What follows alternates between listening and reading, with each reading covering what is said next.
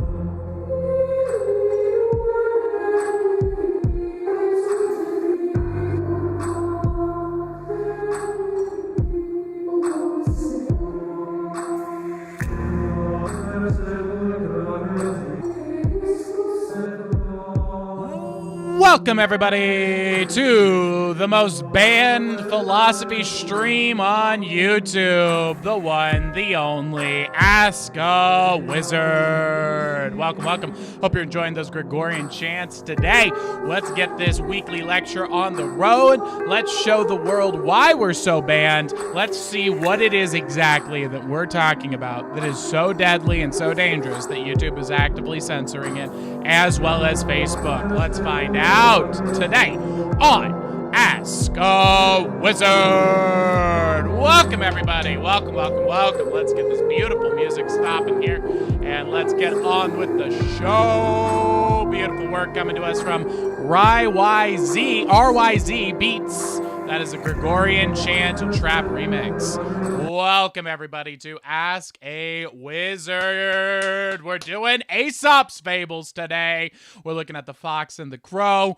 We are going to then look into the, well, not to then, this is not in chronological order. We're watching the fox and the crow. Then we're going to be looking into the alchemical philosophy of the divine comedy. We're going to be learning how to untangle your mind from Carl Jung, and much more. OPV's over there with the audio there to tell us know if it is the audio garbage. Is it good? Let us know.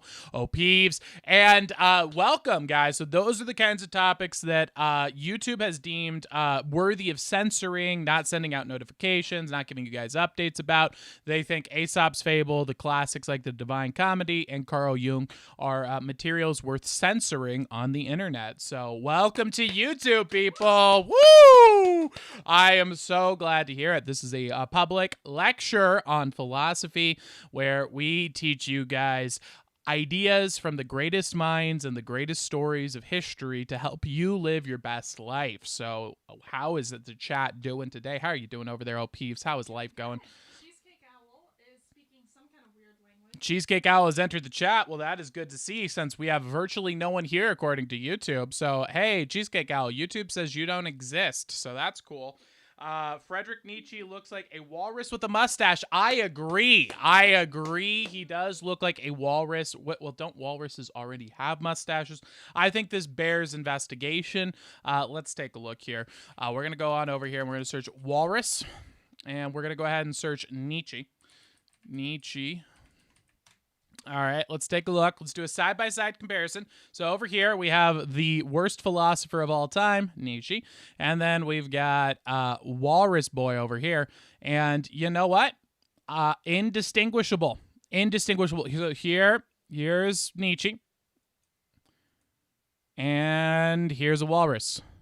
Nietzsche. Walrus. Very interesting indeed. Great observation, great pick out there. There is no difference. They're equally intelligent as well. So let's go ahead here and give them the deleteses, and let's get this show on the road, shall we? Yes. Woo!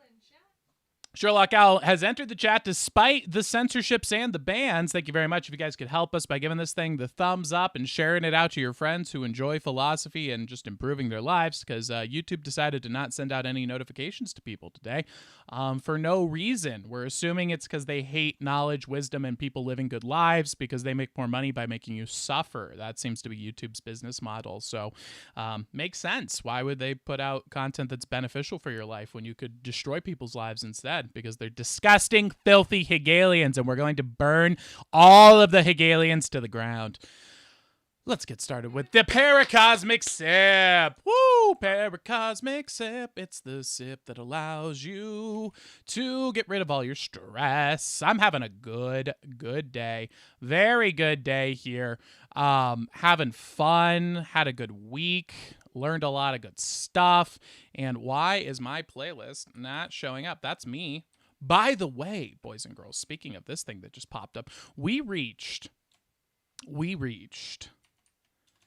over 300 people with our lectures this week. 300 people. I want you to just take into consideration here, guys. The current PhD programs over at Harvard University are teaching people things like 2 + 2 = 5. This is what PhD programs are doing. And yet we are putting out content that is far, far greater than that by essentially an infinite amount, because we are actually quoting great minds and great thinkers, not complete idiots like the ones that are at Harvard. And because of that, you are consuming something that is greater than a PhD education, and it's reaching 300 people on a week. That's nuts. Imagine if you were standing in front of a classroom and 300 people showed up to learn about philosophy. That's what's happening, and it's all because of you guys, you getting the word out, you sharing this stream with people, so thank you very much for that. Now let's get this paracosmic sip going, shall we? Let's get this nice, relaxing music going here.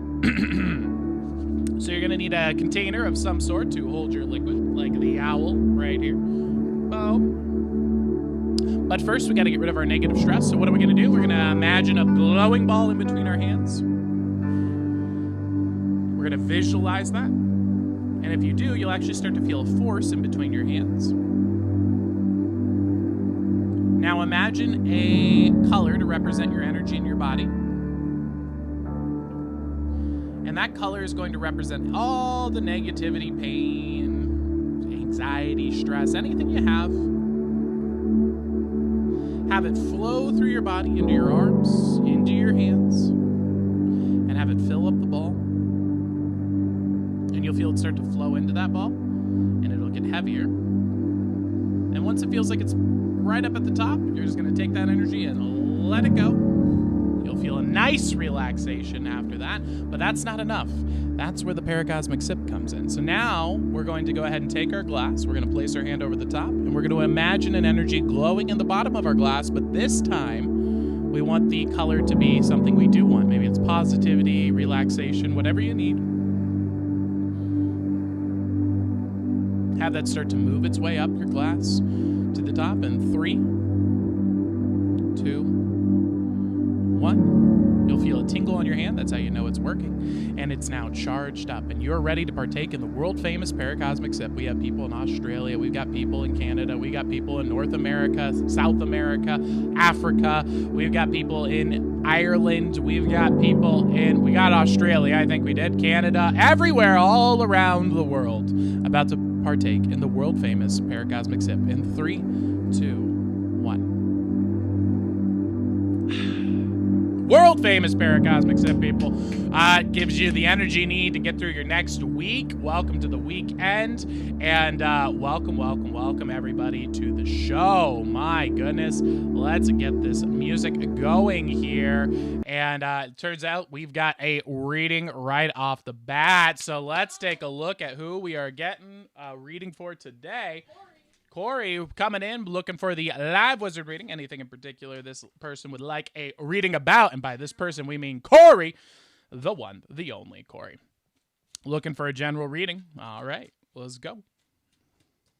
Let's take a look. What does Corey need to know? Oh, very interesting. All right, so we're popping off with a major arcana for you, Corey. So what this represents is a very interesting card indeed. Let me get this up on the screen for you. So the Wheel of Fortune. So what this represents is being in a time in your life right now where things probably feel pretty chaotic. Things probably feel a bit overwhelming and wild, unpredictable. And that's what the Wheel of Fortune is really all about, is saying, hey, you know, this time in your life of chaos and uncertainty and mixing up and craziness is actually opportunity. It doesn't feel like opportunity right now for a lot of people, unless you're a crazy person like me who likes chaos. Most people don't like chaos. And so if you don't, this can feel very overwhelming. But what the important thing to note here is that even though it is chaotic, this is a great time to take action. This is a great time to develop your skill sets, to improve and to grow and to take advantage of these opportunities. So what you need to start asking yourself when you're going through this situation is, how is this working for me? What is going on in my life that is working to my advantage? How is this situation benefiting me? Ask yourself that question in all these situations, and I think you'll start to uncover a lot of gold that's hidden within that you weren't able to see before. So that's what we see popping up there for you, Corey. I hope that helps you out and gives you some insights. Boop, boop, boop. Boo. Just going to move that down here real quick. Boom. All right. Do we have any other readings, or should we get into the Weekly Weird? All right, boys and girls, you know the deal. The news is a horrible organization run by evil people who, in my opinion, deserve the death penalty. So we don't watch the news around these parts except for the Weekly Weird. Now, why is that? So that we tell our friends we are informed, and the only news stories we tell them are crazy, wild, weird ones, and that confuses them deeply. Make sure you're not consuming the propaganda, people. Remember, news stations are run by evil people. They all deserve the death penalty. Now let's get into This Week in Weird. California legalizes shoplifting and Walmart removes its last defense. So this week in Weird, California has, as always, being the leader and just always at the forefront of the world, really. They're the world leader when it comes to idiocy, incompetence, and evil. And California has once again held that reputation. You see, California decided to legalize shoplifting for amounts under $1,000. That's right. People are now able to blindly rob small business owners, and the police are literally not allowed to help them. So, now you remember, everyone who lives in California is either stupid, evil, or both. And so, you could imagine this would have instantly devastating effects. And that's exactly what it did. People are now going to businesses with trash bags and calculators, and they're stuffing their trash bags with stuff and calculating the price to make sure it is quote-unquote legal. Now, on top of all of this, major store Walmart is shutting down its cashiers. So the last line of defense between people just blindly robbing Walmarts is now gone. So they've gotten rid of their cash registers. There's no one to stop them, no one to say no. They are literally botless companies that you just walk in, grab out whatever you want, as long as it's under $1,000, and you walk out. And that is how California has decided to make its decisions with its life. So California is collapsing. Its entire economy is dead, and it's never going to return. It will be destroyed within the next 5 years. This is the modern day Sodom and Gomorrah. I think we can rest assured on the fact that California will be dead in the next 5 years. But it would be pretty cool if that earthquake that the climate rain dancers have been lying about for 20 years actually happened. I think that would be a benefit at this point. If California just fell off into the ocean where it belongs, that would improve its situation from where it's at right now. At least then it wouldn't go up in flames like it will. It will go up in flames again. And remember, people, when it burns, and it will burn, California could have prevented it, and they chose not to. They could have stopped the fires, and they chose not to. They deserve all of the burning that they get, and it is 100% their choice and their fault. So, let's watch California go up in a blaze once again, and that's This Week in Weird. I am drinking a nitro cold brew. I highly recommend not drinking these. This is terrible. Starbucks makes bad products, and if you go to Starbucks, I think you're buying a bad product. You really shouldn't go there. Their coffee is burnt and low quality, in my opinion. Low quality, burnt coffee. So Starbucks, the brand that I think of when I think of garbage, when I think of maggots, when I think of feces, Starbucks comes to my mind. That's the brand that I think of. That's just my personal opinion. You can have your own, of course.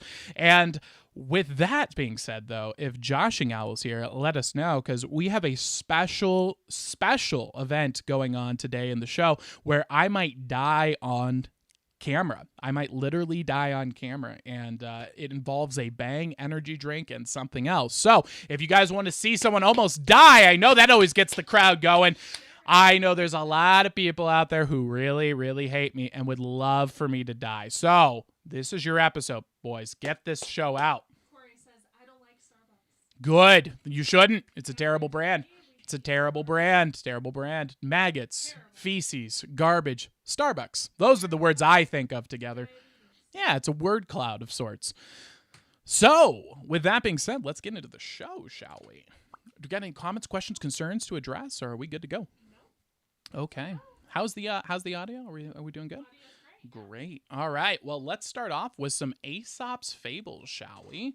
And let's take a look at The Fox and the Crow. We're going to read through the whole story here, and then we will go through and do an analysis of this. So, let us begin. The Fox and the Crow. One bright morning, as the fox was following his sharp nose through the wood in search of a bite to eat, he saw the crow on the limb of a tree overhead.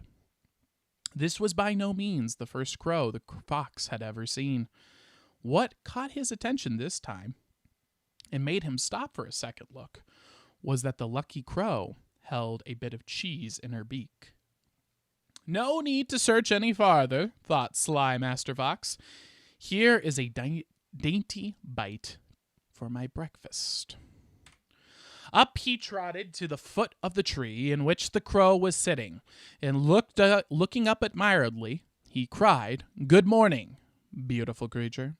The crow, her head cocked on one side, watched the fox suspiciously, but she kept her beak tightly closed on the cheese and did not return his greeting.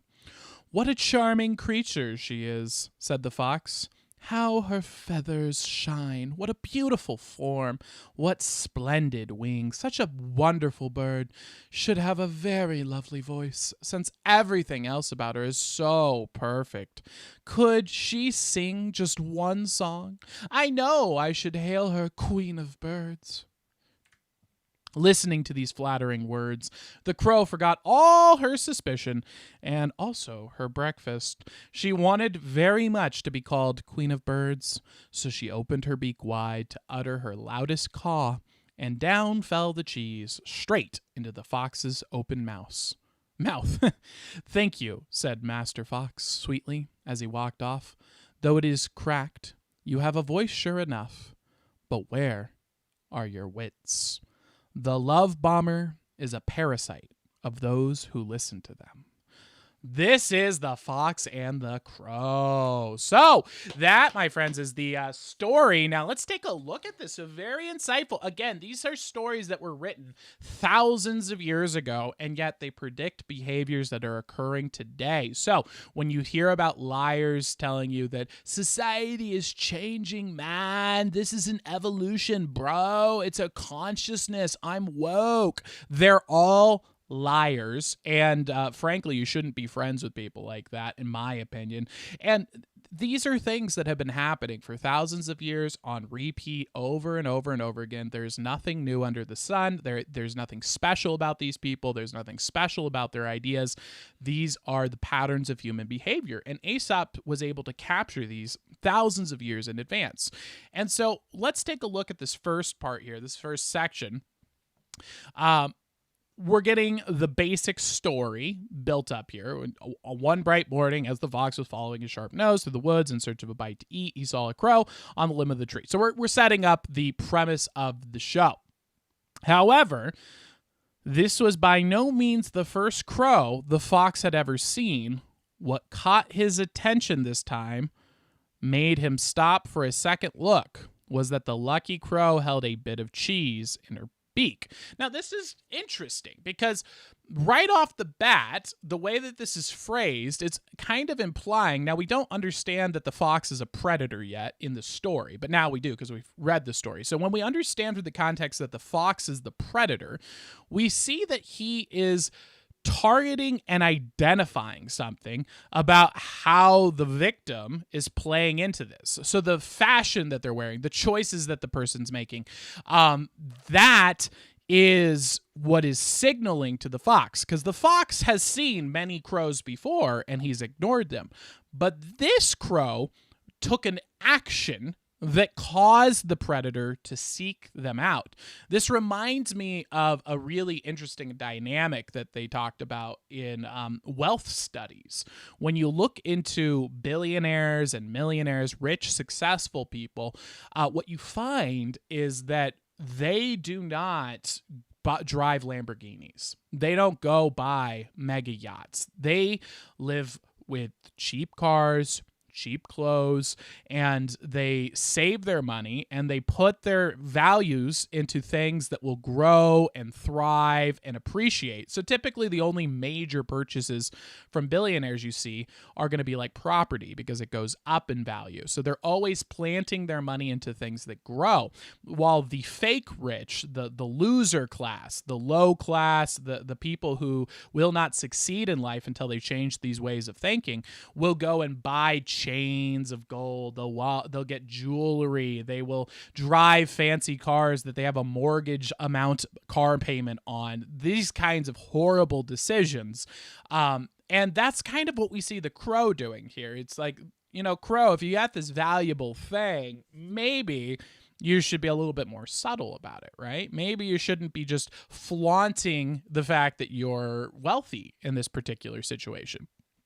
And what's really, I think, interesting about this paradigm is that it's this grow versus decay mentality. And it's the idea that people who become successful have one of two options. So people who are true philosophical thinkers, people who think valuably, they don't worry about being rich. They worry about being wealthy. And these are two very different things. And this isn't taught to the low class, the middle class, even the upper middle class misses out on this. It's truly just the upper class that understands this principle of wealth versus rich.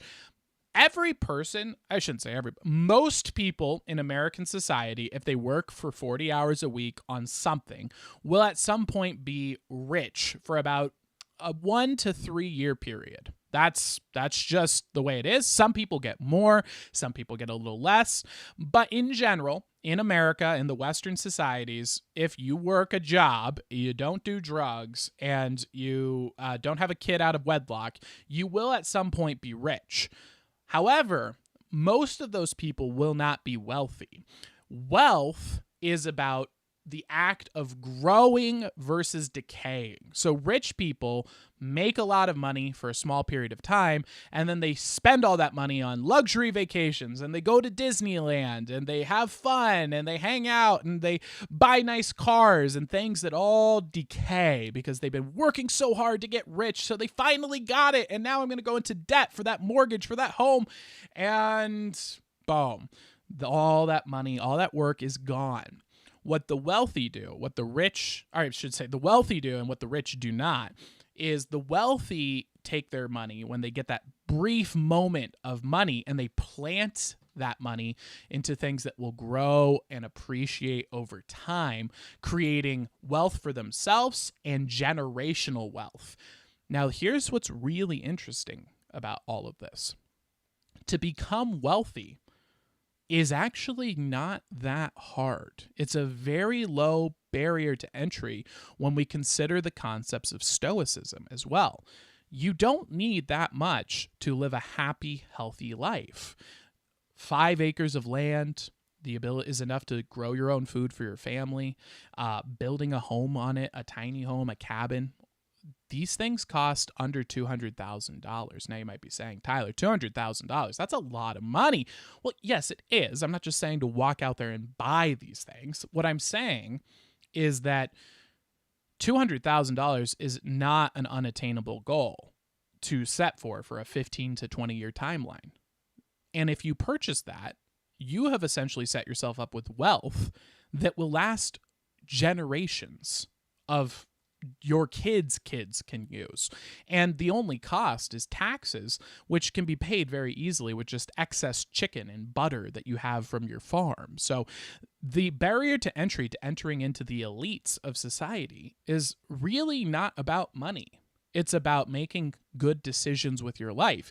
And this is how the wealthy justify their treating you like cows. They treat you like cattle because, in their eyes, you act like cows. They say, what are you talking about? Minimum wage is $15 an hour, okay? If it's $15 an hour, any person can work for 15 years and achieve wealth if they do the right choices. But those dirty cows, they keep using drugs and they keep buying our movies and they keep buying our products. And so it's their fault. They're the reason why they're poor, and they have a point. However, you could argue that they're very good at persuading as well, and so that factors in. But that's kind of the debate here. All of this being said, this comes back to this crow. And the fox decides to prey on the crow, but it's important for us to note that the crow is partially to blame for this con, because they were doing something they could have prevented, and that would have avoided the fox's gaze. So here is just a small little line, but even though this little line in this child's story is just, a one-off thing, you might just walk right over it and not even pay attention to it, right? And yet within it is contained the Stoic concept. You have a part to blame in all that happens. Let's assume I'm responsible. There's no such thing as a victim. How am I responsible for this? How am I contributing to the problem? What can I do in the future to prevent this from happening? And that is the mindset that leads to ongoing success and growth. And so we see something unexpected. And it's not the behavior you're taught to expect today of predators. You see in this story a far more accurate portrayal of what predators are actually like. And so what we have here is, in part 2, is up he trotted to the foot of the tree in which the crow was sitting. And he looked up admiringly and he cried, "Good morning, beautiful creature." So you think in the movies, right? They say, oh, the predator's coming, right? Oh, he's got the hockey mask on. He's coming at you with a knife, right? Or maybe he's sneaking around in the shadows and he's going to catch you, or he's hiding under your bed, and all these scary monsters, right? Or maybe it's the more realistic portrayal. You're walking down the dark alley and you see a shadowy figure behind you. All these portrayals of the predator, not very accurate to reality. There are those kinds of people, but it's important to note they're a very small percentage of the population, because to be frank, the people who are committing crimes like that aren't even sociopaths. Sociopaths are fairly common. Psychopaths are what you would need to commit those kinds of crimes. And that's a very small percentage of the population. And what we are seeing instead is that the fox is actually a portrayal of what true predators are like in the real world. And this is what the majority of the predators do. They hide in the shadows and they put on a disguise of pretending to be good. They say that they're good people. They say what they're doing is helping the world. They say that those grubby guys say we can just be friends. And it's this whole scam. You may be familiar with the archetype of the male rapist, person who goes to parties and I just can be your friend. Come on, it's fine. Oh, he's such a jerk. Come over to my place and you can cry on my shoulder while he slips drugs into your drink and takes advantage of you. These disgusting, I'm a male feminist. Yeah, male feminist is another word for rapist, in my opinion. And that's what you're seeing here is this fake good to con you, to steal from you, to abuse you. And that is a realistic portrayal of how predators act.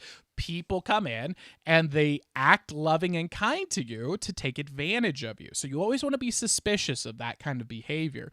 This is actually a reason why you guys might know when new people come to the stream, we always treat them a little roughly. In fact, I'm a little off. I'm a little mean sometimes, some of you will say. And they're like, Tyler, why are you like that? I want to do the opposite of what predators do. I value people who have been with me for a long time because I know you. I trust you. I respect you. Some new guy shows up. Why would I respect it? I don't know who he is. I don't know what his life is. I don't know what choices he's made. I don't know what growth he's had. And so I don't want to treat him with the same respect that I do a new person. But if I wanted to be a manipulative monster, like a lot of people are in society today, I would be like, oh, you're so great. Thank you. Welcome. You're amazing. You're so cool. You're so smart. Wow, those are really great ideas. Oh, whoa. I would love bomb you. Welcome to the community. You're loved here. You're respected here. Everything's fine. And it's a safe space, as OPV says in the distance. That is what manipulative liars do. And so that is a form of preying on people. And it's called love bombing. It's actually what love bombing is what cults do. And let's take a look and see how that actually plays out here. Because again, love bombing is a new term, like within the last 70 years. Aesop's fable is telling us about it 2,000 years ago.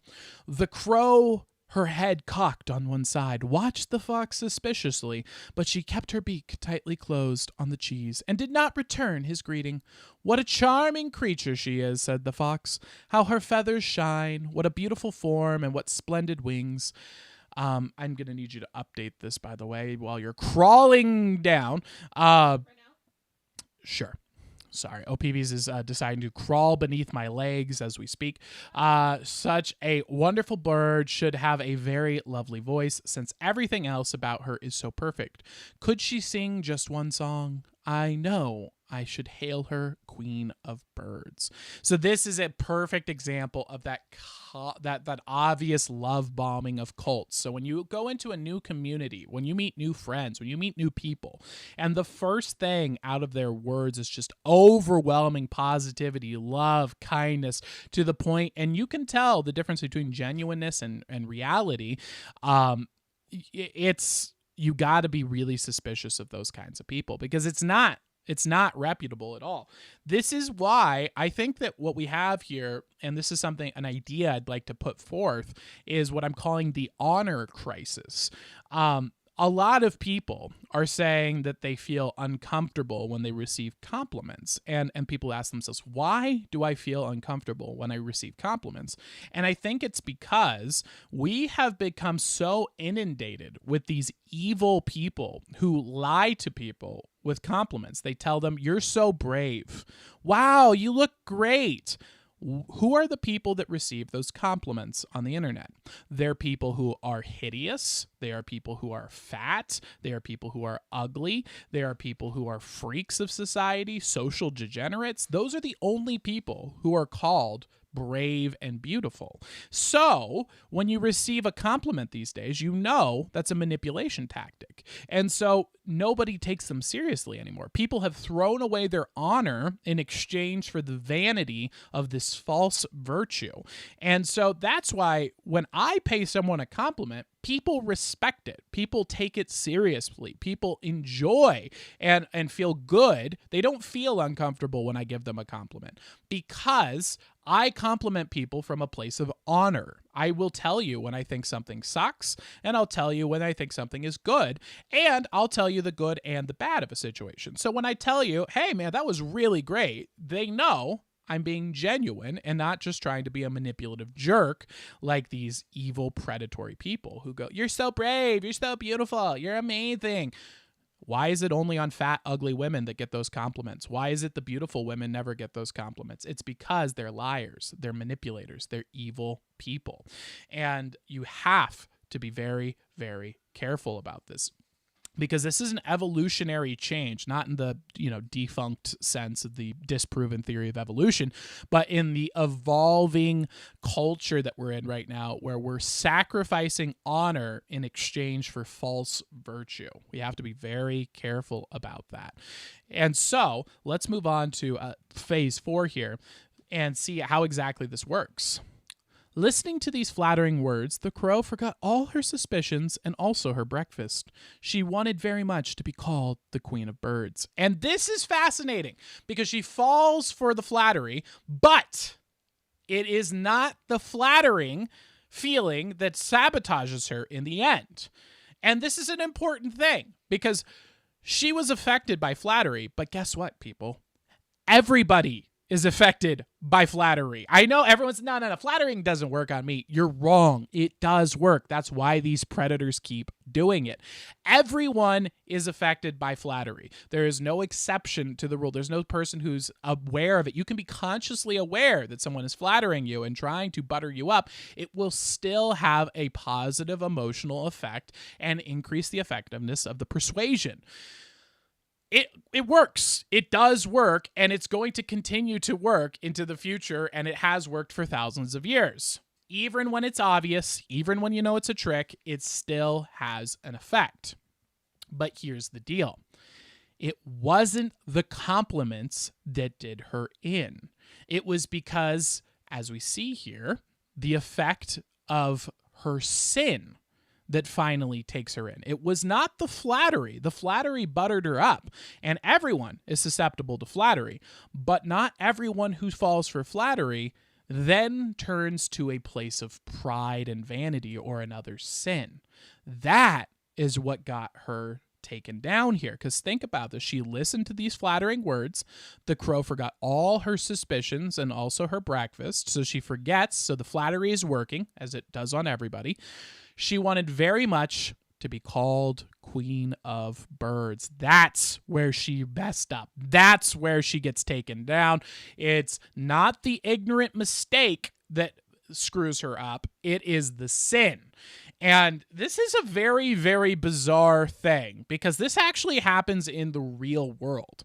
A lot of these weird idiots are like, oh, it's a simulation theory. Yeah, it's called the Bible. You should read it sometime, you idiots. But yes, the world does seem to operate on some sort of universal rules that affect us in this moral landscape. And this is one of them, which is in general, and of course there's exceptions to the rule, but in general, people who make ignorant mistakes are oftentimes punished far less than those who are doing a known sin. It is those who act in wickedness, which is what a known sin is, that typically receive the brunt of the punishment versus the people who just make an ignorant mistake in society. Now, of course, there are tragedies that break this rule. Sometimes, a young child just walks onto the train tracks and is dead, and it's horrible. And there is suffering in this world. This realm is controlled by Satan. So, this is a realm of evil. But in general, in your day-to-day life, it's not the, oh, I made a mistake at work that usually gets you done. It's the, I'm going to go and transfer this bank account information to my account. that knowing sin. That's where you usually find the big, big faults in life. And that's what happens here for the bird. She does not fall for the flattery. It is her desire for pride and vanity to be called the queen of birds. That's what gets her and wins her over. And now we move on to number 5 here for the fox, and he says, "Thank you," said Master Fox, sweetly as he walked off. "Though it is cracked, you have a voice sure enough, but where are your wits?" And this is pretty interesting too, because this is, again, guys, you have to realize this is thousands of years ago, and he's identifying the psychological makeup of a sociopath. This is how psychopaths and sociopaths actually think. Down to the thought, the everything is covered here. And this is important to note because while psychopaths are very uncommon, those are the ones that just snap all of a sudden and will kill you, the crazy murderers. Sociopaths are actually very common. I think it's something like 1 in 20 people are sociopaths, and they were predominantly found in businesses like government, politics, and high-risk, high-reward ventures. So your politicians, your teachers, your Wall Street brokers, all of these people are where sociopaths tend to congregate. They love power and they love money. And they think exactly like this. They view you as prey, and they think that their prey is stupid. They think you're literally idiots. And they go, wow, look at this idiot over here falling for my con. Wow, they believed me even though I just lied to their face. This idiot thinks that they know what they're doing. Wow, I just went up and told them that I have cancer so that they would give me money, and they did. What a bunch of idiots. That's how sociopaths literally think. And there are a lot of them. They're very abundant in your day-to-day life. And so we see him explaining that right here. He steals from this bird by exploiting her with flattery, goes in, finds her sin, gets her to sin, and then parasitically leeches off of her and steals food from her. And then he calls her an idiot. And that's exactly how sociopaths operate in the real world. A sociopath is very unlikely to just straight up stab you in the face or to do a physical crime because the cost to reward is so low. What they are likely to do is tell you a con, to lie to your face, to manipulate you, to get money because they think you're an idiot and you're so stupid because you believed him. And that is the sociopathic mindset being exemplified. These people are, these teachers, politicians, and Wall Street brokers are essentially sin vampires. And what's very odd, and this is tying in back again to this whole deep magic, the rules of the world, it does appear that even though they're sociopathic, they still have this sin vampire nature, which is they have to get you to commit a sin to justify it being ethical. And so you see this all the time with con men. Con men say, look, the con wouldn't work if you hadn't been greedy. Look, the con would have worked if you hadn't been arrogant. It's always about foundations on sin, and that's how they ethically justify their actions. And they tell themselves, no, if he hadn't been so greedy, he would have seen through my lies and deception. And so that's how sociopaths justify it to themselves. So you have to be very careful with these scams. Again, everybody falls for flattery, but not every person falls into sin because of flattery. And that's a big distinguishing factor here. Yes, O-Peeps. Let me unmuzzle you. Let's go ahead and unmuzzle the O-Peeps. Sherlock Owl says, wow, does that mean I know a sociopath? Most likely, yes. And a psychopath. I looked it up. They said 1 in 100 people. Psychopaths are a lot less likely. Yeah, psychopaths, very uncommon, but sociopaths, fairly common. It's 1 in 100. It's hard to get exact figures, Yeah. but they're estimating 1 in 100. 1 in 100. 1%. So basically, if you've ever been in a Walmart, there's probably 1 or 2 sociopaths in there. Yeah? Yeah. If you've ever been to Disneyland, there's hundreds Hundreds of sociopaths. And I want this to also be clear here. Sociopathic behavior is actually not as scary as you might think. What we described here today is a very accurate portrayal of sociopathic behavior. And it essentially just means that they lack, they're able to disconnect the emotional consequences of their actions. It's not even the disconnect, because that's different. Normal people can do that. Men particularly are good at disconnecting their emotions from their actions. It's why we're way better soldiers. We're better at high risk ventures, things of that nature. What a sociopath has is no connection of their emotions at all, or very deadened emotions. So they don't feel emotional consequences for their actions. And so they operate in the world. You can actually use sociopathic behavior to an advantage. You put them into like a highly technical role where it's like, hey, go and figure out how are the hackers going to hack our systems. Sociopaths very good at that, because they're not going to fall for, they're going to be able to see through social engineering very well, because they don't have the emotional response that normal people feel. But these are very common people. This is a common thing, and they exist. They're predators. And that's where this line here at the end, the love bomber is a parasite of those who will listen to them. So these sin vampires are looking around. They're going to use techniques that do work, but it is your acceptance of the sin that allows it. Every time you go up to someone and say, hey, I found a way to make you millions of dollars with your investment, and it's going to be no risk to you, and all you have to do is meet with me at this place, and we're going to sign some papers, and we're going to make this happen. Is this official? Is this good? Well, this is more of an off-the-books kind of offer. Every person's interest is piqued. It's like, wow, make tons of money. I don't have to work.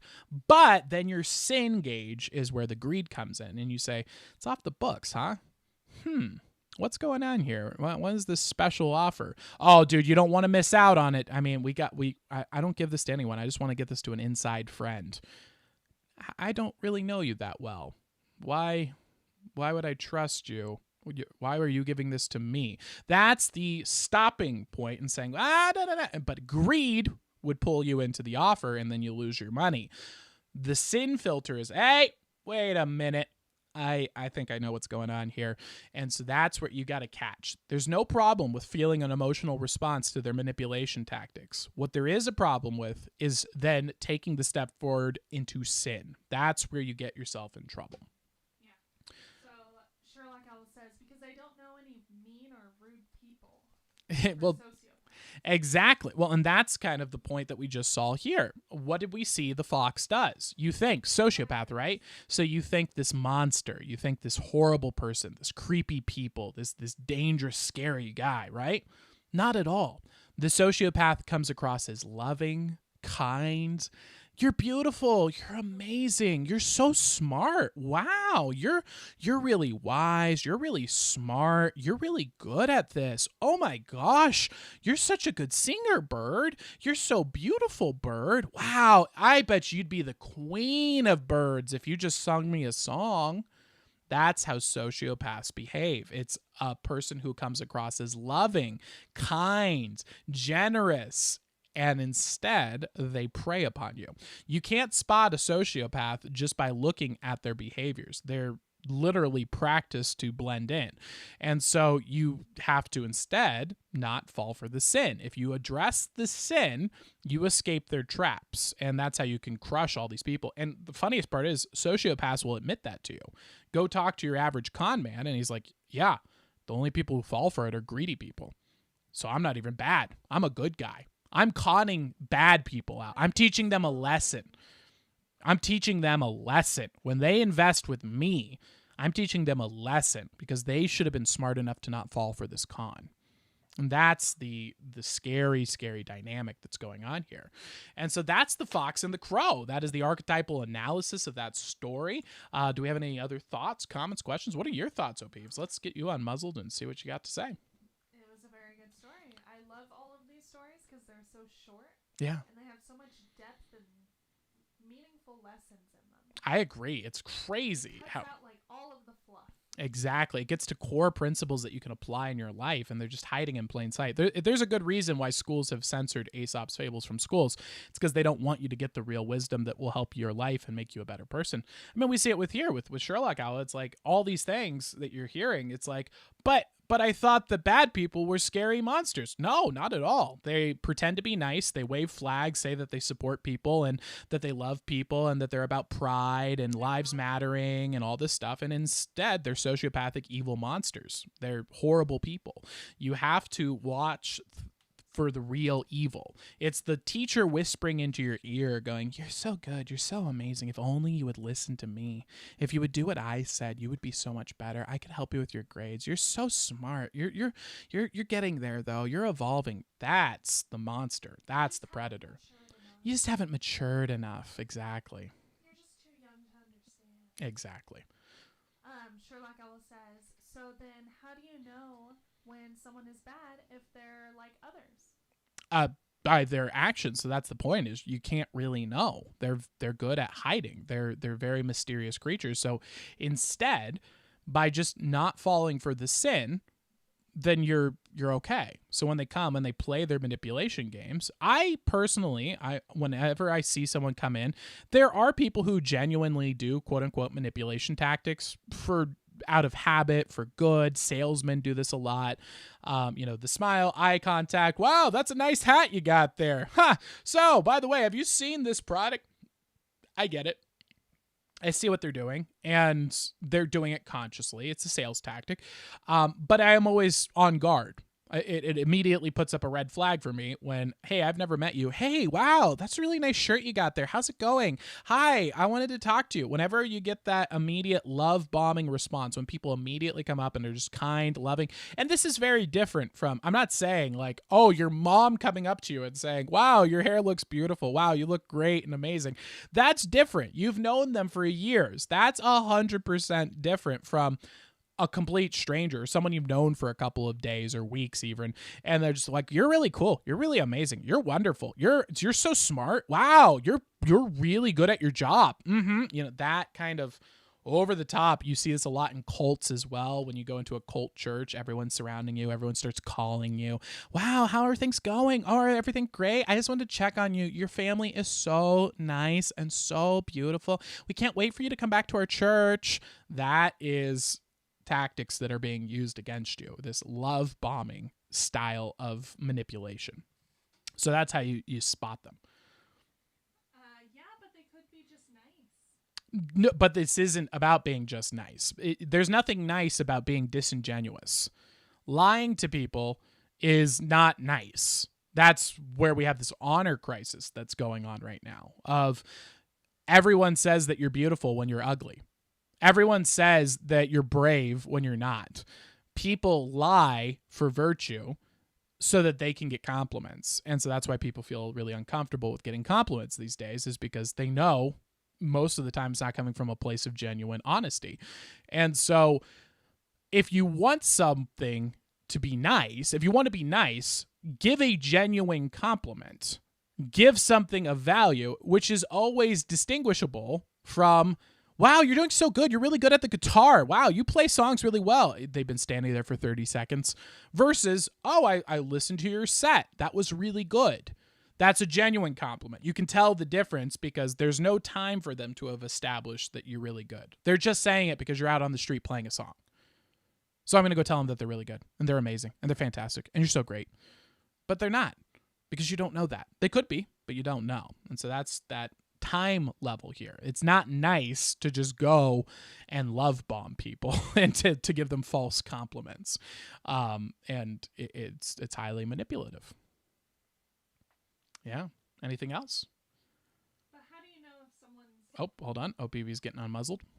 How do you know if someone's complimenting you because they want something from you versus just being like, wow, I really love that song, I just want to tell them that it's great and encourage them? That would be like a genuine compliment. So how do you know if they're trying to get something from you? Because there's a follow-up. Okay, here's an example of... Well, I don't know if this was like a sociopath or just a girl trying to like recruit people. Mm-hmm. But I was in Target one day like looking at stuff on the shelf, and this girl walks up and just starts a conversation. Yep. So I just talked to her, and she's like, "Oh yeah, you seem really cool and stuff." And she asks for my phone number, and then she's like, "Yeah, I Yep. have a group like of business people. Like, Yep. we start businesses. If you want to come join." And I was like, "Oh, yeah." That's when the red flag went up, and I was like, "Oh, okay." That's it. And so that's a classic example of a sales tactic. So, and this is going to sound very alarming. I thought I met a friend. Exactly. And that's the evil. That's the manipulation, is there are salespeople, and this is a common practice. It's called networking. People will go and falsely put on the persona of someone who's loving, caring, and friendly, so that they can wrap you into business ventures. That's what they're attempting to do. In fact, it's so common that it's universally recognized in the business community. There's an entire field. It's called networking. And so it's not even, at that point, it's not even an unethical thing, because it's a game that all the business people are playing. And everyone goes, hey, we're all playing this game. We all get that this is the rules of the game. Let's play this game together. Where it becomes a problem is like what you're saying right now, where people are using that to tell people, oh, you made a friend. Now come to my business meeting and learn about BNI. Learn about it. Yeah, exactly. I was so excited. I was like, "Oh my gosh, a friend. She's And nice." just a note, I'm not specific. BNI is the first one that came to my mind. BNI doesn't really do that kind of stuff. I apologize. It's actually legit. Yeah, it's fairly, it's usually small business owners working together to help each other. I just want to They're not make that clear. cultish No. Going out to drag people in. And yeah, it's not like a Scientology thing at all. I apologize. Networking. It's just the first one. You guys are so good at business networking that the first thing I thought of when I thought of business networking was BNI. All right, there you go. I apologize. Oh, Sherlock Owl says, "It's okay. I'll be your friend." Woo! Thank you, Sherlock There Owl. you go. That's it. Oh, she says, "Oh, I know someone like this." Yep. Well, you We know all someone do. like that. Yeah. We all do. This is also why making friends is so hard No, this is not what making friends is so hard at all. for me. We showed you how to make friends. Just go and be like, hey, I'm going to the movies. Anyone want to go? Boom. Sherlock Owl said, "When someone pretended to be my friend and let me sit next to them at lunch, if they could copy my paper." God, that's sick. That's sick. That's exactly it. That's it. So then you write a false paper and you let them copy it. Yes, that's a good play. I mean, that's kind of mean, but then you're conning them. It's a whole Robin Hood scenario. It's debatable. All right, whatever. Don't engage. Debatable. I would say my approach was excommunication. Sherlock Owl said, "But I never got to sit next to them." Wow. Okay, Sherlock, they're Why would you want to sit next to why would you want to sit next to a sociopath? they've been exposed. Or as we like to call them, sin vampires. Sin vampires. Sinpire. That's not a very brandable name. What if we just call them vampires? Okay. Because they are. If you think about it, they are everything that you think of. They're parasitic leeches who steal off But then people's we have sin. leech buttons. We do. It's a debate. It's a debate. Not to name brainstorm. All right. Well, let's go ahead here and move on to the next segment, shall we? Yes. All right. How long were we going there? Do you know? Nope. Okay. It's 2:00. It's 2:00. Okay, so can you get the special beverages out of the refrigerator or the freezer, because they're going to explode soon. We have a special event here for Joshing Owl. I'm going to die potentially live on air here. So if you guys have been waiting for me to die, now is the time. This is also, we're going to be going over Carl Jung's, some thoughts from Carl Jung on the left-right brain dichotomy and how this might be responsible for anxiety, depression, and a whole host of other problems in people. And so we're going to be talking about how that works and how to untangle your mind there. But first, we got to what's a good song to die to? Any good ideas for good songs to die to potentially? To die to? Yeah. How about Down with the Sickness? I think Down with the Sickness will be good. Oh, here we go. Okay. Let's get ready for this, boys and girls. Oh, don't you do it. There we go. So, boys and girls, today we have a Bang energy drink. Let's get the camera up here. We have a Bang energy drink here, cotton candy flavored. Which, let me take a look here. Shit. It has 300 grams of caffeine. Now, you may know, I just finished this coffee nitro here, cold brew, which also contains an amount of caffeine, quite a bit. So, you might be saying, Tyler, okay, coffee and an energy drink, that's probably not going to kill you. You're right. What is potentially going to kill me is the Bang Rainbow Shooter that apparently is like a shot, which contains all the caffeine of a Bang energy drink inside this little container. So, Josh, this is my last Bang I have. I'm going to drink it, and I might die, and then I will never buy one of these things again, most likely, because they're bad. This is tough. Oh, Peeves is making disturbed faces. Me either.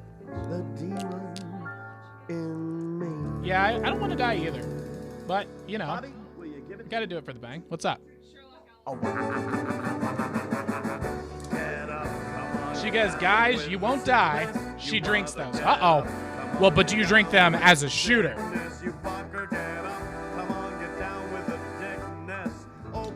All right, here we go. What's up? Here, you try your sip first. Oh, PBs would like to sip the beverage. It's going to be my chaser. How about are we talking? Oh, PBs is squinting her face in agony.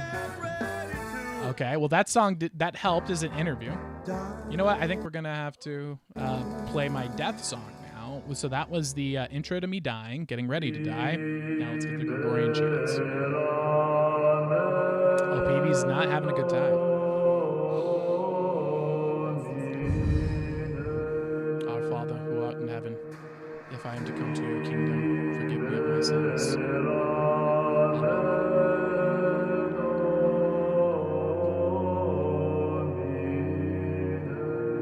What in the world? It's carbonated? Whoo! All right, people. Well, that is the... My God, that is bad. That is bad. Okay. It's literally like if you just took a bunch of Splenda packets, mixed it with some bubbly water, and then threw in a splash of fruit juice. It feels like they just poured some of their Bang energy drink into a bottle, to be honest. Woo! All right, so that is it, boys and girls. My attempt at dying. Let's go ahead here and hop into some Carl Jung, shall we? Asked, is caffeine bad for you? I mean, everything's bad for you in enough quantity. You can die by drinking too much water. Yeah, caffeine of the drugs that people consume frequently, I'd say caffeine is pretty low on the cost to reward ratio. I don't like to talk about things in terms of good or bad for you because it's not a proper way of analyzing substances. I think that it's much better to think of them as cost and rewards and trade-offs, because there is this there is a time and place, I believe, for everything. I think that, you know, if someone's leg has been amputated, morphine can be really great to keep them alive until you can get them to the hospital. For the pain killing effect. Is morphine good for most people most of the time? No, it's like a horrifyingly addictive and deadly substance that will destroy your life.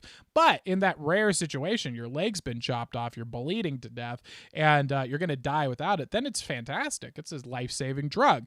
And you have to think about that with all food, water. Well, water's 100% benefits. What's the cost? Well, you have to get good water. You don't want to just drink tap water, for example. So there's always a cost and a trade-off. And you have to figure out, is that cost worth it for you? So like, what is the cost of caffeine? Well, now you're kind of dependent on the substance, and if not, you're going to have headaches for like 2 or 3 days.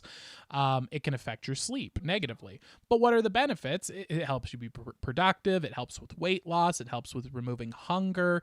It gives you energy. So there's benefits to it. And I, in my opinion, think the benefits of caffeine far outweigh the disadvantages. But, you know, if supply chains break down, I might feel differently, because it's like, oh shoot, now I'm out of commission for like a week because I don't have caffeine and I have to get over my withdrawal symptoms. So again, it's all about cost and benefits, trade-offs. But now we have green tea plants. We do have green tea plants. That was one of the reasons why I got into it. I was like, if I can grow it, it's okay. Sherlock Owl says, is it like coffee? I've had coffee. It is, yeah. So coffee has caffeine in it. Tea has caffeine in it. Energy drinks have caffeine in it. Chocolate. Yeah. Sherlock Owl says, oh yeah, my mom doesn't like me drinking caffeine besides coffee. Interesting. Well, coffee actually has more caffeine than most energy drinks. If you get a large coffee from Starbucks, a large hot coffee, far more caffeine. Black coffee, yes. Far more caffeine than an energy drink. I think it's something like 500 milligrams. Yeah. I don't know about that. I do. I looked into it. Okay. All right. So let's go ahead here, boys and girls, and let's get into practical philosophy. And today we're going to be talking about how to untangle your mind. So, very, very interesting discovery that I've been making. And if you guys have been following my free thought podcast that I've been putting up throughout the week, basically whenever I'm reading my books and researching for the stream here for the philosophy lecture, ideas come to me. I'm an ENTP, so I'm an intuitive thinker. It's kind of like a lightning bolt that strikes me. And so I just talk into a microphone. It's completely unedited. And I just hop in, go out there and talk about what's going through my head and see what your guys' thoughts are. And over 300 people have viewed those in the last week. So thank you guys very much for that support. Thank you for, imagine being able to stand in front of a college lecture hall and have 300 people show up. Fantastic. Really, really incredible stuff. And one of the things that we were discussing in those free thoughts was the left-right brain dichotomy. And this is something that I think is getting really overlooked. This is part of the Hegelian's trick to really cripple your life and to make your life miserable. They're teaching students to think incorrectly about problems intentionally, and the cost of doing so is depression, suicide, anxiety. This is a really big problem. And so I call that process tangling the mind. They're trying to tangle up your brain by using the wrong parts of your brain to solve the wrong kinds of problems. And this is called the left-right brain dichotomy. Now, it's important to note, because there's going to be a bunch of idiots in the chat, a bunch of worms are going to wiggle their way out, and they're going to be like, there's no such thing as a left-right brain dichotomy. Your brain... Idiots. You're wrong. Part of your brain is used for different functions, and another part of your brain is used for other functions. Is it literally split right down the middle, left, right? No! But there is one part of your brain that is functioning for certain types of processes, and there's another part of your brain that's for other types of processes. So, we're going to use the colloquialism of left-right brain here for explanatory purposes. The same reason that we do and show an atom. An atom doesn't actually look like that. It's more like a cloud, but it's not helpful for teaching. Okay? We good? We good? Yep. Okay. So, with that being said, let's take a look at how to untangle our brains. So, the first part is what's called your left brain. So, your left brain is responsible for logic, reasoning, and the material world. So, this is a very small termed focus part of your brain. In fact, it doesn't really have a concept of continuity. It's not able to put two ideas together. So you think about this in the sense of, you could almost think of your left brain as a magnifying glass that is specifically designed for the material world. So when you're activating your left brain, this is stuff that's like involved with math. This would be in deep thought, the dialectic. These are things that use the left brain. Now, the dialectic's interesting because you use both left and right for it, but we'll set that off to the side for now. The logical reasoning is the left brain's function, and it's extremely valuable for dealing with the material world that we're in, looking around and saying, this room has 3 TVs in it. This room has, this room has 3 lights. This is a keyboard and it feels like it's made of plastic. That's your left brain. Very good for solving and dealing with the material realm. What the left brain is absolutely positively garbage at is dealing with things that are connected. Connection, continuity, meaning, purpose, imagination. The left brain can't even do this. In fact, they had a really crazy study. One of the people over in the Stoics Facebook group, thank you very much for that, by the way, sent me a link to a lecture of a guy who studied people who had a stroke in their left brains and people who had a stroke in their right brains. Not the actual left brain, right brain, you know what I mean. And analyzed how they operated in the world. The people with the right brain were able to more or less function in the world normally outside of doing like logical mathematical problems. So it's like, can you tell me what 2 + 2 is equal to? And it would be like, but if they had learned it in the past, they were able to recite this. They were able to tell you, oh, that's 4. But if it was a new equation, like, hey, what is 6 times 33? They couldn't do that because they weren't able to use their left side of their brain to do the math on their own. However, for the left brain people, it was as if they were walking through an unending fog. So basically, they could go walk through, they could figure out, okay, press the walk sign, click the button, cross the street. Oh, they could go and talk to someone on the street, have a conversation with them. And then when you got to the end, you'd say, who'd you talk to? Huh? What do you mean? There's no memory of it. There's no recollection. And so there's no connection with any of their thoughts, nothing. It's just temporary slices of time.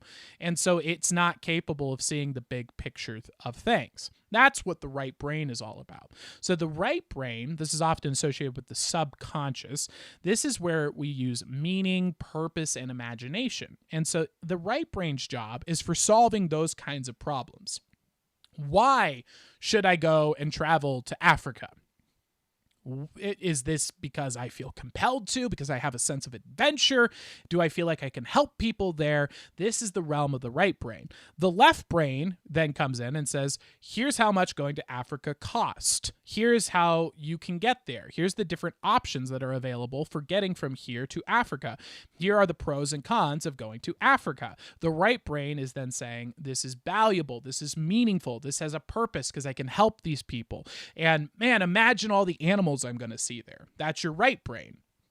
Now, what the school system is intentionally teaching people to do on purpose and is an active act of terrorism towards children's minds is the Hegelian dialectic. The Hegelian dialectic is teaching people to use their left brain to solve right brain problems, and vice versa. So they want you to be creative when it shouldn't be, and they want you to use your left brain when you should be using your right brain. They're intentionally tangling your brain up to break your mind, and this causes anxiety, depression, feelings of purposelessness, atheistic thoughts, nihilism. All the evil things that you see the school system producing are because not only because of this. Obviously, there's the fact that they rape more children than the Catholic Church, but a lot of things come into this of how to destroy a child's mind. And this is what the school system's all about. So please, guys, do not send your kids to school. Please pull them out. They are teaching Nazi Hegelian philosophy in these schools, and they're intentionally trying to damage children's brains. If you are stuck in the school system, just figure out how to game the system. Don't listen to a word they have to say. Smile, stay on the download, organize within, unite under the owls, stay underground, educate yourself, read books, learn how to think, learn how to learn, and just get through the system, get your piece of paper, and get the hell out of those places, because these are concentration camps for children. Do not send your kids to school. Now, the left brain here is going to be used to untangle your brain. This is the good side, is despite the years and years and years they've been trying to get you to tangle your brain up, it's actually fairly easy to untangle it. In fact, after just practicing what we're going to teach you here today for 45 days, you will break the habit that has been established for decades of your life through the school system, because it's the intuitive, correct way to use your brain. So what you want to do is, whenever you start feeling in your daily life, whenever you feel an emotional reaction, anxiety, stress, fear, stop yourself and ask yourself, am I analyzing this problem with the wrong part of my brain? Ask yourself, is this a problem that is solved by logic, or is this a problem that is solved by my right brain? Now, the cool part is you don't need to know, because the left brain operates so quickly that you can actually just test the left brain out. If it doesn't work, then you can move on to the right brain. So by adopting this left brain approach, you can go and say, oh, I feel so stressed. I feel so anxious. Is there a logical reason that I feel so stressed and anxious about going outside? And then you can ask yourself, and you're like, okay, well, there could be scary people outside. There could be monsters. All right, yes, but couldn't those scary, monstery people come inside as well? And what are the chances of that? I guess that's right. Okay. Did that fix your problem? You found a logical answer to your anxiety. No, I still feel it. Okay, so this is a right brain problem. So now we want to go and address the right brain and ask ourselves, okay, so what is it? Why are we feeling this way? What is the source of our feelings? What is is there a purpose, a meaning, an axiom that is higher than our fear that we can put above this and pursue that goal? I think the most common example of this problem is when left brain is being used to analyze problems of spirituality and meaning. You get these idiots, these atheist people who go in and they go, I am analyzing this painting. I have zoomed in. I'm checking out a patch of it here. What I find is there is a canvas made of carbon, and it has some paint on it, and a blue paint and a red paint, and the pigment is made by these chemical compounds. And you're like, hey, left brain, it's the Mona Lisa, you idiot. What is a Mona Lisa? Mona Lisa has no meaning, no purpose. No, it does have meaning and purpose. It's just you're a left brain. Your left brain doesn't have the ability to process meaning, purpose, and imagination. You need to then pull back and say, this is something that was made by a great man that's been preserved through fires, destructions of cultures, that has been protected and considered and held up as an idol of sorts in the artistic realm, to the ability for people from 1,000 years ago to be able to create something that is so detailed, fine, and beautiful in a time of crisis and destruction. The left brain doesn't have the ability to process that. Now, does that mean the left brain is stupid? Of course not. It's just the wrong part of your brain to solve the problem. And this is where you get Nietzsche's paradox. Nietzsche's paradox is, I'm using logic and reasoning to disprove logic and reasoning. That's a paradox. It can't be. His entire philosophy falls to pieces because of that. If you're trying to use truth to disprove truth, you are using truth to disprove truth. So if you disprove truth, you've disproved truth, which means your truth did not disprove the truth. You see, it's an infinite loop. It doesn't work. The left brain cannot handle problems outside of the material realm. And so we have to pull ourselves out of here and say the left brain is a part of this realm. You could think of it as the interpreter of the physical realm. Fantastic for teaching you how to live a good life. Fantastic for teaching you how to make money, how to survive, how to not get killed by predators, how to invest. Left brain is fantastic for operating in this material realm, but we are not purely material creatures. We have a soul. And that is the realm of the right brain. Why do I live? Why do I make money? What is my purpose? How do I connect with God? What is the imaginative world? This is the realm of the right brain. And that is why when the logical left brain comes in and says, I'm looking at your prayer and I see a human being communicating to the space. I do not see God. There is no God here. Of course there is, you stupid. It's a thought. Can you go and scan and show me the thought? Show me the thought that I have in my head. You can't. Does that mean they're not real? Of course not. You have them all the time. You have dreams all the time. And the left brain would go and say, I'm seeing electrons firing in their head. No, it's not electrons firing in my head. I'm having a dream. Stupid. And so that is the left-right brain. So to detangle your mind, what you have to do is just start asking yourself, is the reason I'm feeling this logical? I feel terrified right now. Is there a logical reason for this? Yes, there's a lion in front of you. Oh, okay. So there is a logical reason I'm afraid. Okay, so how do we get out of the place where the scary lion is, right? So that's your left brain solving the problem. But maybe then it's like, I'm scared to go outside. Why? There's people, there could be a lion outside. Well, there could also not be a lion outside, right? No. Yeah. So we don't need to worry about that. Yeah, I guess you're right. There could be a lion, but there's likely not a lion. Do you still feel scared? Uh-huh. Okay, so this isn't a problem that you can solve with logic. We need to hop into the right brain here and start asking ourselves, why is staying inside more meaningful to us than going outside? What purpose can we set for ourselves to go outside that is above our fear of going outside, that's based in this level? Because there is a realistic reason to be afraid. There are scary things outside, right? There's real threats. But is there a purpose that's worth taking that risk for?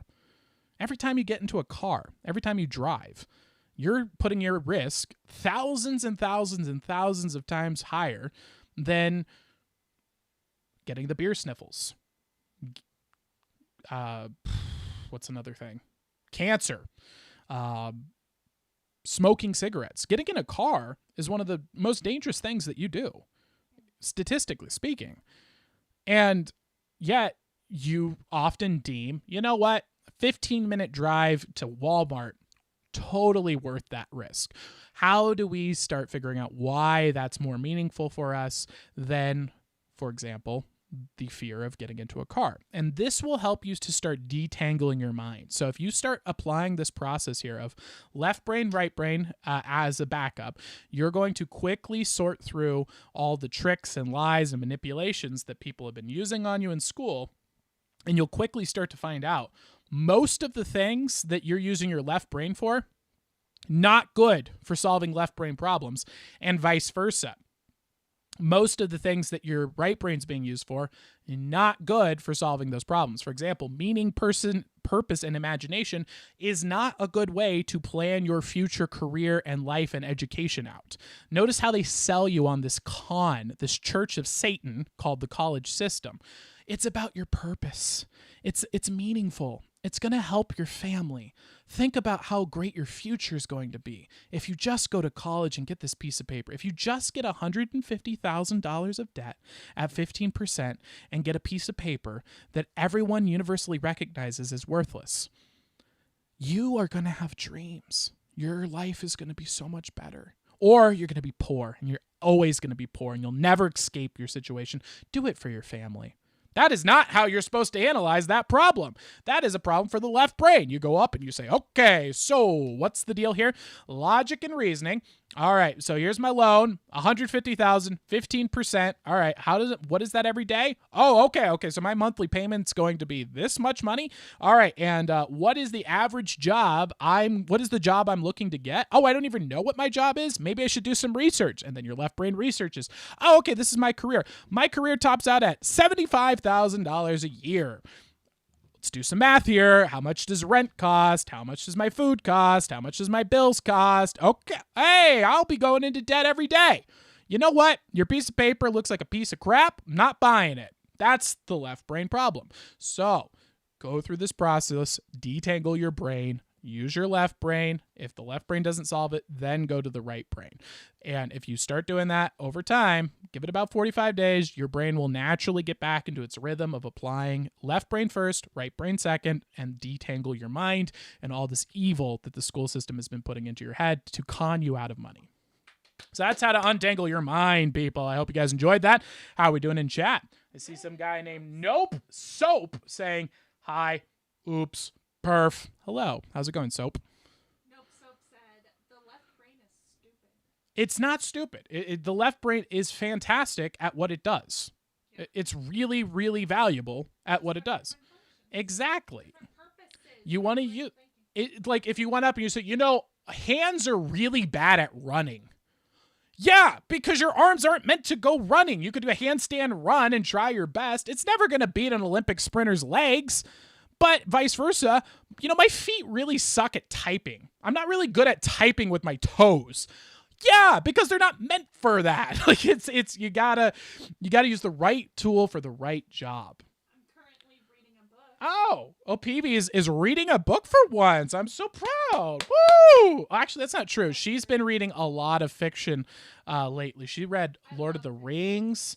What was the other one? Hunger Games. I take that back. I'm being rude. That was, well, not rude. I was wrong. I would like it to be noted. I made a joke and it was wrong. All right, let's take a look at what O'Peavy's is reading here. This is about drawing on the right side of your brain. Exactly. So this is really cool. So this is art is a fantastic example, and it's actually an exception to the rule because art, and this is what makes art so magical and beautiful, is it requires both your left and your right brain. The dialectic does this as well. And it's when the left and right brain come together, boom, and they smash and they explode together, you get this birth of art. That's where art is generated from, is it's the right and the left brain coming together perfectly. Hemingway put this in a very sad way, but he said, write drunk, edit sober. What he was saying is, for some people, accessing the right side of their brain is very difficult. That's why a lot of people will use drugs to try and activate this. And I highly recommend not doing that because becoming dependent on a substance to access your right side of your brain is very, very dangerous. You can overwork your right brain. You're dependent on a substance to access your creativity. You don't want to do that. Learn to do it yourself through active imagination. But he was using alcohol as a way to access the right side of his brain. And then in the morning, he would wake up and use his left brain, his logical brain, to edit what he had written and make it better. And that's where art is coming from. Very, very cool stuff. All right, so that's how to untangle your brain, people. Woo! Do I have any comments, questions, or concerns? I'll unmuzzle Peeves. Nope. Other than Nope Soap saying oops. That's okay, Nope Soap. It's okay. I forgive you. My gosh, that bang thing. That was nasty. Yeah, ugh. So Woo. bad. Who drinks that? Like, Sherlock without Owl. a gimmick? No, Cutie Owl. Oh, Cutie Owl. And Joshing Owl. Joshing Owl drinks it? Well, he's always pushing bang. He is. He always is pushing bang.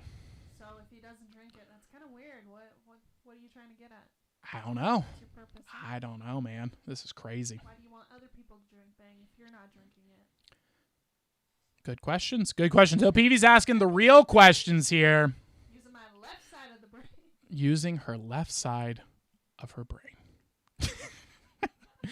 Peavy's is ridiculous. By the way, boys and girls, we're going to be playing some League of Legends at the end of the show here today. So if you are a fan of League of Legends, let me know. We're going to hop right on into it here at the end of the stream. So if you are interested in that, man, this is so freaking awesome. If you aren't here, you've made the biggest mistakes in your life. This is the best place you could possibly be on the internet. I mean, PhD far above PhD level philosophy, things that practically apply to your life, things that benefit your life and a community, play some games. I mean, you could do that, or you could go watch WAP, and you could go watch these active pornographic content that's on YouTube and just disgusting Hegelian nonsense and lies and manipulations. And did you know that Trump is the big dumb and Biden's really stupid and ugly? I'm going to explain to you why. Or you can learn how to untangle your brain and think better and improve your life, identify sociopaths. And that's just the start of this show. So, trade-offs in society, and then networking, community, and playing some video games. I mean, what really? All for free. Absolutely. Absolutely insane. Great product. I enjoy it thoroughly. Yes. Woo! How are you doing, peeps? Doing good. So, shall we move on? All right, let's go ahead and hop into our next section, which is the digital dialectic. So this is a new concept I want to try out, which is called the digital dialectic.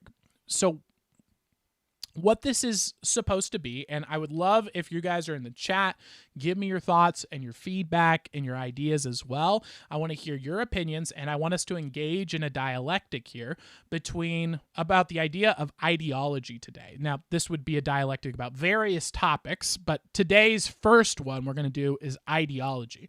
And this is something I've been thinking about quite a lot, because ideology is being demonized right now, particularly by a frog-tongued false pseudo-intellectual who claims to have an IQ of 185, which, for any of you who are familiar with IQ research, know that that's absurd. And so he's really coming out hard on ideology. That being said, there seems to be a lot of arguments to support that ideology is really, really dangerous. And here's the antithesis to that. There's a lot of information that says that actually ideology is essential.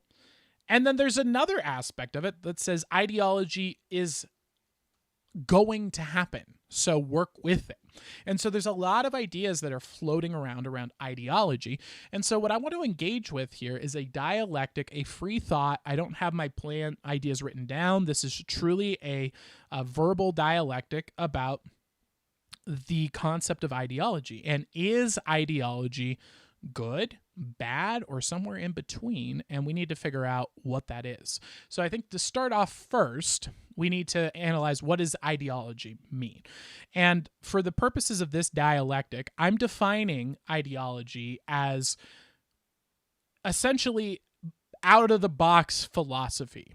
Someone smarter than you has come up with a way of thinking or a way of living your life to the best of their ability that you just pick, take, and live out. And that would be an ideology. You're not thinking it through yourself. You are simply following someone that you believe is better than you at thinking, for example. And so that's ideology. Now, I think that first we should look in here at the pro. Well, actually, let's go with the against ideology, since that's the popular term right now. So let's take a look at something from Dostoevsky, or Chauvinishin, my apology. I'm not going to pronounce any of these names correctly. So this comes in here from the Gulag Archipelago. And this is what he wrote. Macbeth's self-justifications were feeble, and his consciousness devours him. Yes, even Iago was a little lamb too. The imagination and spiritual strength of Shakespeare's evildoers stopped short at a dozen corpses. So what he's saying, he's referencing Shakespearean works and explaining how the villains of Shakespeare, even though portrayed as these monsters, still fall victim to their consciousness over time and are not able to kill that many people. After just a few, like 24 people, they're completely in ribbons. You know, they've become completely destroyed by their consciousness. Ideology.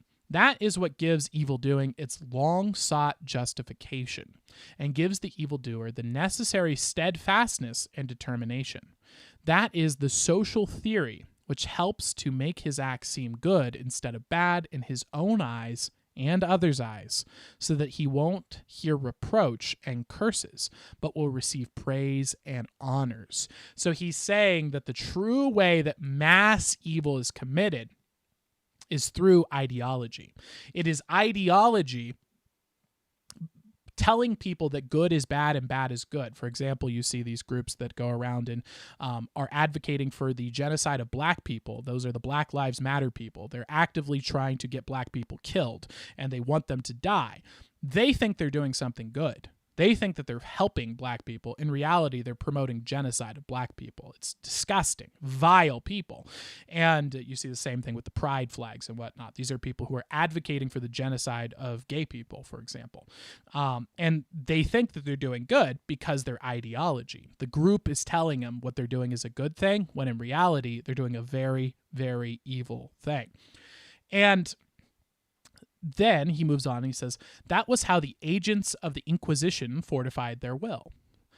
By invoking Christianity, the conquerors of foreign lands, by extolling the grandeur of their motherland, the colonizers by civilizations, the Nazis by race, the Jacobins, early and late, by equality, brotherhood, and the happiness of future generations. You guys heard that equality one before, that race one before. So the race one is the Nazis' race movement is the Black Lives Matter. That is the Nazi movement there. The Jacobins is the equality movement. That is the Marxist there, and so on and so forth. Brotherhood and the happiness of future generations. Without evildoers, there would have been no archipelago. Now, it's important to note that the archipelago is essentially a concentration camp of the Soviet Union, where people were starved to death, walked through ice fields, tortured to death, thrown into pits and buried in feces to die. This is what is produced by movements like these people who wave signs. They are Nazis. They are the evil people. And when you see those signs and when you see those symbols, remember, those are not good people. Those are Nazis, and you have to cut those people out of your life. And so this is where the real foundation of the argument against ideology comes from. And on the philosophical standpoints, the people who defend the ideology being evil, we see minds like Aristotle showing up on this side. We have Tolstoy, Dostoevsky, Thomas Aquinas, and the famous book would be The Notes from the Underground is another interesting take on this, but we'll get into that in a bit. What Aristotle says is that essentially all people are corrupted by power. So giving good people power causes them to become evil. It doesn't matter if they're smart. It doesn't matter if they're good. It doesn't matter if they're just. It doesn't matter if they're a great person. If you give a person power, they will become corrupted by the power. This is you see this in Lord of the Rings. The ring of power corrupts all who hold it, right? And I honestly, what's very interesting is Tolkien shows us. So how do you solve that problem? Well, Aristotle has the same solution as Tolkien. So, well, I guess you should say Tolkien has the same idea as Aristotle. He probably got it from Aristotle, to be honest, which is make it as weak as possible. So if you give power to the smallest group, the weakest group possible, for example, the hobbits, that does the least amount of damage because it's such a weak force that it can't be used to create ultimate destruction. And so Aristotle's solution is he says, hey, what we need to do is divvy up power and segment power to these really small subgroups so that the power that does corrupt will corrupt at a minimal amount. And then we can kind of essentially A/B test different ways of living life. And you're almost micro-testing ideologies. Yes. Let's see here. Hold on. Go ahead. Sherlock Owl asks, what about good people with power? Is there anyone who is good with power? No. Power corrupts universally. There is no exception to the rule. Look at Gandalf. Yeah, exactly. Yet there is no exception to the rule. There is no person who is given positions of great power and influence that is not corrupted by it on some way. It's not possible to not be corrupted by power. It's just the nature of man. There's no exception. In fact, Plato and Aristotle, this is where the debate always goes back to, is Aristotle and Plato debating this concept. And to defend this ideology being evil, So Aristotle pinpoints this issue, this problem of power. What we learned from Solzhenitsyn, Tolstoy, and Dostoevsky, I'm never going to get these right, I apologize, is that this isn't just theory that we're talking about here. This is practical application. We have seen this happen. We have seen what happens when people become possessed by ideology and follow it blindly. They think what they're doing is good, and it's actually evil. It ended in 6 million Jews being killed. It ended in 50 million people being thrown into pits and buried in feces to death. It ended in 100 million people being starved to death under Mao. Ideology is the single most destructive force that humans have ever invented. And Thomas Aquinas even points this out too. He says, absolutely not. If we do not guide ourselves by and you see this in the Bible as well, the judges are a constant reminder of holding a human being into a position of power causes you to become corrupted, which causes the destruction of your people and mass genocide. So what's the solution? You're supposed to follow universal principles of God, and without a person there at the helm, it is to be truth, it is to be virtue, to hold the logos up as the highest ideal and to pursue that. However, what happens when that happens is Satan runs this realm and he will always corrupt that system. And so it always becomes corrupted and destroyed because that's the nature of this realm. And so it's a very, very scary and dark thought. And so that's where the negatives against ideology are really coming from. Now, that being said, there's also the people who are pro-ideology. And so we're going to take a look at those as well. And on the pro-ideology side, you have, for example, Plato, Edward Bernays, Machiavelli, and The Art of War. And what their argument is essentially that there are people who are very, very stupid. There are people who are dumb. There are people who are poor. There are people who are busy. There are people who are not equipped mentally to do philosophy. And that's the majority of the population. He would call those the lovers of material or lovers of money, lovers of gain. So this quote comes here from Plato. And that's the big portion of that population. And then he says of that population, there's another subpopulation that believes in honor. They love being honored. You can think of these as your soldiers. These are the heroes, the police officers, the firemen, the people who save and protect the world, teachers. They are motivated by honor, but only a very small sliver of the population, which he calls the illuminated ones, that's where we get the term the Illuminati from, is the philosophers. These are the people who are smart enough and wise enough to know, to think through their own philosophy for themselves, to think for themselves, to be free thinkers. And it is the job of these elites to come up with ideology, which is a philosophy that's basically packaged and easy to use, and then disseminates it to the other people because they're too stupid to figure it out themselves. And frankly, I think there's a lot of arguments to support this.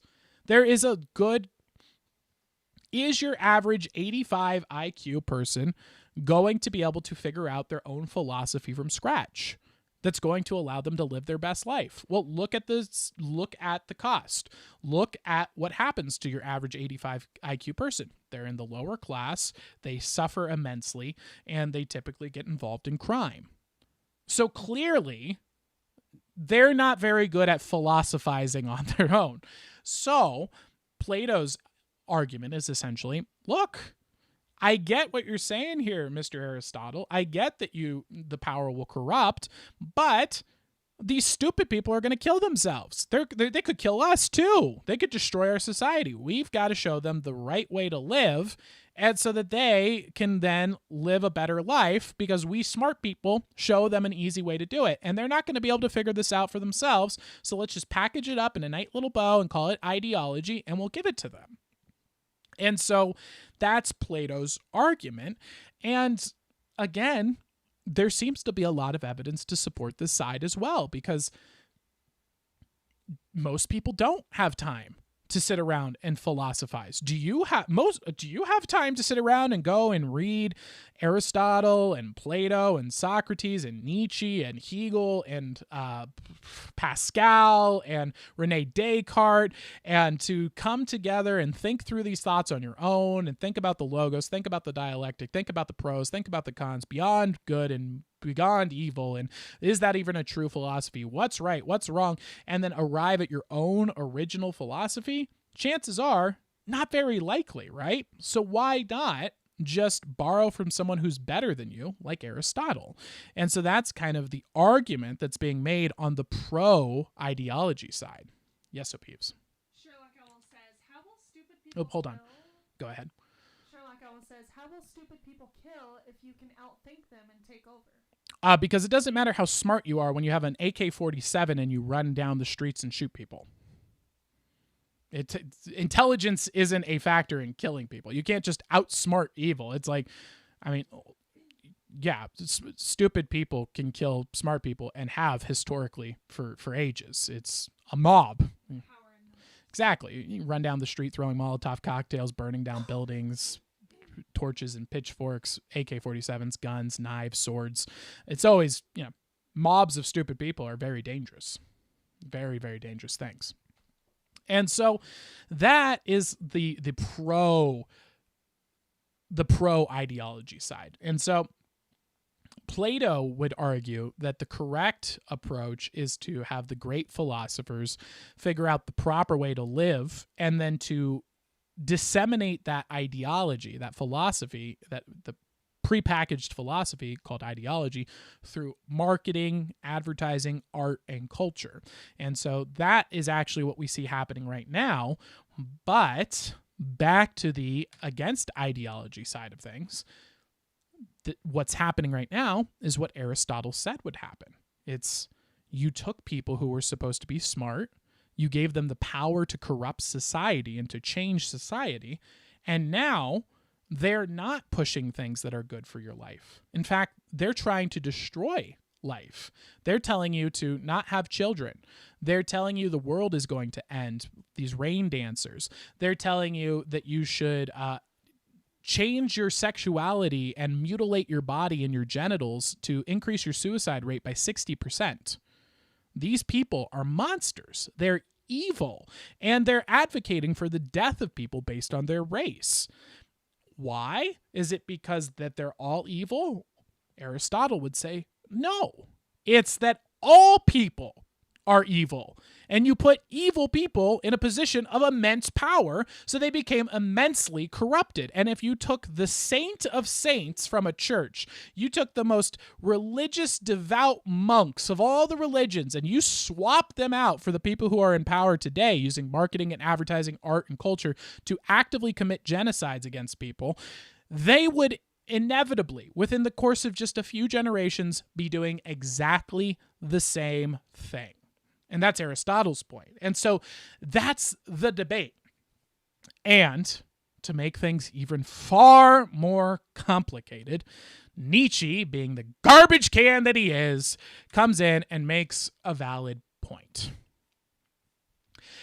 Ideology as an accepted condition is what Nietzsche would like to propose. And is it a condition that's worth escaping at all? Can it even be escaped?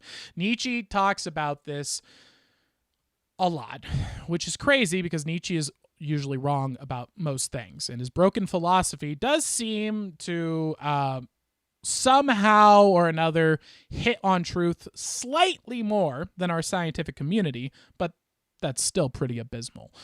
That being said, Socrates also tells us the same sort of thing. So again, this isn't really Nietzsche's idea. He just kind of solidified it for the modern age, but Socrates talked about this all along. Breaking free of ideology is something Socrates and Nietzsche advocate for, but also say is not for everybody. And so what Nietzsche would argue is, he says, ideology for the majority of people is accepted. You have to have ideology because you don't have the ability, most people, I should say, don't have the ability to figure this all out for themselves. You have to have ideology. Ideology is why you wake up, why you have a belief in the morning, why you believe that your life has meaning, purpose, and value. It is ideology that drives your career, your dietary choices. Everything is founded on a philosophy, and that philosophy is not your own. It comes from the ideology of someone else. And so it's this invisible web that controls us all. And only a select few, the Übermensch, as Nietzsche called them, can break free of this ideology. And that's another question, because you have to ask yourself, if ideology is unescapable, what do we do moving forward? And if it is escapable, is it worth escaping? Is it worth to break free of ideology? And I think that the argument here, as we live in today's day and age, is that there is no way to escape ideology because evil people exist. This is the realm of Satan. And so ideology is always going to be used on the masses. The stupid people, the poor people, and the people who are manipulated by honor are always going to be manipulated by ideology because there is an evil group of people who are spreading it, and we have no way of stopping them. So we have to accept that the majority of the population of the world is going to be in ideology. Now the question becomes, do we escape this ideology? Do we go out here and strike out on our own? This is what Socrates and Nietzsche would advocate for. Or do we go and swap out the top of the pyramid for something else that's a better philosophy? So the Christians, for example, would say, let's take out this ideology and let's swap it out for Christ. And then that will move your life forward and you can start to build the kingdom of God. But it is still an ideology. And so Opives has a question here. Let's hear what we got. Let's get her unmuzzled. Yes. So, Sherlock Owl says, I have an idea to fix all the dumb people. We can just not give the dumb people guns and only give them to smart people so they can't kill smart people. Well, unfortunately, that doesn't work even in the slightest. We've actually tried that multiple times throughout society. What ends up happening is that people just buy guns on the black market. You can make a gun in your bathroom out of hardware parts. It's about $250 to make a gun from Home Depot parts. Very easy to do. Making your own bullets is pretty easy as well. Also, that is ignoring the machetes, the knives, the explosives, all of which can be bought at your local hardware store. And on top of all of that, it all just moves to the black market anyway, and they just buy it on the black market. So you can't get those out of people's hands. And then you also have the evil people who say, oh, wow, you made guns illegal? Great. The gun I was selling for $900 is now $9,000, and I'm going to go sell it for way more money. And so that actually creates what's called a war economy and increases the amount of guns, and particularly illegal guns that are in the hands of criminals. And it actually leaves the dumb people in a far, far more dangerous spot than they were, because now not only are they in a position where they don't have access to weapons, they can't defend themselves, but now they're surrounded by the evil, stupid people who have access to weapons and they have no way of protecting themselves. So it doesn't work like that, unfortunately. It sounds good in theory, but like a lot of these things, when you play it out in practice, it just doesn't work, because we have to remember that this realm is controlled by Satan. We cannot make evil just go away. Evil exists. It will always exist. And so we have to operate in the world in a way that gets around that problem. She also says, Aristotle said all people are evil. I don't think I'm evil. Well, that's what the Bible tells you as well. Yes, you definitely, all human beings have the capacity for evil, and you have the instincts for evil. That's all people. Aristotle thinks that, Christianity teaches that, Jesus teaches that. That's what original sin is all about. And this is a very important part. And this is actually one of the few good ideas that Jordan Peterson brought up, which is most people, when they use their imagination, they think of themselves as either the victim or the hero in a story. And what Jordan Peterson makes the argument for is that in reality, statistically speaking, you are far more likely to be the guy who is directing the Jews into the concentration camp than you are to be one of the Jews being taken to the concentration camps. And that's a terrifying thing to realize, but it is the reality of the situation. Inside the heart of man and women is the capacity for great, great evil. And it is our natural disposition to behave evilly. And it is through a love of Christ, or the good, or the true, the virtuous, as Aristotle would put it, the logos, that helps us fight against that. That is the noble struggle of man. Yes, so Peeves. Sherlock Owl says, how do we fix it then? Well, that's what we're trying to figure out. that's the dialectic here. Is first, I think it's a huge problem, obviously, and this isn't going to solve all of those problems. But I think that what we can do is start to figure out what is the correct answer for ideology. And so now that we've kind of seen both sides, let's finish up here with the Aristotle's approach, or Socrates and Nietzsche's approach here. So what Nietzsche would say is what you need to do is break free, and Socrates would say break free and start making your own ideology, your own philosophy, and live your own life. Now, if you do that, you are free. And now you're a threat to this giant system. So 99.999% of the population is following an ideology, and you have your own philosophy. This gives you great power. This gives you great ability. And it's important to note, this is not done by just writing about philosophy. This is done by living out philosophy. And this is something that Socrates really emphasizes. And this is why I bring Socrates into this, is Nietzsche was a complete hypocrite. Nietzsche would go and say, you're not a philosopher by reading and studying about philosophy. It is instead by studying and reading and living out the philosophy that you become a philosopher. Nietzsche was just, he would say the same thing, but he didn't. He just read philosophy. He just read other people's ideas, and he tried to make his own philosophy. He never lived out his philosophy. And so that's why I want to bring Socrates into this. In fact, Socrates said you shouldn't even bother writing down your philosophy. You should just be living it, because it's the right way to live, right? And he also, basically, his argument was, go live an amazing life, and people who are beneath you will come and write your story for you. And that's exactly what happened. Plato found Socrates and started writing down. He's like, look at this guy who's living this philosophy. He's crazy. And so that's his idea. Nowadays, it's kind of cool. This stream that we have here is it's almost like an AI Plato. Just by going and clicking a button, I have Plato here to record my thoughts and ideas as I live out a philosophy. So it's very cool. The modern day for the philosopher, it's clicking a voice recorder app away. Very, very cool stuff. And then the final thing here is the Christian philosophy. So those are our options here. So the Aristotelian approach would be make this triangle far smaller so that it's decentralizing the power. So you'd have thousands of triangles, right? So you have all these triangles all across the land, and the power is decentralized, so less evil is committed all across the board. The Plato's approach is no, we need to create the one true ideology, put it at the top, and disseminate it to the most people, concentrate the power at the top, and that way the power at the top can be overthrown by the bottom when it becomes too corrupted. Well, as you guys can see, what's happened today is that what happens is the green manipulates the blue is their army, the blue is used to subjugate the red, and that's where we're at today. Aristotle and Nietzsche would say, or Socrates and Nietzsche would say, break out of the triangle, make your own triangles, and go live your own life.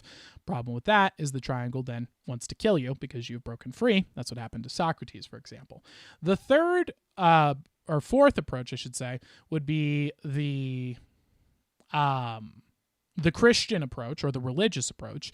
Religious approach says break free of the triangle, set God as your highest ideal, and then from there, set up your hierarchy based on the virtues of God. And that would be like a Thomas Aquinas approach. And so those are the four ideologies or approaches to tackling this ideology problem that come about. And as you can see, there's a lot of pros and a lot of cons to each one. And so that's kind of the idea I want to try and think through here and discuss and see what your guys' thoughts are as well. I don't think we're going to probably arrive at the answer here tonight. I think this is a big question, but I think it's worth considering, and maybe we can push a little bit further. Let's hear what you guys think. OPVs is unmuzzled. So Alex says, I know how to fix it. Give everyone a gun. The dumb ones will kill themselves and not be our problem anymore. The villains will hurt people, sure, but the good guys will have guns too. The Correct. good guys will protect their territory, and eventually all the bad guys will be dead or too scared to try anything. There you go. Peace. Well, yes, but we also know that while that is 100% proven to be so, for example, the more weapons and more guns you have in a society, the less crime that you have and the more moral the society is. The colloquialism is, what is it? A armed society is a happy society or a polite society. Why? Well, if you know every single house has a fully automatic gun and everyone in that house is trained to use it, how likely are you to break into a house to make $1,000? Is $1,000 really worth getting shot at by a machine gun? No. Okay. Or an automatic gun or a rifle or a shotgun or a handgun, any gun. If you know for a fact every house has a gun in it and the person is trained on how to use it, is it worth the risk to break into the house and rob the people? Likely not. So you're creating a much safer society.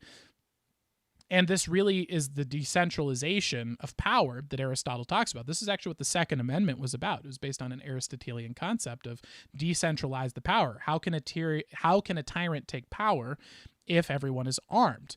Well, we found out. That's actually what happened during the Civil War.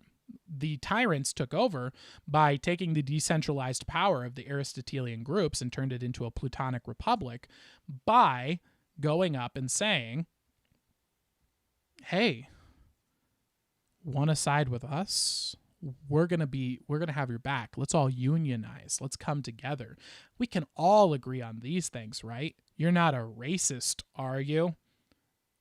This is something that you're not supposed to talk about in the Civil War, but I don't know if you guys are aware. Abraham Lincoln said that if he could have had the Civil War happen and never freed a single slave, he would have done it in a heartbeat.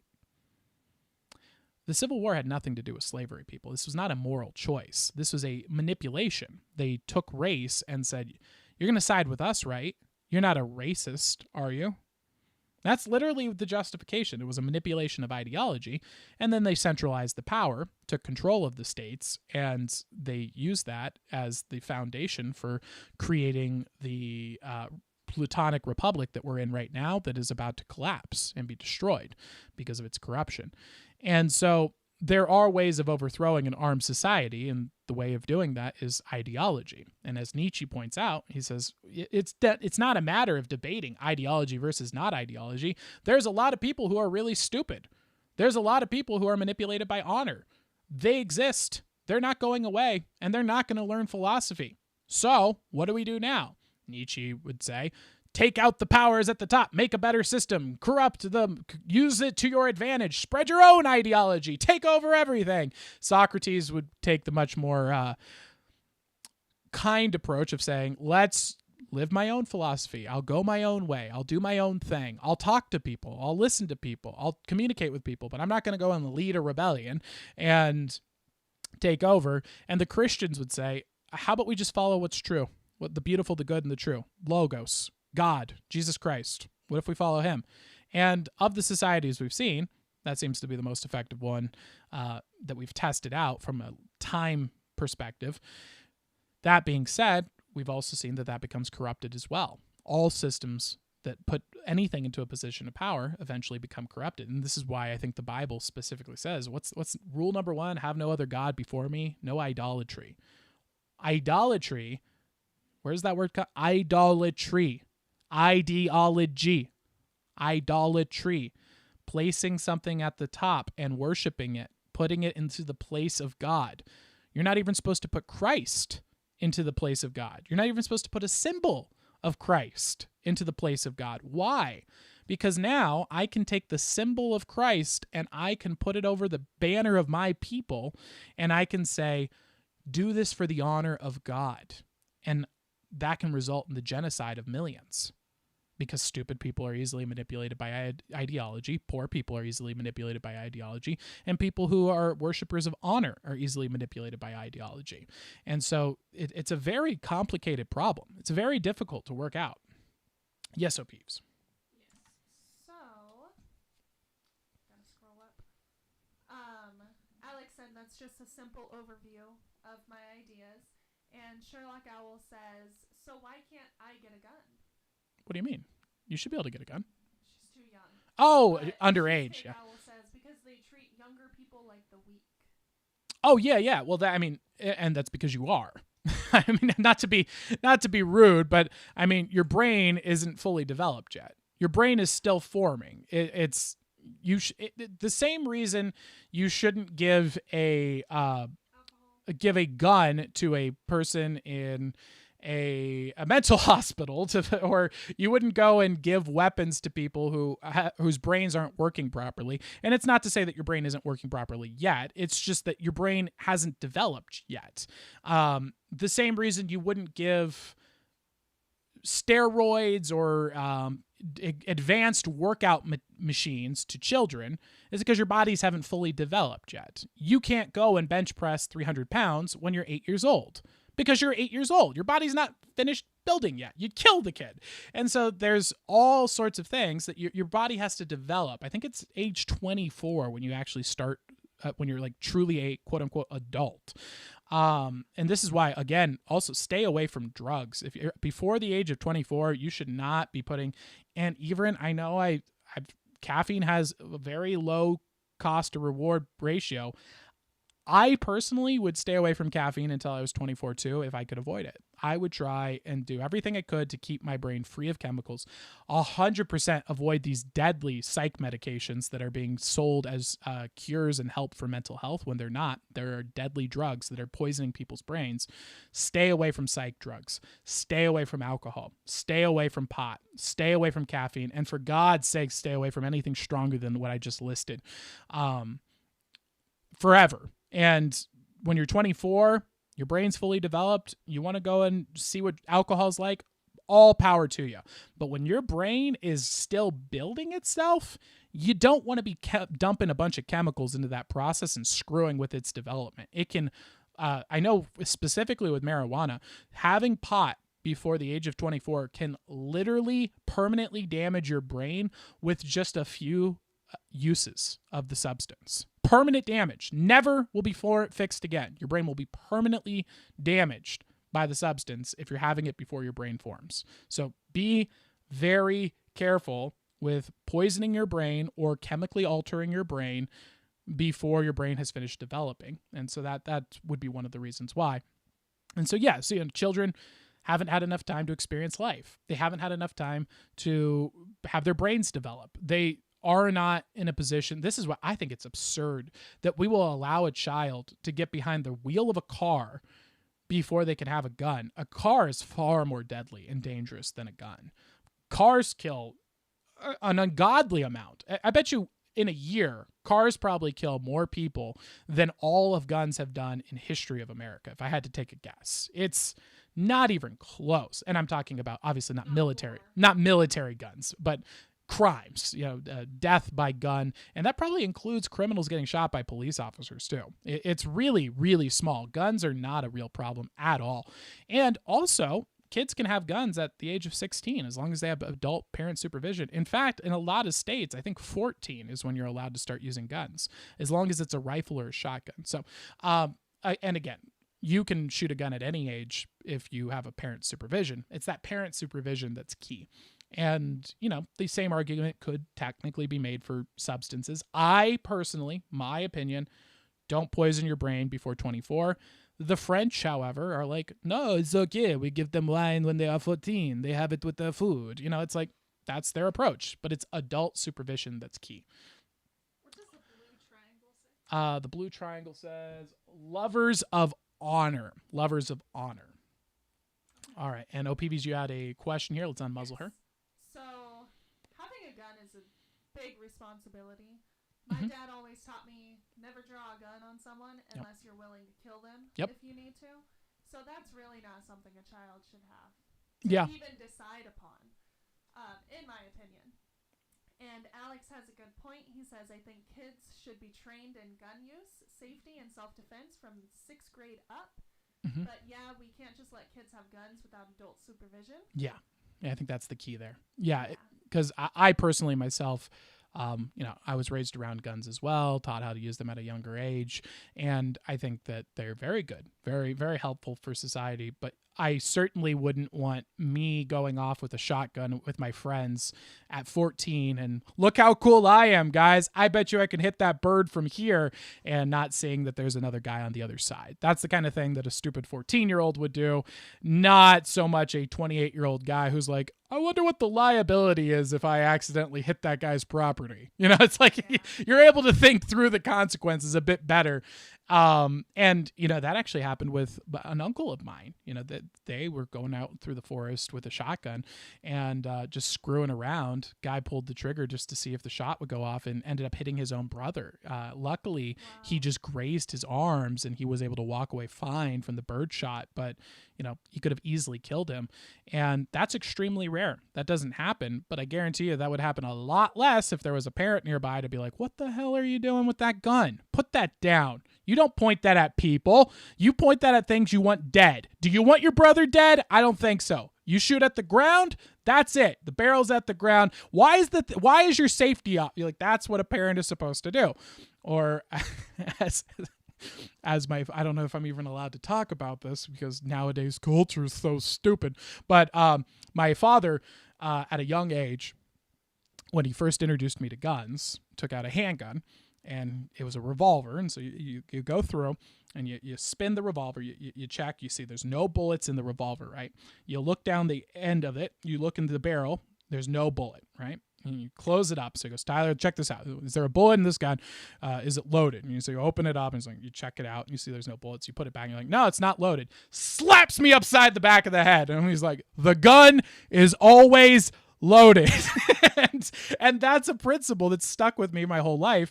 And it's a good philosophy. Every gun is loaded. Is that true? No, but it's a heuristic.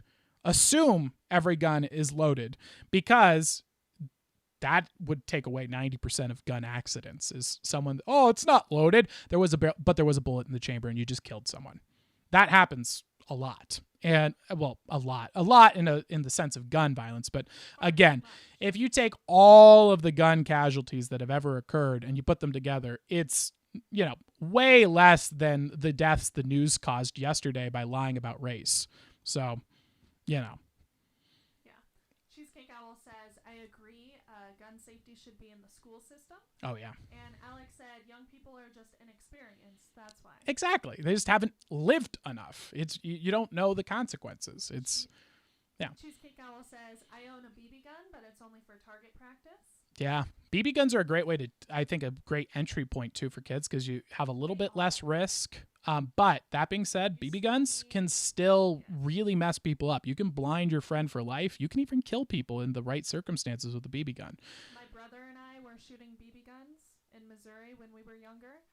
He shot a can and it ricocheted and shot me in the chest. Oof, my goodness. And it left a welt for like a week. So they're still dangerous. You still need to respect those. But Alex says, I would pay the taxes to pay for everyone to be issued a gun from the government at 18 or 21. Definitely. That's an interesting idea. That's good use Definitely. of tax money. And it would really, think about That is something the government would never the do. crime rate would plummet. Yes. Could you imagine how much crime would be gone just in one generation of everybody knows how to shoot a gun, has a gun, and is trained to use it? Yep. It'd be astounding just from sociopathic crimes alone. Because again, what is the sociopath? He's a predator looking for prey. Well, you just raised the risk of him preying on people by like 1,000,000,000%. Because do you want to go and strong arm that lady who might have a pistol in her purse? Because she could just blow you away. You don't know. It's very powerful. Raise the risk for criminals. Exactly. Athena's Owl, to change topics, he says there's still more research coming out about how bad caffeine and alcohol is for teens. Mm-hmm. It's not deadly, but not good. Yeah. Unfortunately, science also says experiences are more important than safety. Oh, that's disgusting. Blech. Yeah, well, I think that experiences are great. It's a cost-benefit ratio. Dumping chemicals into your brain when it's still forming is a very, very high risk for a very low reward. Like where you think about getting drunk or using pot as a 16-year-old because you think it's cool. So what is the reward? You feel slightly dizzy for a couple of hours. What's the cost? You may literally permanently damage your brain for life and no longer be able to develop dopamine correctly, and you'll forever live in a life that is slightly less happy. That's one of the consequences. That's scary. That is a huge, huge risk. And the reward is you felt kind of dizzy for a little bit. You got to be careful with this. Now, again, is that an extreme case? Yes. Would that be most likely because you were binge drinking a large amount, or consuming a lot of marijuana? Yes. Is having a sip of wine or a glass of wine going to do that? Most likely not. But it's a big risk, very low reward. Yeah. And it's something you can experience later. Exactly. It's not like we're saying never drink, don't you dare consume those dirty, dirty alcohols and marijuanas, kids. It's just saying, no, just wait until you're ready to experience it correctly. Wait until your brain's ready to go, and then go have a little fun. You know, I'm not going to sit here and socially shame somebody who's like, I decided as an adult on my free time to go and have some fun out camping in the forest. Well, I wouldn't do it camping. It's probably not safe to be destroying your substances when there's bears around, but you get the idea. Going out to a bachelor party, getting an Uber, and coming back home after a late night just to have fun. Yeah, exactly. Just don't be driving. Don't get behind the wheel of a car, that kind of thing. Have fun. Have a good time. Save up the 2 drinks it cost for an Uber there and back. Account for that and just go have a good time. Go have some fun. Or a walking distance. You get the deal. Solid Snake says, I wonder what the big 3, Socrates, Plato, and Aristotle, would say or write about in today's day in life. Well, that's what's so crazy. And by the way, great name, Solid Snake. I'm a big fan of that. We just watched the whole series. It's the big boss. Yes, we watched the whole series on YouTube recently. It's so great.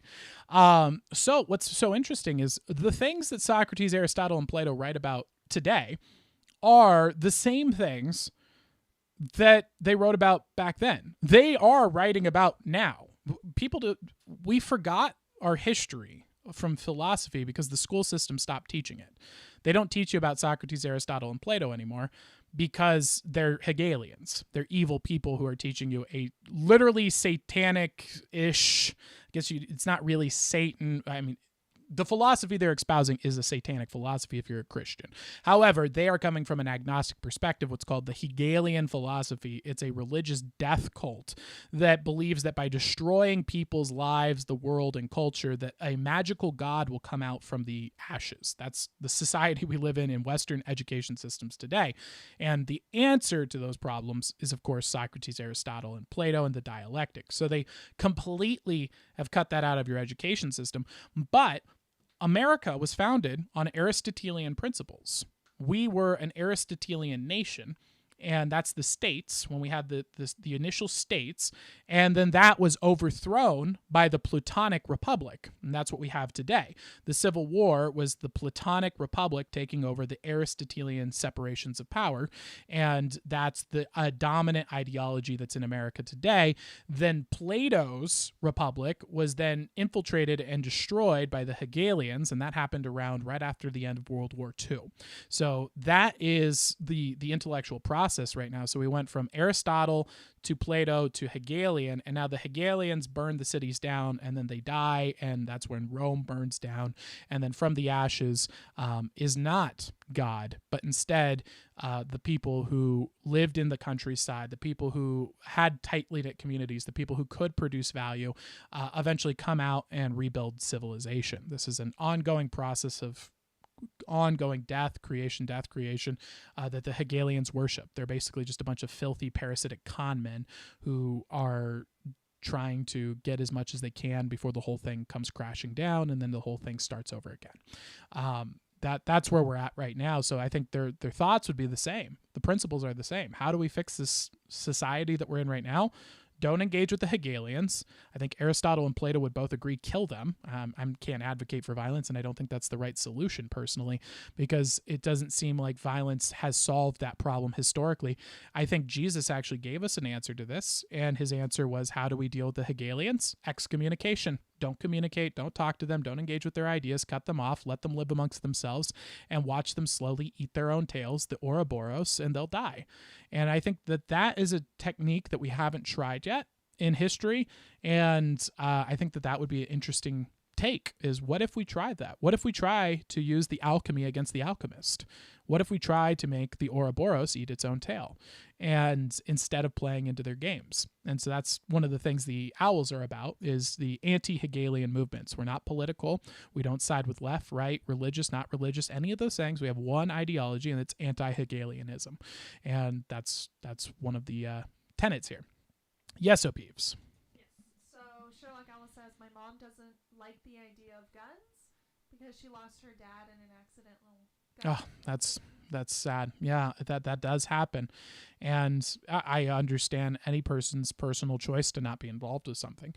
That's another aspect of this that's important. The difference between Plato and Aristotle is Aristotle would say, sounds like for you, that's probably not a fun thing to be around at all. And then from Plato's perspective, it's no, eliminate all guns for everybody. That's the problem, is the decentralization versus the centralization of power. And that's the big conflict. And there's good points to be made on both sides. I'm not going to sit here and say, the Aristotelians have all the right answers, even though I am an Aristotelian. Yes, I lean right. Yes, I am on his side. But I'm not going to sit here and go and say the Platonics are all dumb idiots who don't understand the consequences. I get it. I have seen Detroit. I know 60 people died last weekend because of gunshots in Chicago, but guess what? Those were all illegal guns. I get how if you just look at that metric, though, it really does scare you when you go and you say, look at all these people who were shot to death, and look at these school shooters. Look at what happened here. We have to put a stop to this. How do we put a stop to this? Well, take away the guns. Well, yes, okay. Take away the guns for some people. Should someone that is mentally deranged have a gun? And we already have rules for that, like felons, for example. They're not allowed to own guns. Does it stop them? No. That being said, we have consequences for those actions. You don't know what is right for a guy living in Illinois right now at all, because there's no way you could. How could you universally know the right solution that is right for both Californian person in a Silicon Valley apartment suite and a guy in Illinois out on a homestead? They require completely different things. That's where the decentralization of power occurs. In the Silicon Valley place, it totally makes a lot of sense that you should probably limit how much fertilizer they can buy to make a bomb. Why? Because there's no farms in the middle of San Francisco that need that much fertilizer. They're in an apartment building. You know who probably does need all of that? A guy who has a farm out in the middle of Wyoming. So we can't have the same rule that says no one is allowed to have this fertilizer. It's like, well, I have to grow corn, bud. I get you. Yes, I could hypothetically make a bomb out of it, but guess what? There's 50 people within a 700-mile radius of me. I don't know how I'm going to blow up all of them, but you know what I do have is a lot of land that needs some corn. And so that's this constant debate. And so the Platonic and the Aristotles are always going back and forth. But what we all universally agree on is absolutely no to the Hegelians. We do not stand there. We do not tolerate them. We do not accept them. They are agents of destruction and destruction alone. So that seems to be the happy middle ground here. Peavies has a comment here. Let's get her unmuzzled. So Sherlock Alice says, I got shot with an air gun Ooh. by my cousin. It hurt a lot and left a mark, but she's alive. So I actually have, very interestingly, what would you call a phobia of being shot by airsoft guns and paintball guns. It's very odd because at a young age, I think it was 10, I got shot point blank in the back unexpectedly by a paintball gun that was like souped up.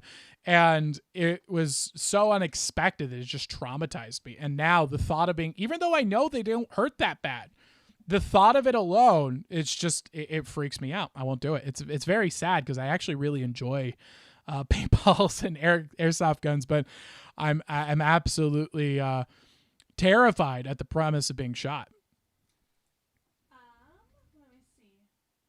Sherlock Owl says, so is caffeine bad or not? My aunt says it's not. So is caffeine bad or not? In moderation. Is caffeine bad or not? The answer is it's not bad or good. It's trade-offs. So you have to figure out what are the costs and the benefits of what you're doing, and then say, are these costs worth the trade-offs? That's about it. You know, there's cost and benefits. A glass of red wine before dinner is helpful for some people. For other people, not helpful at all. A bottle of vodka is bad for pretty much every human being on the planet, unless maybe you're in the process of having your leg amputated on a ship and you don't have access to pain medication. That might be the one exception where chugging a bottle of vodka would make sense, because the cost is your leg is about to be amputated. So the benefit is you're going to be blacked out while that happens. Like that's about the only time that you're going to, so you have to analyze it from your perspective. So it's like, I'm younger. Do I want to be putting chemicals into my brain at a young age? I personally wouldn't, even though caffeine seems to not be that bad. I think that it'd be better to just wait until your brain's ready and then take advantage of it. Crush. It also depends on how you use it. Are you drinking 1 cup of coffee a day, or are you drinking 30 cups of coffee a day? Exactly. Depends on the amount. It's a lot of different variables. Yeah. You can't definitively say it's good or bad. Like, do I think drinking tea every morning as a kid is going to mentally destroy your brain by 24? Probably not. Do I think taking psych medications for quote-unquote ADHD, which is a widely discredited mental illness that's essentially doping people with methamphetamines for brain-solving problems, it's legal meth. Yes, I think that's going to destroy your brain. I think that's going to have massive damaging effects on your brain in a lot of cases, and I think there are some people who won't. There will be some people who don't have those massively dangerous consequences, but the cost is so high and the benefit is so low. It's because in the majority of these cases, you know, this is being prescribed to young boys who are behaving as men are supposed to, and they're literally giving them drugs to try and they're giving them Ritalin to try and subdue them. They're drugging these children to get them through an indoctrination, torture, concentration camp called school. So it's dangerous. Yeah. You know what else does that is cults. Cults like to lock you into a room, control your time, control when you speak, control your food supply, and dose you with drugs like LSD and other highly dangerous substances to indoctrinate you. That's what your school system does as well in the West.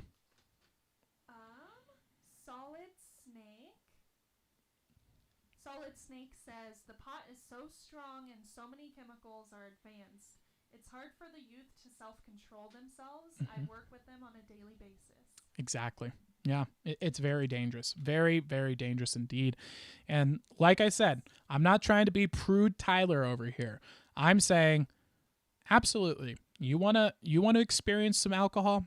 You want to experience some pot in your life? Fine. It's totally okay. Wait for your brain to finish developing. Wait until your brain is stopped forming before you go and take that risk. And then as an adult, weigh the pros, weigh the cons, and then move forward. That would be my recommendation, and do it safely. Don't put other people's lives in danger. Yeah. And I've always wondered about like hard drugs like the cocaines and the meth. I don't know if like having laws against that is good. I don't know if it should be legal for everybody, but I do think everyone should be educated on its effects, what it does to you, and how it could ruin your life. And also, stop making it look cool. Stop making it seem like, oh yeah, you'll be cool if you do this, you know? Yeah. Educate them on the consequences, the risk, what it does to you, how it affects you. I think if people are more educated, they can make better decisions for themselves. And that's Aristotle's argument. What Aristotle would say is, no, don't illegalize the substances. educate people. And then Plato's response to that is, but they're idiots. They're stupid people, and if they take these things, they will become addicted, and they're going to destroy their lives. No matter how much education I give them, they are going to destroy their lives. And so that's what the Plato people argue, is we need to criminalize these because there's people who are too stupid to know about this, and too poor and dumb, and they're going to get tricked, and they're going to fall for it, and going to get socially peer pressured. They're not the wise philosophers who can see through the truth. And so the elite's job and responsibility is to help them. And then you have the Christian approach, which is do whatever you want as long as it's not involved with our church. Get out. You're excommunicated. You don't bring that crap into our home. You don't bring that into our church. You don't bring that into our families. You don't bring that into our lives. If you want to go kill yourself with heroin on the street, go kill yourself with heroin on the street, but not in our church, not in our community. And so those are like the three approaches. Yeah. I don't think there's any... It doesn't stop people. Having laws, having it be illegal doesn't stop people from doing it. Yep. It actually creates some kind of incentive because you can make a lot of money doing, like, making the drugs, selling them, all of that stuff. So and that's why I tend to lean towards Aristotle. Yeah, I don't think there's any way to stop people if they're really dedicated on, like, determined on doing it. I think from a pragmatic perspective, and this is why I tend to side with Aristotle's arguments on most things, is Aristotle, from a pragmatic, from what we've seen in the real world perspective, seems to win out almost every time. It always seems to be the better choice is more freedom at the expense of stupid people suffering. And that sucks, but that seems to be the trade-off. And then because the Platonic model is the stupid and the poor people have a better life for about 15 to 20 years before they're turned into tax cattle, and then the entire system's corrupted by Hegelians, and then they die. Because the Hegelians are drawn to power like moths to a flame. And so the more power you give them, the more and they just bombard the system. So it sucks. It's almost like we're in a fallen world. If only there was like a book that told us about this like thousands and thousands of years ago that explained how the world was based on this fallen realm run by Satan, and that no matter how much we try to build the correct system, there will be this infiltrating force like the Hegelians, for example, that infiltrate those, corrupt the systems and bring it all crashing down despite our best interest, because there's nothing we can do outside of building the kingdom of God and working within our own small communities. Anybody come to mind who said that? Well, speaking of the Bible, Alex says, the Bible says if doing something would cause your brother to stumble, then don't do it around them. Everyone is different and handles things differently. Right. That's true. Yeah. And Athena's Owl says, can confirm amphetamines hurt children. Yeah. Yeah, they do. Definitely. Yeah, dosing kids with highly dangerous, poisonous drugs, not recommended in my book, I would say, at all. So Sherlock Owl says, do you think my garden will be fine if I put glitter in it to attract fairies? And I would say use biodegradable glitter if you are going to. Biodegradable glitter, but honestly, plastic. I think you could get away with either one personally, but Just I mean, I'm sure they have biodegradable so ones. that it can break down and feed the plants. But yeah, I think that there couldn't be. I mean, Disneyland has a cool concept that you might want to borrow from. They use these little glass beads that they shine, and they have the glitter inside of them, and they use it as topsoil instead of rocks. And so the same reason you'll put like sand over something so that the fruit flies and bugs don't get in, or that you can control your weeds. Disney uses these glittery filled rocks so you get the sparkle effects, and it also allows the plants to grow through. Yes. Sherlock Owl says, I always ask OPVs because it feels like she knows everything. Yay! I tell you, I know nothing. Okay? I do not know everything. Tyler is much better at this stuff. That's why he has a stream. Oh, okay. Philosophy. I think from a gardening perspective, OPVs and cooking, OPVs knows probably a lot more than me. I don't know. We have different strengths. We Exactly. complement each other. Exactly. That's how our relationship works.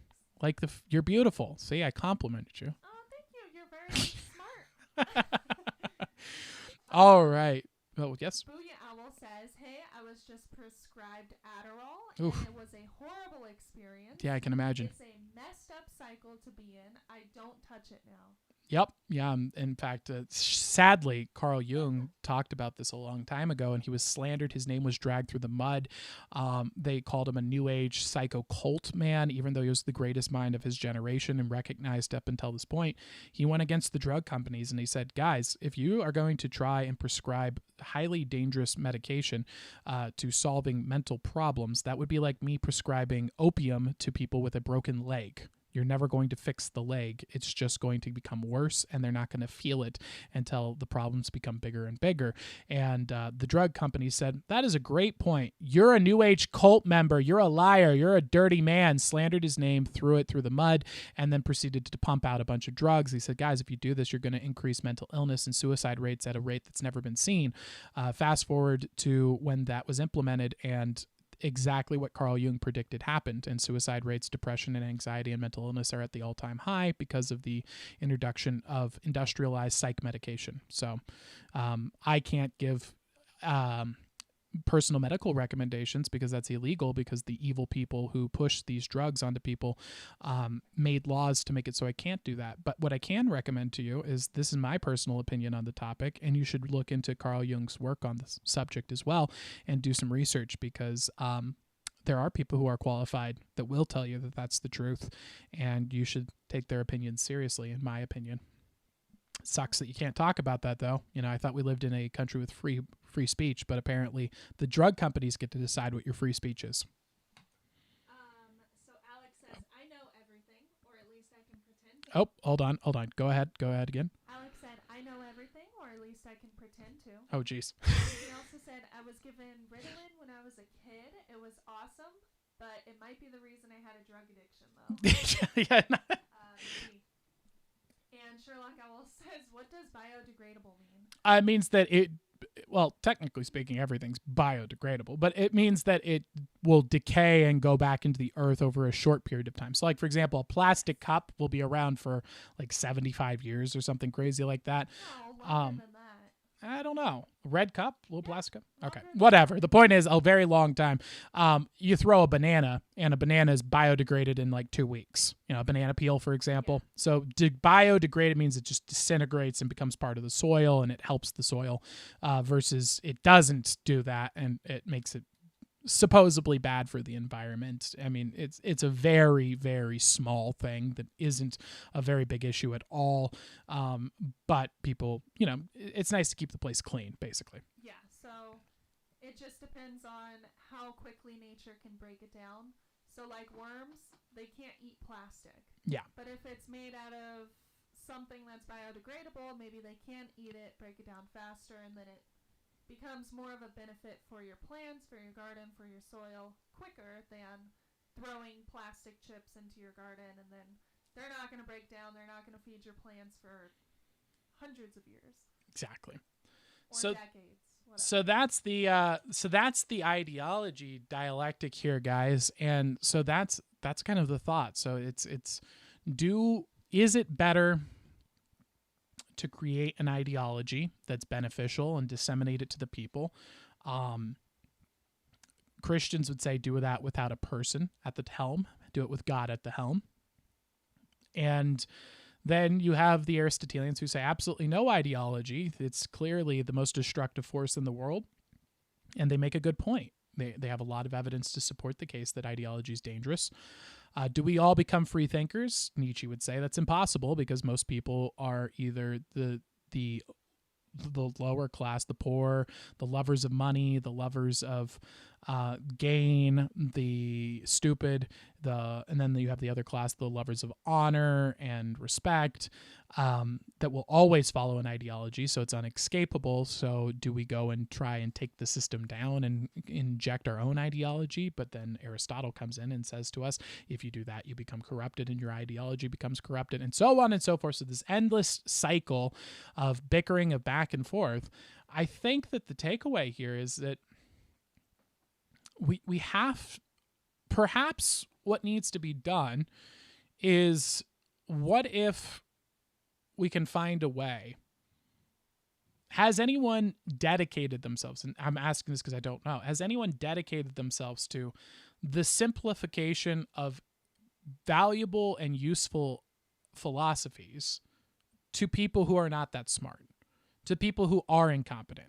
And have they done it in such a way that is using rhetoric and persuasion so that they see the incentive and why it's a immediate benefit to them? Because the lovers of gain are all about how this can immediately benefit me in the moment. For example, I am thinking back to when I did a class where I taught people who were in an inner city gang school. This was like a rehab center for children that were involved in gangs. And I was giving them a lecture on basically how to improve their lives. And I got in a bit of trouble for my lecture, but I was also the only one that the kids said that they liked. So I take it with a grain of salt. While other people decided to come in and do their presentations about like, here's what graphic design is. Look at it. It's so cool. You get to make pictures for a living, while the kids are literally sitting there dealing drugs in the middle of their class. Like literally selling drugs during the middle of their lectures. It was that bad. And my approach was to say, hey, you know how you make a lot of money selling drugs? That's how I opened it. And I was like, did you know you can do the same thing selling software and it's legal and you make way more money? And you get to take money from rich people who have been beating you down this whole time? Did you know the same principles you use to sell drugs can be used to sell software? You don't even need to know what software is, and it has recurring revenue, and there's no one that's going to shoot you for selling software? Yeah, it's a really good incentive. Why don't you take those skills that you've been developing selling drugs and you start selling something that's valuable, that's legal, and has a way better return? And that was a breakthrough for them. It appealed to their greed. They want power. They want money. They are lovers of gain. So show them how to get it legally. And we did, and it helped them out. And so has there been a person who's come in and said, hey, lovers of gain, there is a financial incentive in living a good life. You will benefit from this. And I think that might be something to look into. What do you think? Yeah, definitely. My phone has died, by the way, unfortunately. So I'm going to be soloing you with the chat here. 1 second. OPV says left me. Oh, Do you need me right now? yeah. So just was there any thoughts or comments or concerns, or should we move on from the ideology dialectic? Like, has there ever been anybody like that for me? Just in general, so the idea here is just asking the chat, saying what their thoughts are on the ideas. If they have any ideas, anything like that, get their opinions. And then if not, we'll move on to the next subject of the ideology dialectic. And let me know what you guys think of doing this dialectic, doing a topic that doesn't really have an answer and trying to figure it out for ourselves. I really enjoyed this. Awesome. I'm glad. This I like was it. fun. I liked getting the different perspectives from chat. Awesome. Yeah, I know. Isn't it great? And I'm not philosophically minded, so Mhm. it's harder for me to understand those concepts and ideas, but I enjoy discussing them on occasion. And that's kind of, I kind of get that. And that's the thing that I'm really torn between with this ideology, which is the average person doesn't care about philosophy, and they never will. So why would they not have an ideology? Wouldn't it make sense for someone who's like, you know what? Thomas Aquinas is a lot smarter than me. I'm just going to go with what he has to say. Like, Aristotle probably knows a lot better than me. Why am I going to have to go and try and figure that out for myself? I'm just going to do whatever he says. Like, and then the problem, of course, being is most people don't go to Aristotle. Most people don't go to Thomas Aquinas. They go to some YouTuber who's like, listen, man, the secret to success is to rip off your friends and to wear your hat backwards. And they're like, this is my new ideology. And you're like, but I mean, I get why you would do that because it's a lot of work. It's hard. Not everyone can do it. And so I see both sides. I see the need for ideology. I just don't know, because I see a need for it, but I also see how devastatingly deadly and dangerous it could be. Yeah, I'm not good at that. That's why I follow you. Yeah, like a gun. Because you are. It's a lot like a gun. Booyah Owl says, yeah, Tyler, I think it's awesome that you did that speech. Well, thank you. And Sherlock Owl says, I think it's cool. Awesome. All right. Sweet. I also think it's cool. Well, then why don't we go ahead and move on to our next segment, shall we? Sure. Yeah, go ahead and update that. And we're going to move into another practical philosophy here today. Actually, magic, wizardry, and the arcane arts. This is a concept that I am calling the 3S protocol. So those of you who have heard my starter guide to Stoicism, which, by the way, I think got over 130 people. That was really awesome. Thank you guys so much for listening to that. That was my Free Thoughts podcast that I've been doing. That's where, as I'm studying for the weekly philosophy stream, ideas strike me and I just kind of get in front of a mic unedited and just go. And that was the product of that was the Stoic starter guide. And the reason I was looking into Stoicism again and reviewing it for this week is figuring out ways to start applying Stoicism to your own life. And so this is what I'm calling the 3S protocol. And this is a way to really integrate Stoic philosophy into your life, or at least this is a way I'm going to attempt to do it, and you guys can kind of follow me along on this journey of applying the one Stoic exercise as a weekly discipline for yourself. And so the 3 S's are simplify, sacrifice, and starve. And what this breaks down to is setting aside one day a week to simplify your life as much as possible, to remove everything that is dopamine stimulating. So this could be the eating really good food. This could be playing video games. This could be watching TV, Netflix. It's about simplifying your life down to the only place you're allowed to derive pleasure from are things that are extremely difficult and hard work. For example, writing, reading, meditation, prayer, exercise, things of that nature. The second is in line with that is the sacrifice. And so this is giving up the things that you want for a day to experience what it would be like to be very poor and in bad situations on purpose. So this would be about saying, I'm only going to eat low quality food today, bland food. I'm going to sleep on the ground.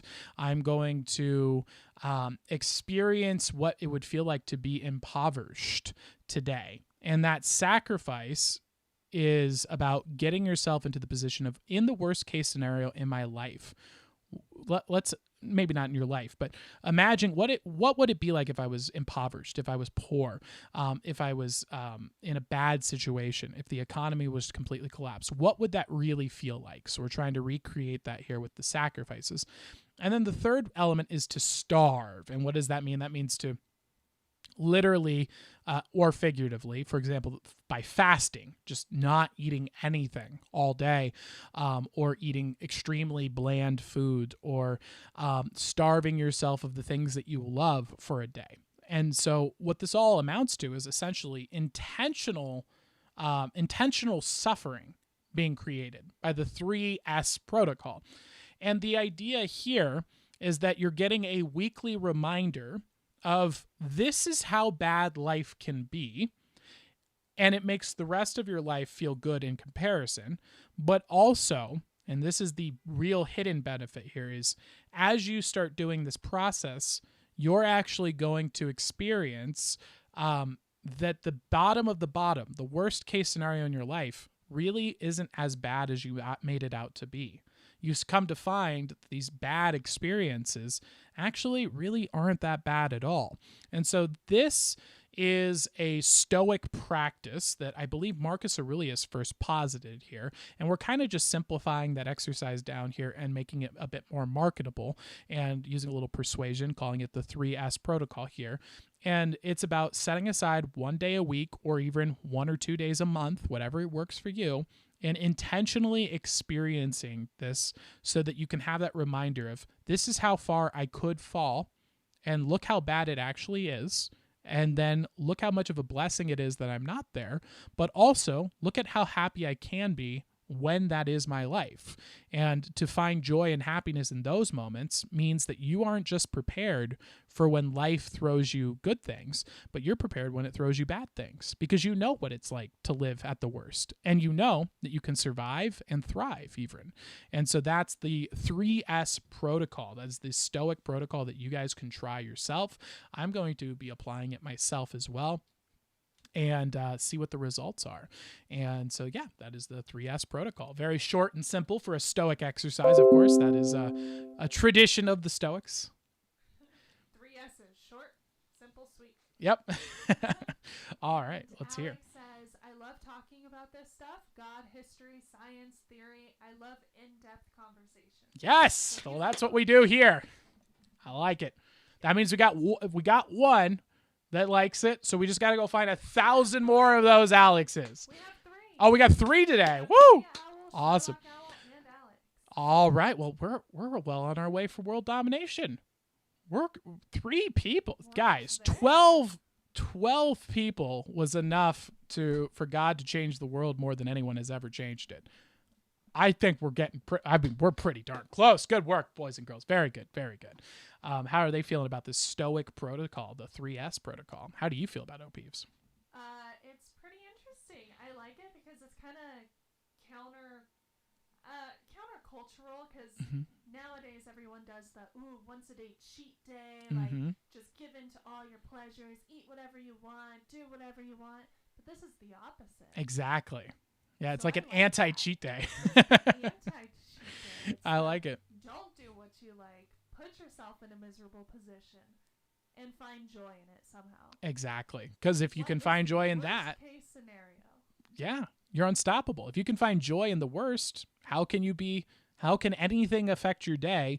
Someone cut you off in the traffic. Yeah, well, I slept on the floor. I didn't eat any food for a day and was sitting there reading books and just writing all day long. Someone cutting me off in traffic really isn't that big deal. Yeah, it doesn't really matter. It really doesn't bother me. And it's kind of also reminds me of, I think Tim Ferriss said it, like imagine the worst case scenario. Like, what is the worst thing that could possibly happen to you, and what would you do to come out from that? And that kind of eliminates that fear of. That might be my thing. You might be thinking of practical pessimism. Is that what it is? That's what the practical pessimism is imagine everything bad ever happens to you, and what would you do from there? Yeah. Practical So pessimism, you're not scared of it happening. visualize the worst case scenario aside from the obvious, like meteor strike or something, a realistic scenario, and then ask yourself, would I be okay with the worst case scenario of this? Yeah. Sherlock Owl says, I just finished the whole garden glitter, and there's no way the fairies won't come. I think it looks so nice.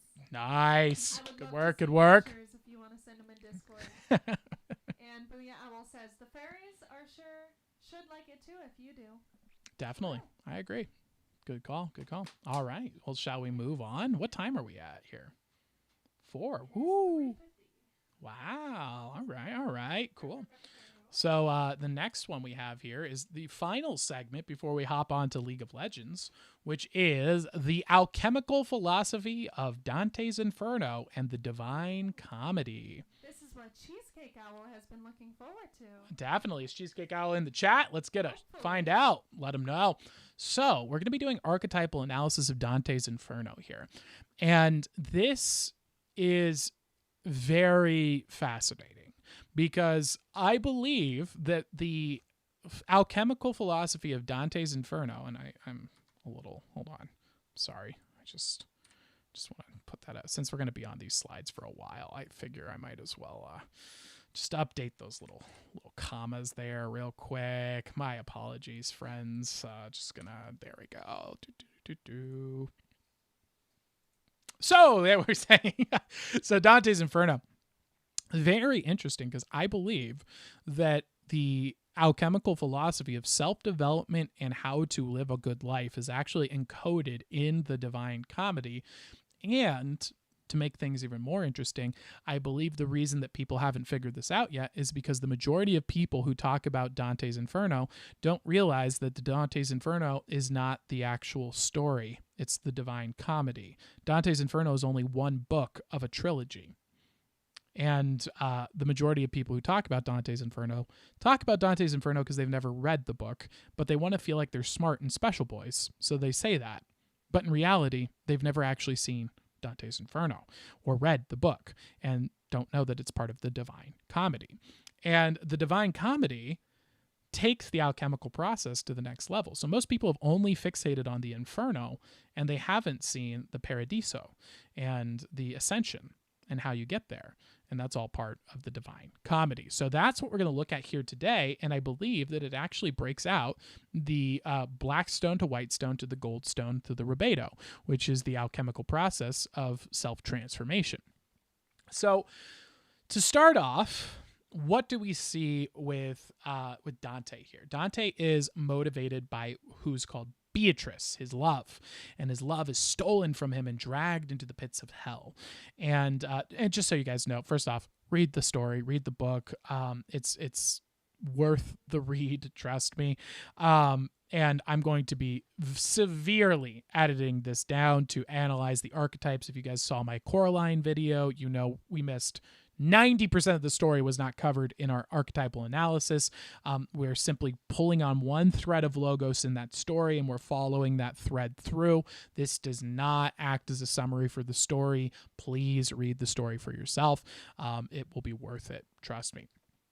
So, how we start is Dante has a woman named Beatrice. Beatrice is stolen from him by demons, and they drag her into hell, and she is brought down into hell, and he has the opportunity to go into hell. Man, I am really hopping over a lot of stuff here. Able to go into hell, meets a guide that guides him to the gateways of hell, and his goal is to go into hell to find Beatrice and to save her life from Satan. So he gets to the gateways of hell, and this alchemically represents, in my opinion, the black stone of alchemy. And so what is the overarching thought here? It's Dante is learning how to achieve his goals. So what does he need first? A high level motivation, something that inspires him. In this case, it's his love. His love for Beatrice is his driving force that gives him the will to enact in the world. So by getting the dedication to love, a highest ideal, a star to align himself towards, to guide him towards, he is now moving towards, I will save Beatrice. So he has his axiom. And now, how does he accomplish that goal? How do we accomplish the goal of attaining Beatrice and saving her life in the most practical way? Well, what is the first thing he does? He does not go and think, here is my plan to save Beatrice. He instead says, where does he go? He goes to hell.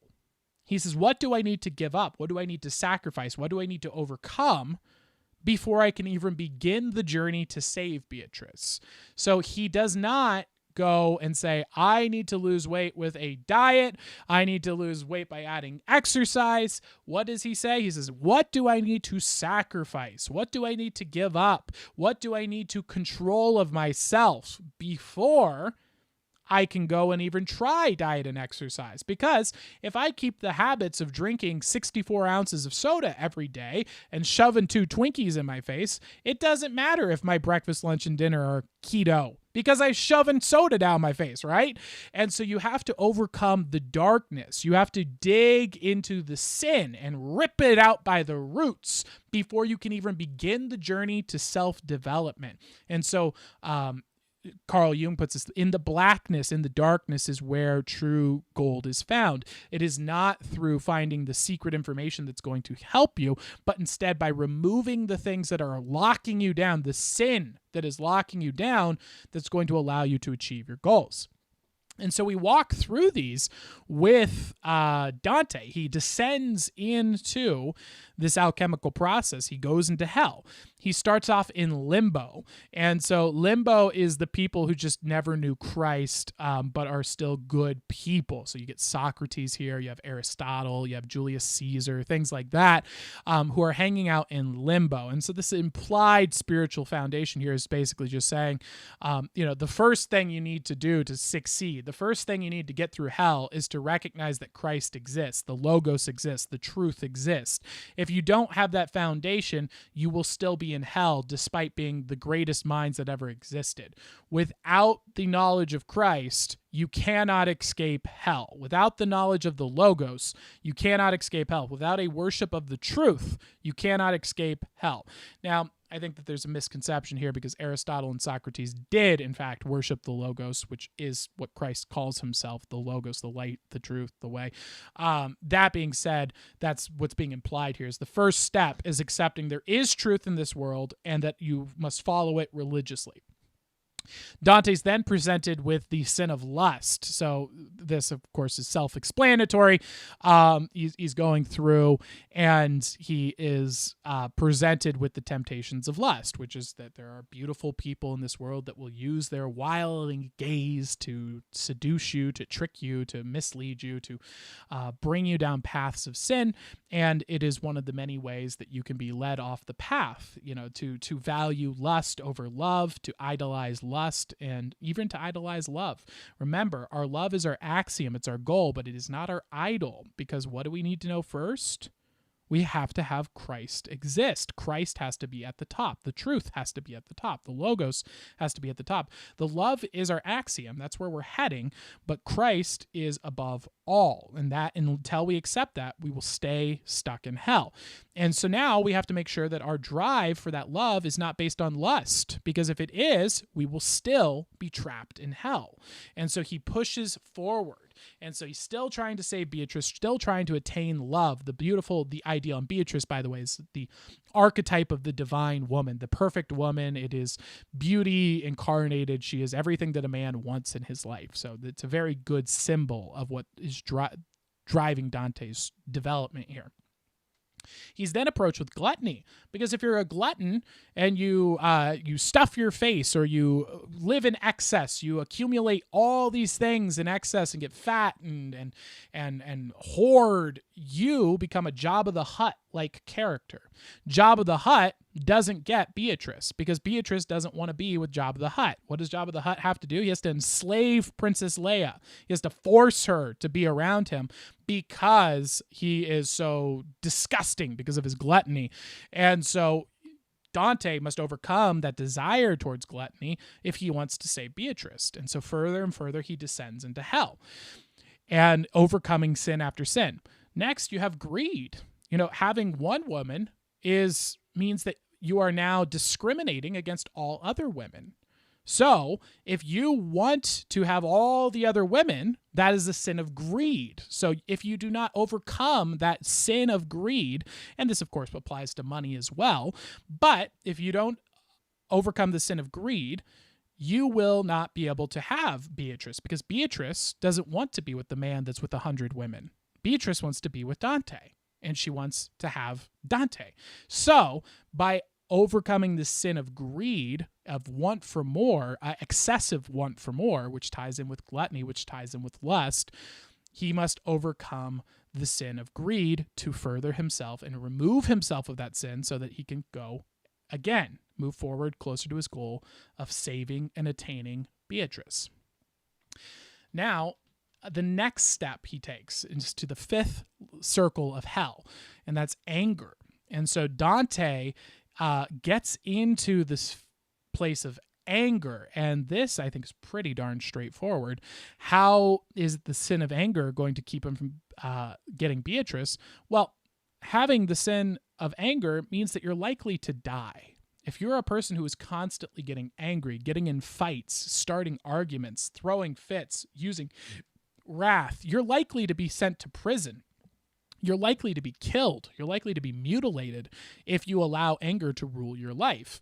So it's a little hard to have a relationship with Beatrice when you're dead, to put it bluntly.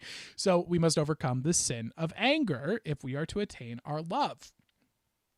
And so further and further, Dante presses on into another ring of hell, where we find the ring of heresy.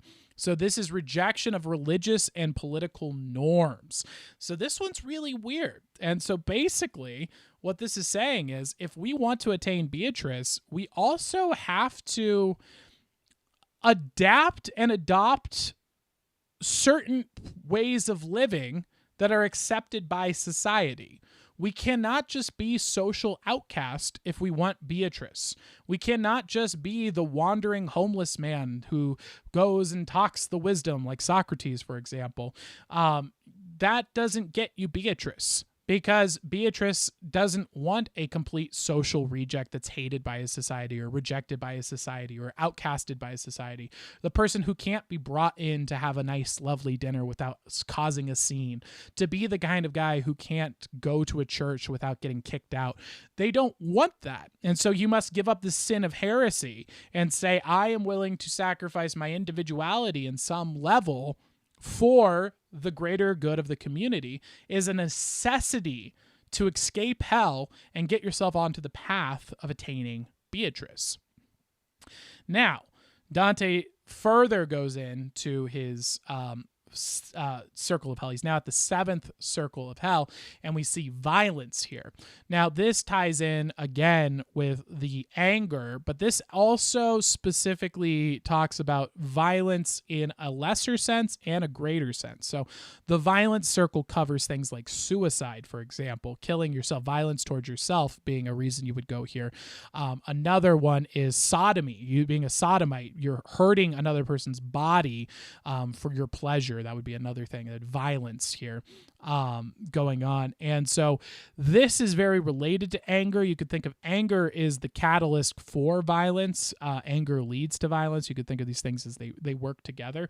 But there does seem to be some separation here, that the anger isn't as bad as the violence itself, but it is still very closely related. So very important to note here that you can screw up a relationship. You cannot attain Beatrice. You cannot attain your goal purely through anger alone without the need to necessitate violence. However, and vice versa, you can ruin your life by executing violence without actually necessarily being anger. For example, suicide isn't rarely coming from a place of anger. It's usually coming from a place of helplessness, for example. And so those are distinguished here in the rings of circle. But again, you can't get Beatrice if you're dead, if you're in hell, or if you're dead, if you're in prison, if you are hurting people. She's not going to want to be with a wife beater. She's going to go and find someone who's good. So you have to abandon that sin from your life if you want to attain Beatrice. So he walks forward into the next circle, which is actually, you can hold on there. Next circle, which is the circle 8, the circle of fraud. This circle is about lying, deception, people who, as we mentioned earlier, the crow and the fox, people who are flatterers, seducers, people who use emotions in friendship and claim to be false prophets, people who claim to be astrologers, corrupt politicians, alchemists, counterfeiters, all the ways, tricks, schemes, scams, and vile lies of the sociopath. So these vampire people that we talked about earlier are found in the 8th circle of hell. So we have to abandon our desire to bend truth to our will. We have to stop the natural inclination of man because of our sinful, evil nature. We have to stop that desire to bend the world through our words to make truth seem like what we want to attain our own ulterior motives. Because if I go and I use fraud to convince Beatrice to love me, what if I go to Beatrice and I tell her, oh, Beatrice, I love you so much. I want to give you all of my life. I want you and only you. Let us be together forever. And in reality, I want to go and sleep with a bunch of other women. That's fraud. And I will lose Beatrice. And Beatrice will be deceived. I cannot have Beatrice in my life if I'm going to commit fraud. And so that is the 8th circle of hell that he must overcome. Now, finally, we have number 9. This is the deepest circle of hell. Now, it's important to note here also that Dante, the author of Dante,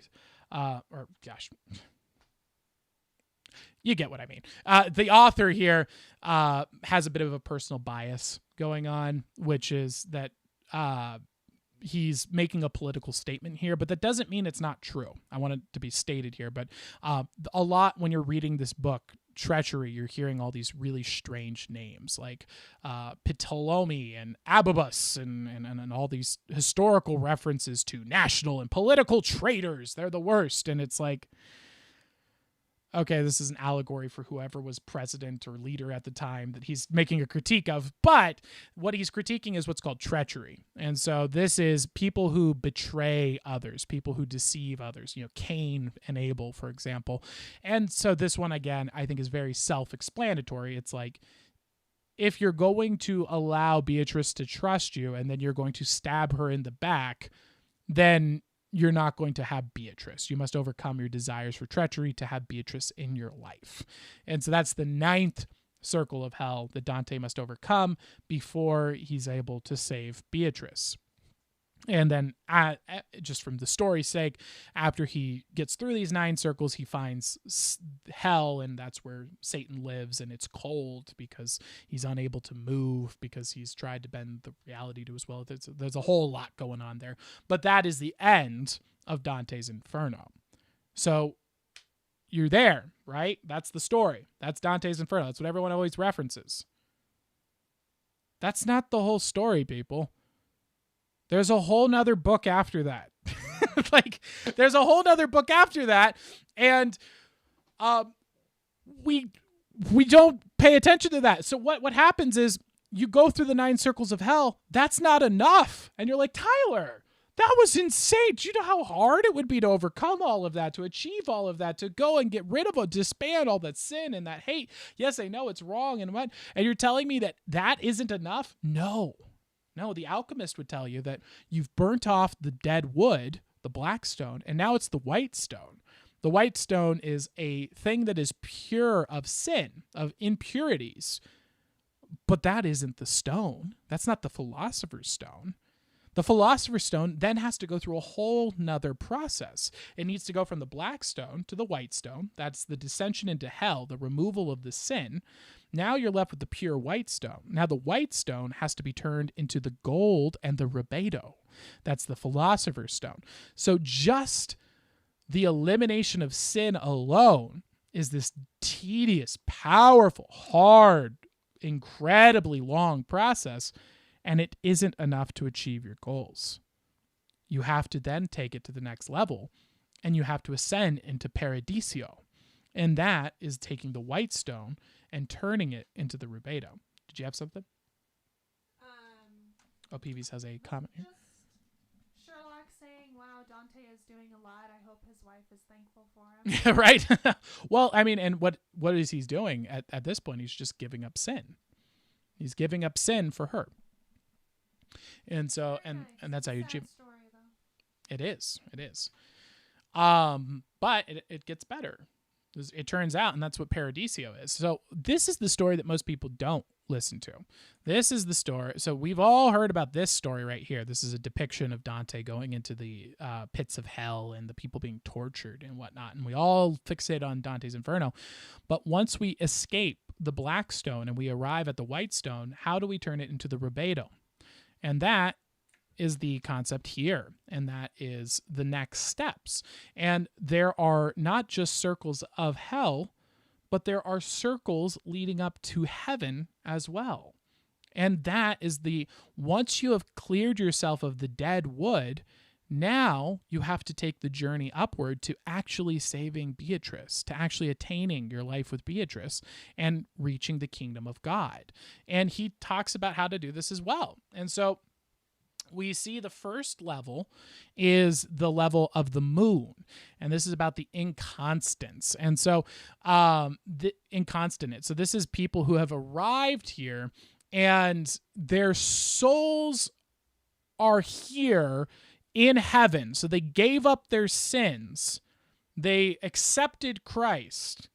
They know Christ. They cast away their sins, but they did it at the expense of making a vow to God that they have not kept yet. So even getting out of hell, you are then stopped every step of the way with different requirements before you're able to achieve the kingdom of God. And so what we're seeing here is that, okay, so if you get through hell, that's okay. Now you're not going to burn for eternity in suffering. You got rid of your dead wood, but you better make sure you're keeping your promises to God too. Because when you told God, I'm giving up my sins, you can't just turn around and go back to those sins. You go back to those sins, you go right back to hell. You have to keep your vows to God, or you'll be stuck in this inconstant state, the first sphere of heaven, until you fulfill your vows. So very important lesson here to achieve your goals. So you could think of this as with Beatrice, for example, would you get married to Beatrice and you say, I will be with you till death do us part, and I will be with you and only you. You're making a vow to Beatrice and saying, I will fulfill my vow, and if I don't, I will not be able to achieve the kingdom of God. I won't have to have the goodness of Beatrice in my life, the divine feminine, for example. So the next ring of heaven that we have is the sphere of Mercury, and this is ambitious. And so the second sphere is interesting because what it's essentially telling us is that these are the people who did overcome sin. They did not get trapped they were able to get out of the black stone, but the reason that they got there was not because of an honor and love of God, but instead because of their own ambitions. They lived good and noble and true lives that were free of sin, not for the glory of God, but for the glory of the rewards that would give them on earth. So they became good people because society rewards people who behave well. And so there does seem to be this trap here where God's saying, like, look, you didn't sin, but was your heart really didn't seem to be in the right place. So you're going to chill here in Mercury's sphere until we work that process out. And so once you're into heaven, the idea is that the slow ascension into the actual kingdom of God occurs. But it's very interesting because you think, wow, all that work, overcoming all that sin, and it's not even, it's all of that is just to get to the front door of the building of heaven. And there's this whole next level of ascension that you have to go towards.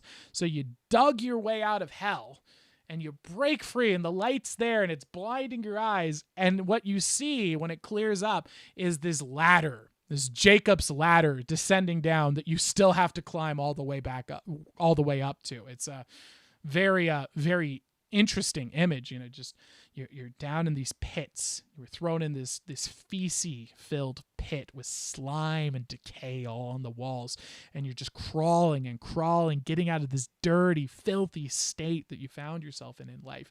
And you finally break free. And you're like, yes, I'm free. And then you find out, no, you're not even free. You are free. You're free of that. But there's a long way still to go. And that's the real way of self-transformation, is to accept that this is the case, accept that this is a long-term process, accept that this is difficult. And by accepting it, you actually start to really, really push forward and develop and grow.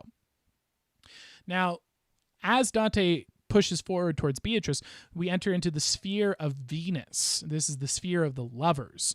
So this third sphere of heaven is for people who got to heaven because they were lovers. They were not just lovers of God, but they were just passionate, indiscriminate, genuine lovers. So they loved God, they love people, they love everyone. Everyone's love is all love. Everything's love, people. It's all good. You hear this with the hippies all the time. Everything's love, man. Well, guess what? No, it's not. You shouldn't love the wicked. You shouldn't. That's bad. The Bible, God hates the wicked. There is not all love. Everything is not all love. You should not hate. My apologies. You should not love pedophiles. You should not love people who put people in camps and have them murdered for their beliefs consciously in awareness of their sin. You shouldn't love those people. And so they're stuck in the sphere of Venus. This is the place for the lovers. You got to heaven because you did the thing. You loved God. You loved your friends. You loved your family. But you were just indiscriminately using love. And that is not what is welcome in the kingdom of God. And so we have to take it a step further. Now we enter into the sphere 4, which is the sphere of the sun. This is also the sphere of the wise. So the fourth sphere of heaven is for those who are wise and intelligent people who sought to educate their hearts and minds and others. And at this point, when we achieve the realm of the sun, it is indicated in the story that this seems to be the true, what we think of as heaven. No longer are people being thought of as like, you need to keep ascending past this point. But at this point, it's saying, you're in. This is it. And a good example, a person who visits them during this descent, or ascent, I should say, is Thomas Aquinas. So Thomas Aquinas is someone who said, I didn't just love indiscriminately. I didn't just love. I used my mind as well. So I pursued God with my mind. I used my left brain and I used my right brain together for the honor of God. And so that seems to be where everyone here in this realm is crushing. It's joyful. It's rejoicing. And people are very happy here. But there then is other spheres above this that seem to be higher levels than the sun. So you ask yourself, it's like, wow, so there's something that's higher than what Thomas Aquinas achieved? Like, what does that even look like? That's just bizarre, right? And so that's the next proposed level. And so we enter into the sphere of Mars. And this is the fifth circle of heaven, the warriors of faith. And so above St. Thomas Aquinas is the people who have been martyrs for Christ. And I think that we can all agree, while Thomas Aquinas is crushing in heaven, the person who gave their life for their faith in God does kind of warrant a little bit better. Yeah, you lived your good life, but he martyred himself for the faith. We tend to hold that to a higher standard. The ultimate sacrifice. That's what Christ gave. That's what I think actually all of the apostles gave. All of the apostles were tortured and killed for their faith, decapitated, used as human candles. And so I think that what they're saying here is, in the terms of Beatrice, so you go back to the sun, the wise, right? Your true heaven is achieved when you allow Logos into your life and you love Beatrice, but you also judge Beatrice against the truth. It's not indiscriminate, I love you, I love you, I love you, I love you. It's I love you, but the truth reigns supreme, Beatrice, and you need to fix this, and I need to fix this in my life because it is not right. And I'm doing this from a place of assertiveness because I do love you and I want the best for us. So I'm trying to improve our life. And that's where the kingdom of God comes. That's the sphere of the sun. And then the fifth one is I'm willing to give my life to save Beatrice. I'm willing to give up my life for the truth, for my love, for my goal. And that takes us to an even next level. And you can see this throughout history of the person who's willing to sacrifice their life is able to invoke this deep magic, as C.S. Lewis calls it, that seems to almost fracture the nature of reality itself, and bend the world to its will. And you can see this, for example, the man in Tiananmen Square in 1984 that's censored by the Chinese government. And you should definitely look into that. And I recommend writing that down, creating copies, and disseminating those with people because the Chinese government wants to hide from their disgusting Hegelian past. And I think that is a really, really foolish decision, China, because you will fail. And this is coming from someone who I'm not even against you guys. I think that you guys have a lot of good points. I'm more than happy to have a dictatorship that tells me what their rules are, rather than a dictatorship that we have here in America where the rules are not solid. That being said, I would recommend looking into the history of people who hid from their shameful past instead of accepting it and then saying, I accept what I've done and I'm going to move forward and become better. I think that you might find from a rhetorical standpoint that would be more effective. So just as a side note there for you and any of the Chinese spies watching, Tiananmen Square, he stood in front of a tank. and ran over by the Chinese people. And then more monks came and set themselves on fire in Tiananmen Square as a protest. They gave their life to stand against the Chinese government. And despite all of the efforts to censor this, all the efforts to hide this story, it reverberates true. And everyone,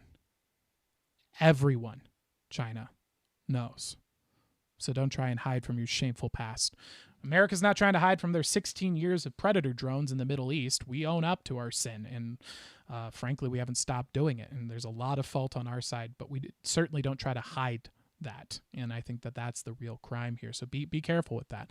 But I think it's a great example here of how one man giving his life for the good was able to bring an entire nation to its knees. Socrates bringing an entire culture to its knees, reverberating for 2,000 years.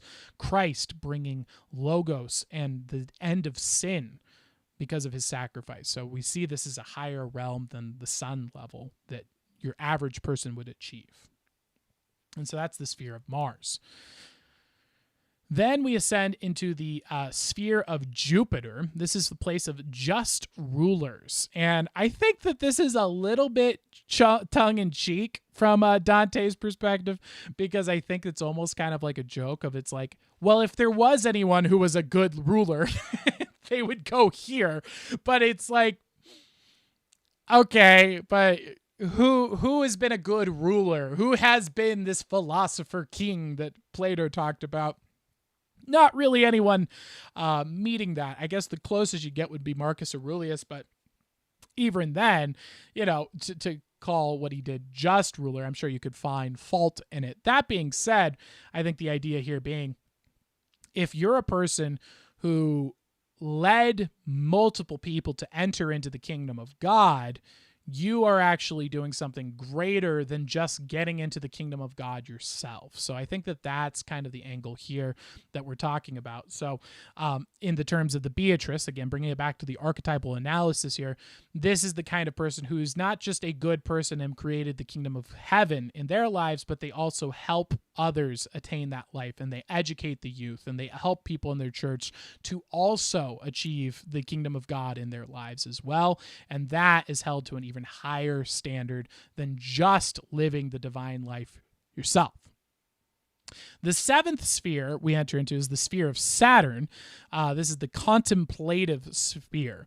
And so this sphere is inhabited by the souls of people who held temperance as their highest virtue. So these are people who dedicated their lives to God and God alone. You could think of these as the monks. These are the people who abstained from all sin, from all temptation, from all worldly desires. You could think of this almost like a Zen Buddhist monk of Christianity. And their entire life was devoted to sound-mindedness. So it's showing that there's this path that is even above those who rule, who have become completely detached from their material selves and only live in the service of God. You could call these, for example, the saints in the Catholic tradition would be called the saints here in the sphere of Saturn. So again, extremely, extremely intense requirement. But they are rewarded for that. Is this something that we can all achieve? Likely not. But is it something that is valued by God? Absolutely. And so that's where they sit in ascension there at the sphere 7. Now, from there, it goes even further to the fixed stars. This is sphere 8. And so the 8th sphere is basically the first place that we see that is removed from the solar system. So it's no longer dealing with our celestial bodies, but is now removed and is outside of this astrological barrier. So now we're a star out in Gemini. So this just a blinking star far, far away from the Earth and the solar system, all removed. And we finally have broken free of this full system, and we are now floating out into the stars. And here is where we're introduced to the characters where we're not even really ever going to ascend to. This is where Mary is. This is where Adam is. This is where James and John, the original apostles, they all reside here. And it seems to be the implication of it is these people were special cases.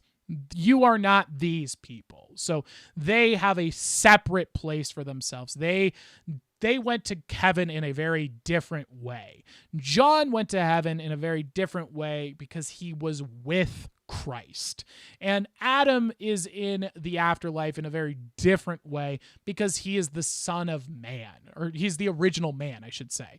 Like, so you have the main characters here chilling up in the fixed star, and is not a place that you would go to. So how does this apply for us in terms of the Beatrice driving model? What this is telling us is that, hey, even if you achieved the level of a monk and you completely devoided yourself of all worldly desires and you were a completely selfless person, even in that point, that's the sphere of Saturn, even at that point, there is still something that sits above you to strive towards. There's no escape from an higher ideal. There's still something you can strive to get better at. You can still try and get higher on the path of virtue. And so that's where the 8th star fits in here in the terms of Beatrice. It's saying, even when I have achieved all that is good in my life, when I've made the kingdom of God in my relationship, when I am helping my community, when I have given up all worldly attachments, and I say, look, as Epictetus teaches us, kiss your wife and child on the forehead every day and say, I kiss the forehead of a mortal. When you accept that all that you love will be destroyed and taken from you, even then, there's still something more to strive for. There's still a better version of yourself that you can achieve. And that's what the fixed star comes in. And the final place that we come in is the prima mobile. So this is the 9th star. And this is the last sphere. And this is the realm of the first mover.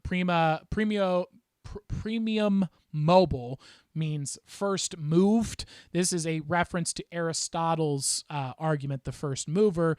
For those of you who aren't aware, Aristotle proved the existence of God a long time ago, never been falsified, and can't be falsified because it's correct. And everyone has tried for thousands of years to try and falsify this argument. It can't be. The first mover is a fact. It is as accurate as any law of science, if not more. And it essentially is saying this is the place where God first set everything that is below it into motion. And so this is, you could think of almost like a pit stop. At this point, we are now breaking out of the frames of how this even applies to our own consciousness. You can almost think of this as a psychedelic, almost like ascension into a realm where now you're in a thing where things can't even be comprehended. It's like you've entered into the realm of infinity, because now we've reached that place of imagine infinity in your head. Well, you can't, because your brain just doesn't go there. And so that's where this 9th circle is, and saying that even after you have these ideals that were set for you that are above you that will never be achieved in the 8th circle, even still there is an ascension which breaks you free of the literal constraints of your very mind itself. Your brain, the human material just melts away, and it is then and only then that your body has melted away and you are actually able to enter into the paradisio, the true realm of God.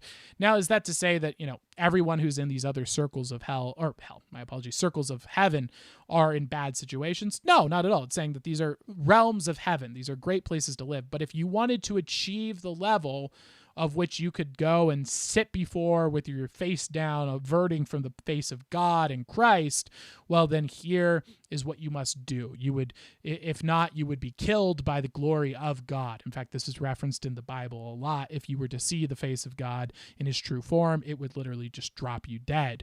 And so we find that there is this impossible limit, this infinite limit placed at the end, this first mover that can never be surpassed by whatever it is that our brain has now.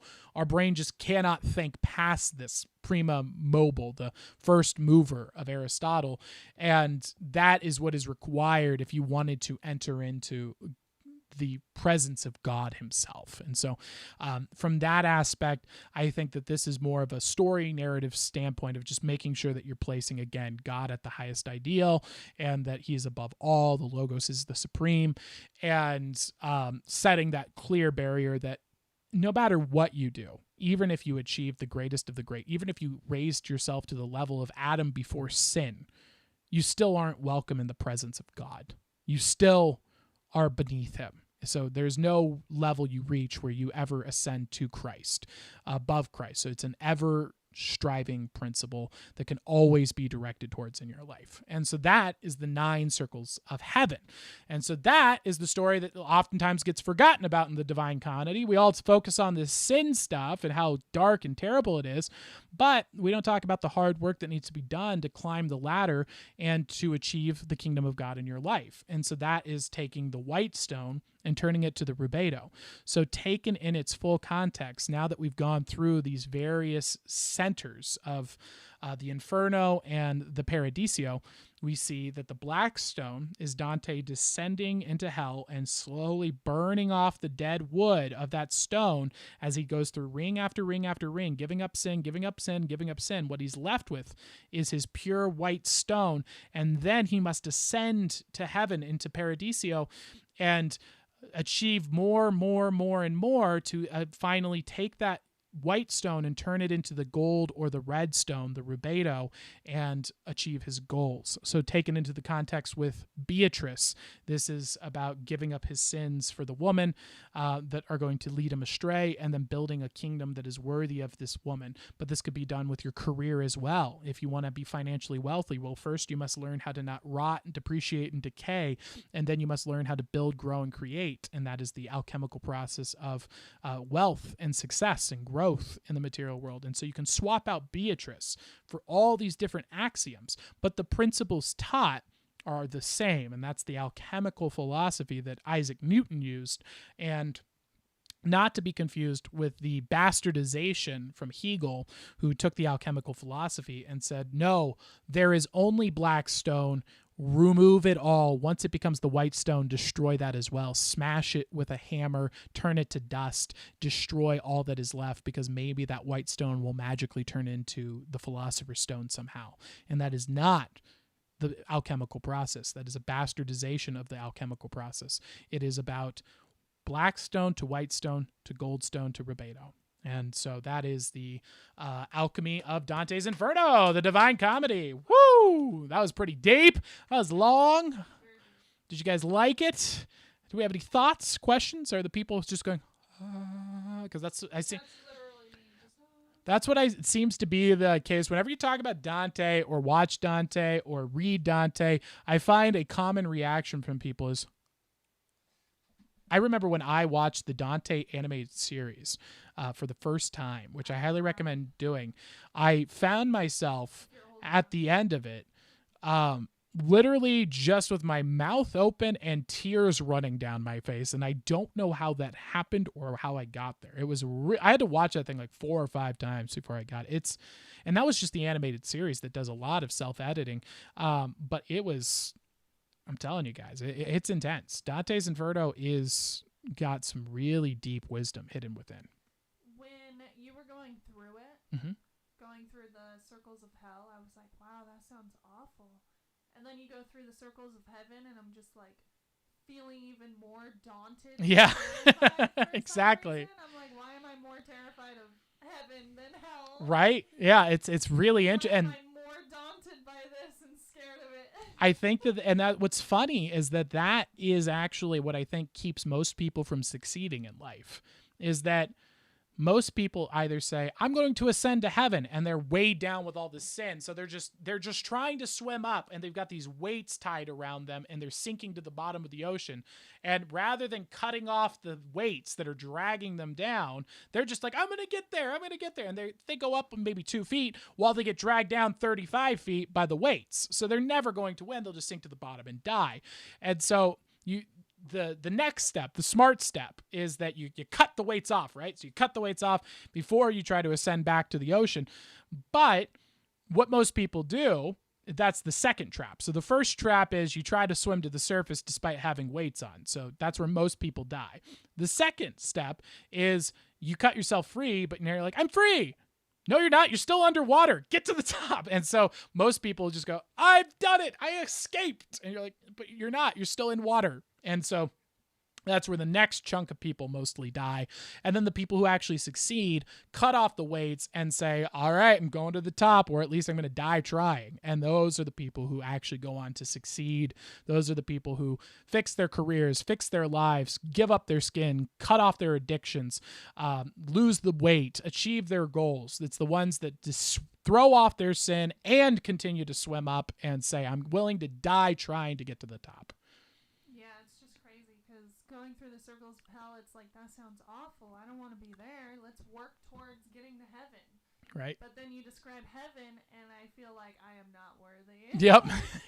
I'm not worthy. It's a lot. It's a lot. It's very deep. It's crazy, isn't it? My mind is blown. I want to read the books now. Well, it's right there. Your phone phone is sitting on top of it. The bitten apple of Adam sits upon the Dante's Inferno, and you can imply whatever symbolic meaning you want from that. Also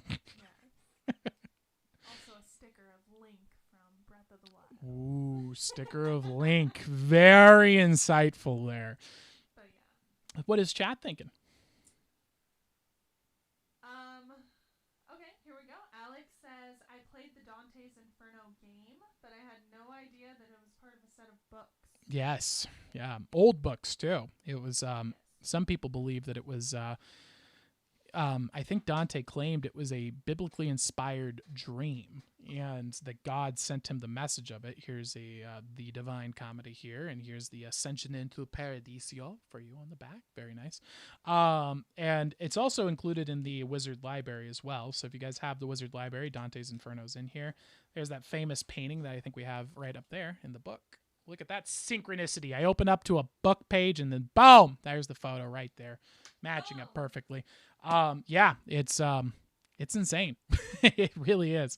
And so that's it. That is the alchemical philosophy of Dante's Inferno. Yeah.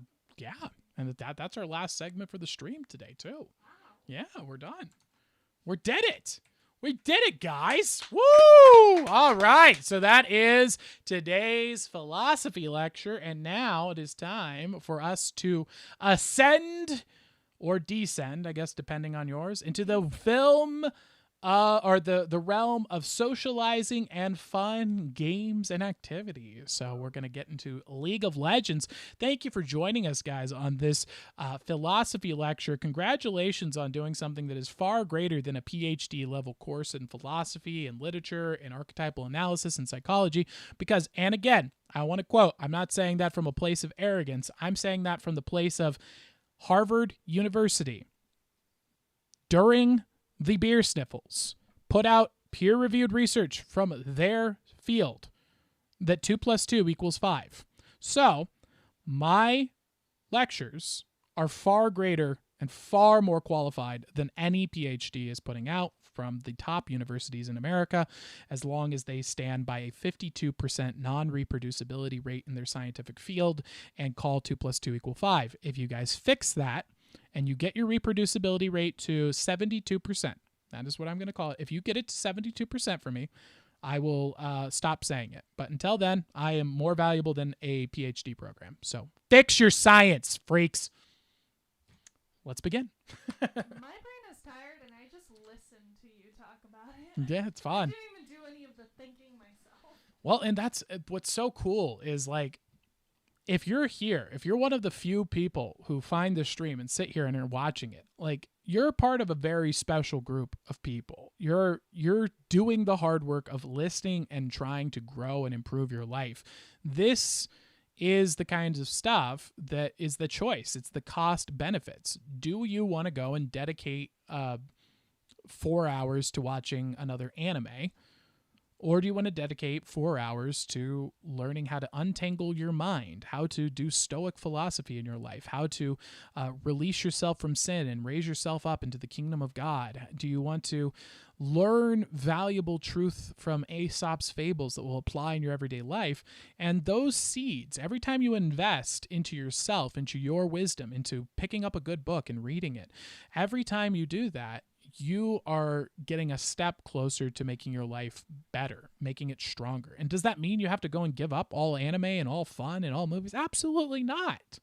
It's saying you need to set aside time to improve yourself. You need to plant seeds that will grow. You need to build, grow, and create, and try to do that every single day. How can I make things a little bit better? How can I make my life a little bit better? How can I make my day 1% better than the day it was?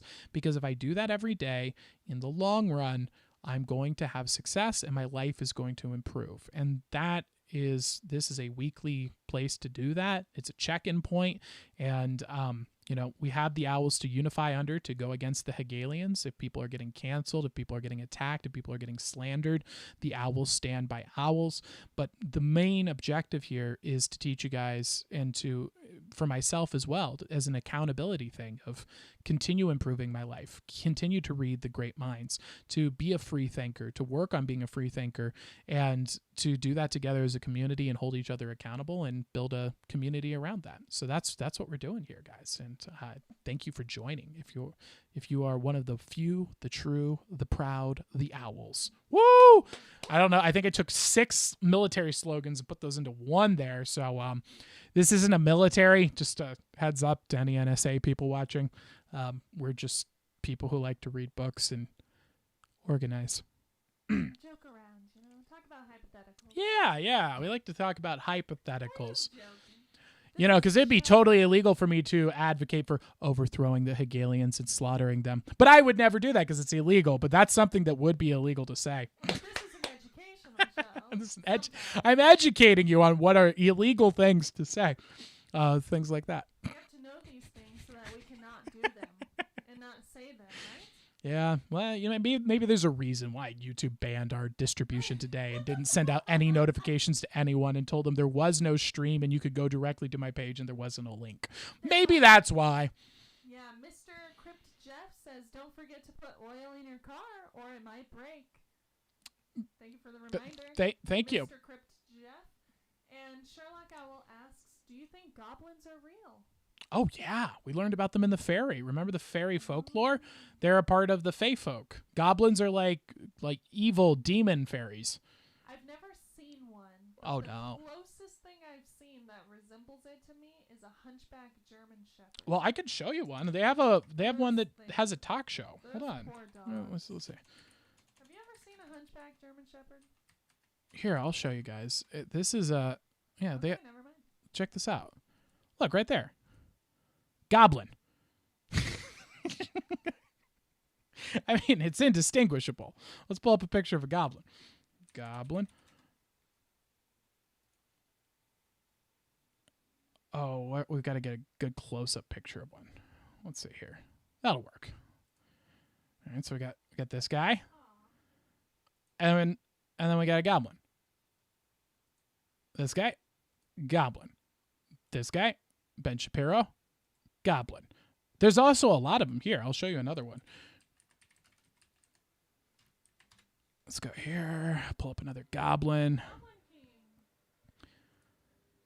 Here's another goblin for you. Boom. So we got George Soros here. Goblin. Goblin. I mean, that's indistinguishable. You couldn't tell me the differences other than the green skin color. Those are the same person. Goblin. Goblin. Goblin. Goblin. Goblin. Goblin. So this is goblin pre-sin. Pre-sin goblin. Intermediate sin goblin. Full sin goblin. It's a spectrum, really. So, I mean, obviously, how can you dispute goblins existing with them walking the earth amongst us? Sherlock Owl asks, is the queen a reptile? Is the queen a reptile?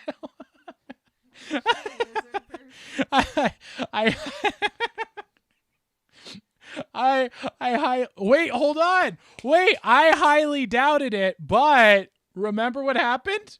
When we searched the lizard people one, remember the crazy people came in and were like, it's a lizard person. And so we looked into it, the reptile people, and YouTube put a disclaimer at the bottom. Oh, that's Remember? So because there was a disclaimer, we know whenever YouTube puts a disclaimer or whenever Facebook puts a disclaimer, the opposite is true. So if Facebook says that the beer sniffles is good for you, you know it's the worst thing. It'll literally kill you. If YouTube says that the Illuminati isn't real, we know the Illuminati is real. Whatever they say, the opposite is true. So they said reptiles aren't real. Therefore, she's probably a lizard person. Or all of the disclaimers that said Biden is the projected winner of the 2020 presidential election. Exactly. Like, why do you feel the need to constantly remind me? Liars. Well, actually, there was...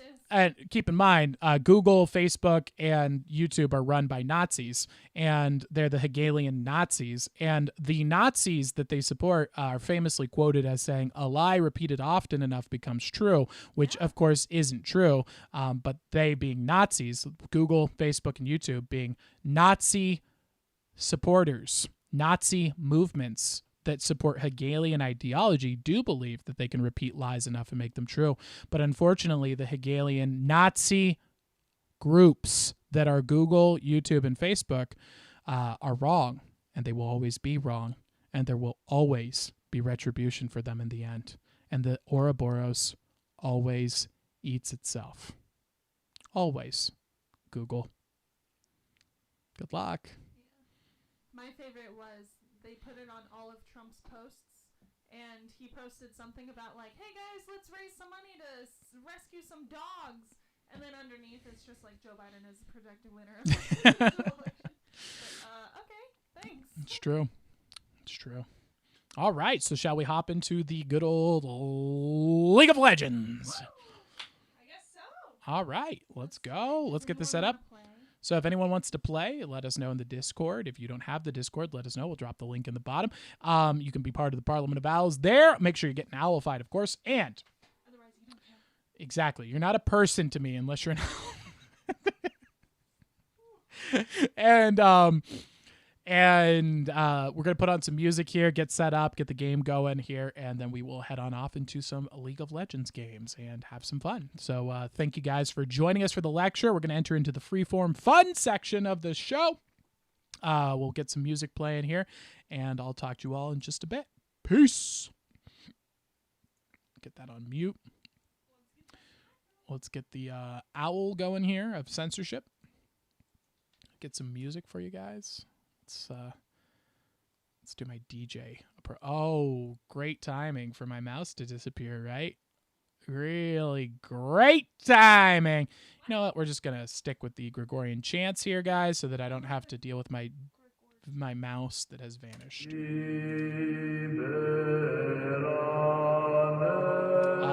I'm going to have to just leave my mic on, I think, because I can't mute.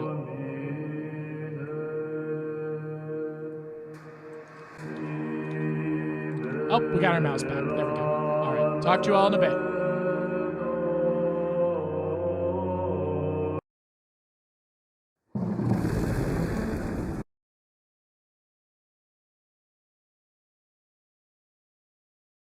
I'm getting a playlist up for you guys in case it takes a little bit longer. My apologies. Just 1 second here. Oh, stop it. Stop it. That is not the right time. We are not doing the paracosmic sip right now. There we go. All right. I'll be back in a bit, boys and girls.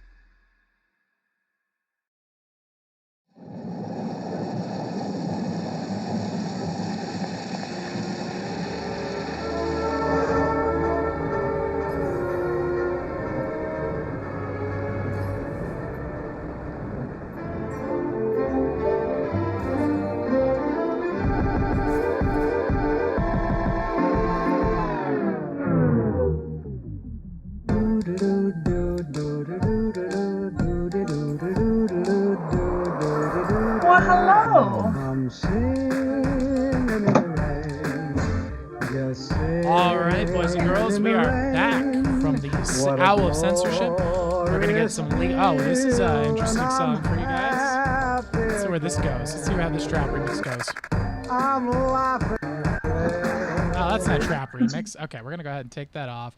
All right, boys and girls, the Owl of Censorship has been taken down, and we're going to head on into Wizard Gaming. Let me go ahead and just move my readings up to here, and we're going to go boom. There, you should be able to see the...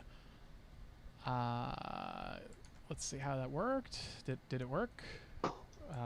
My screen looks like it is kind of frozen. All right. You should be able to see my screen now. And is it working? I think that we're up. I think we're online, maybe, unless we're frozen.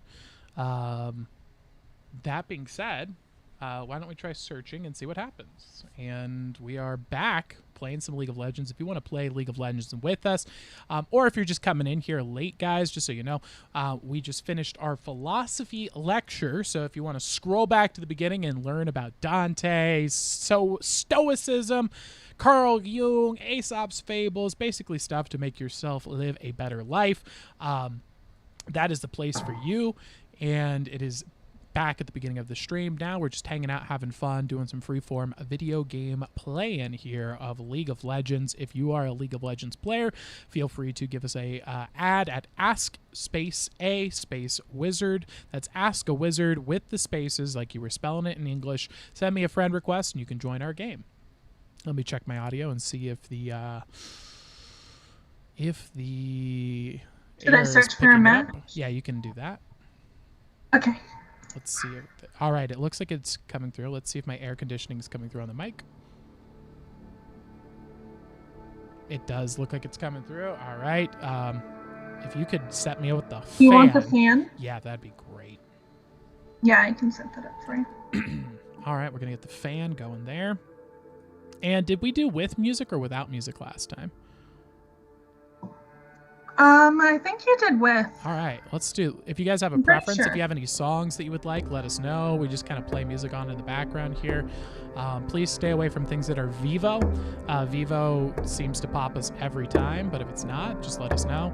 And if it's too loud or too quiet, let me know. I can lower it down and so on and so forth. And I'll check the audio for you too once you get that going. All right. I turned on the music and I'm going to turn it down to here. Really lower it down. Low boy. All right. And we are searching for a match now. Let's see. What would be a good musical playlist to go with? Oh, I hope that it comes through and doesn't glitch out like last time.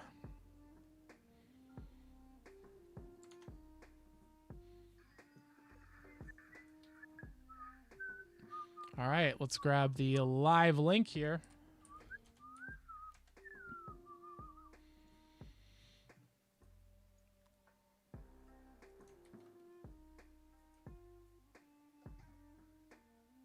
Okay, I'm grabbing the fan for you. Ban real quick. Who do I ban? All right. I'm going to go ahead and give Leona the banzos. Ooh, you're going for Teemo. We're getting the OPV's Teemo play coming out here. I've been pressuring her into playing Teemo yesterday. That was fun, and I think she enjoyed it, so I'm happy to see that.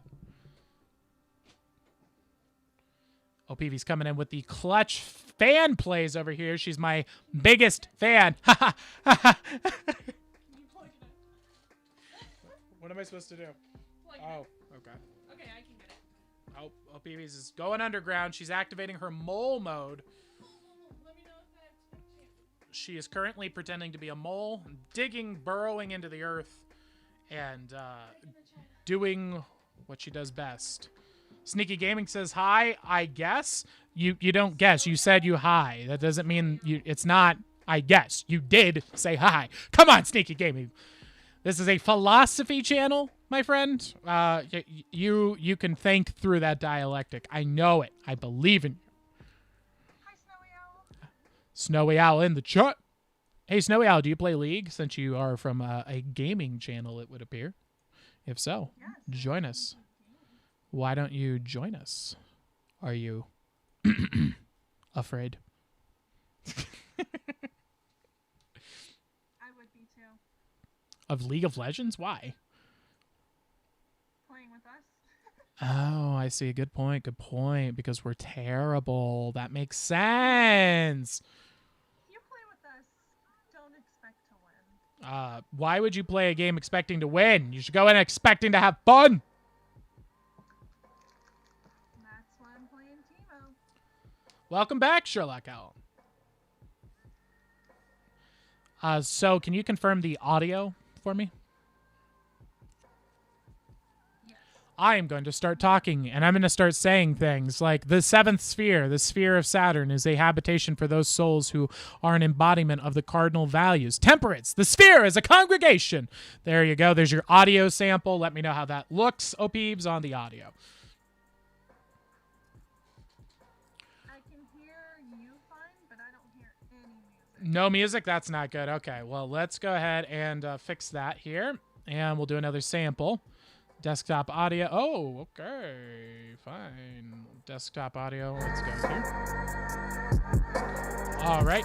Here we go. Testing in the fixed stars. The eighth sphere of the fixed stars is perched upon the Gemini constellation, which coincidentally is the same star sign as that of Dante, the main character, Adam.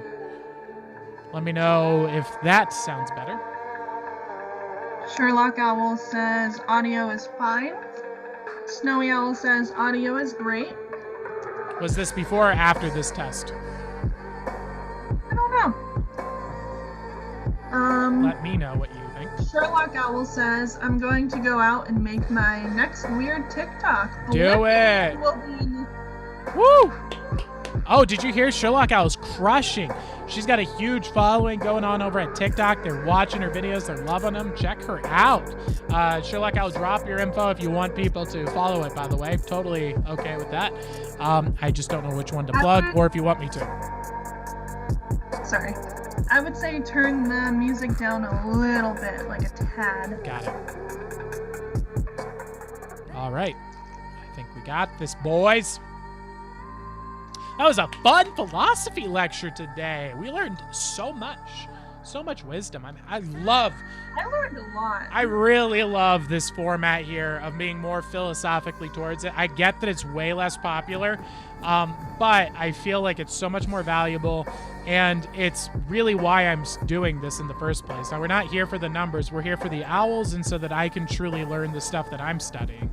And it really helps me to solidify the wisdom, you know? Yeah. Teaching others is a great way to learn yourself. Exactly. Well, our Akali thought she was mid, so this is starting out well. Akali thought she was mid. Okay, where is she trying to go? Mid, but she was jungle. Oh, does she not have smite? Nope. Okay, so we lost this game. All right, so this is going to be a test of our stoic discipline here, boys and girls. We're going to see, can we overcome the desires of loss? Neil has no idea. Oh.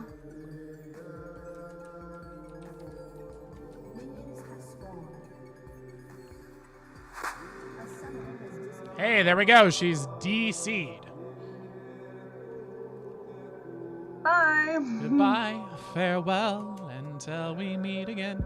And by the way, if you're in the chat, boys and girls, feel free to drop some comments, questions, concerns, or your thoughts on the game. If you have any questions for the wizard, you can, and I quote, ask a wizard. Woo! You can ask a wizard anything. If it's related to philosophy, or if you'd like a reading, live wizard reading, let us know, and we'll get you queued up when we are available to do so. And of course, if you got philosophy questions, discussion points, let us know. Let me bring them up, and I can talk them through with you guys. I got the chat open down here, and let me turn up the brightness so I can see you a bit better. And I am pretty charged up, so I think this should be good for a while. So just let us know your topics. And, oh, I forgot to check the audio with the fan. OPBs, did you check the audio? Sounded fine, yeah. Okay. Oh! Ooh! Look at this gin. Are we going to get the early FF or nah? Oh no. The remake? Yeah, don't you have 2 accounts, Snowy? Yes. I was on my main account. I checked yours in a week. How much followers, Sherlock? I think like 80 trillion last time I checked, in my opinion. Your opinion? As a mathematical expert. Look, Harvard told me 2 + 2 = 5.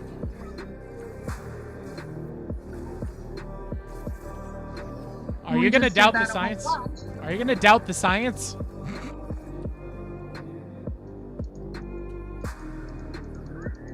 Peace. All right, boys and girls. That's a good win. That's a win in my book. That's a win in my book. That's a win in my book, too. Good work. The best way to play League of Legends is to play less League of Legends. It's my philosophy. Just get through the games as quick as you can.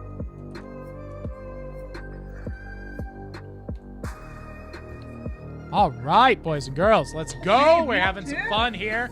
Going to be getting another game going. Do we have any confirmation from Landonymous Owls, or do we have any brave owls who want to join us in the good fight against the enemy? Let us know in the chat below if you'd like to play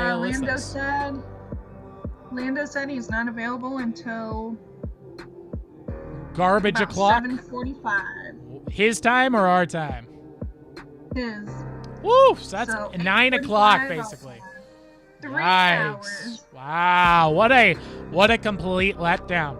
Very bad. I found Tyler on my Rugby Clips account. Woo, that's awesome. Oh yeah, I have another account with that much, but I didn't post any videos on it. Nice. Yes, so if you guys are just joining us here, we're playing some League of Legends at the end of our philosophy lecture. This is where people who are dedicated to improving their lives and growing and creating the beautiful, the good, and the true congregate on the internet once a week to learn about philosophy, archetypal story, and practical wisdom you can apply in your everyday life. And then we play some video games afterwards and hang out. So this is our hangout session. If you want to check out the philosophy from before, just grab the little scroller and slip that all the way down to the beginning, and you can watch the lecture from the start. And welcome to the best community on the internet. Someone said anyone want this, so maybe he wants to switch for you, Cute.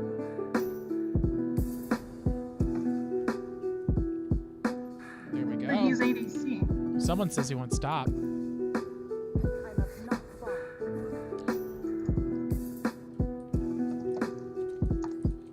Oh, PV's one stop. There we go. There we go. Going bot. Gigahog says we would have popped off on bot if Kali wasn't dumb. So much hate. I agree, Gigahog. But you know what? The battle goes on. You should send me a friend request, and we'll add you to the next game and get you queued up. You can join us and have the good fight, as it were, and learn about philosophy. ADC. One, we would have popped up. I agree. Just kidding. I have 3, but don't post on any TikToks aside from my Sherlock one. Ooh, Sherlock Owl getting in on the multiple personalities. She's on the down low. Very sneaky.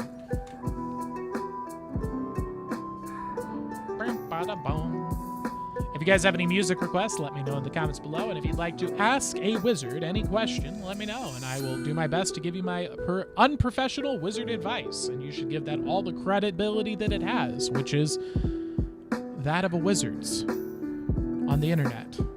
Take that into consideration.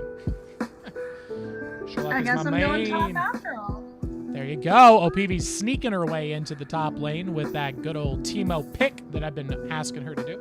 Our top laner and our, who is it? Our ADC were like autofilled, I guess. Interesting. And so was I. Interesting. Sounds like a conspiracy of some sort. We did what Riot couldn't. What do we Put do? us in our roles. True. Assigned our correct roles. Riot is garbage. Sue them all for public indecency. Let's get criminal charges on these frauds. Come on, let's take their entire government down, said the Say Hegelian. that's criminal crime.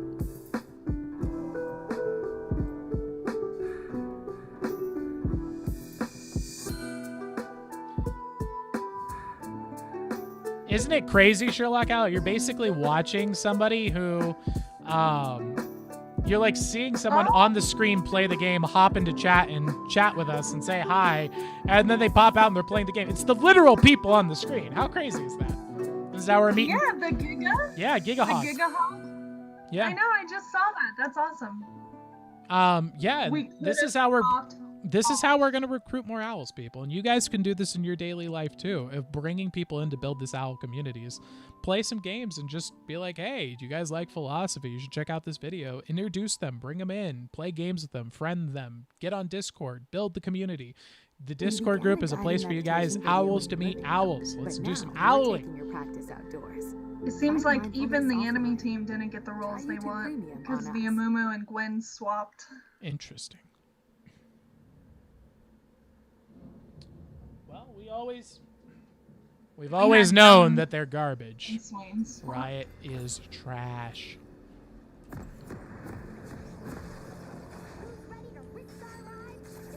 I'm against Gwen. I have Time no to idea hard what she carry. does. Let's do this. Look at that Teemo. Look at that Teemo. Look at that Teemo. Woo! Look at her go! Timo. She's a I'm fast excited one. for Sherlock Owl's next video. It has Blippi. Ooh, I'm stoked. Blippi's legit. More like legitty. That was so bad. So bad. Have any music requests? Well, let me know. Drop them in the comments. I have none. All right. So, what was your favorite part of today's lecture, O-Peeves?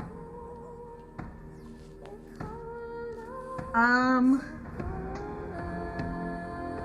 don't know. Covering Dante's Inferno was really good. I'm glad. That was a tough, that was an intense one. Right? It's just so mind-boggling. It really is. Also, I learned that a venti Starbucks black coffee has 415 milligrams of caffeine. Told ya. That is bonkers. I know. And you're like, no, it's not. Energy drinks are way worse. Nope. Because, like, with energy drinks, it's supposed to be concentrated caffeine. That's what they do. I know, but they don't. So that's the whole bit, is back in the day, they limited energy drinks to 200 milligrams. They now can go up to 300. But back in the day, 200 was the limit. And a Starbucks coffee was double what a Monster Energy drink was. Isn't that crazy? That's wild. I know. That's why people were saying that Starbucks was actually a drug company and that they were basically drugging people with caffeine to grow their brand.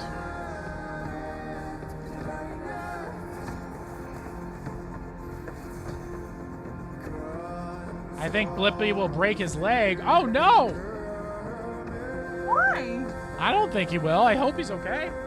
By the way, the music just got a lot louder. Let me know if it sucks on the audio quality.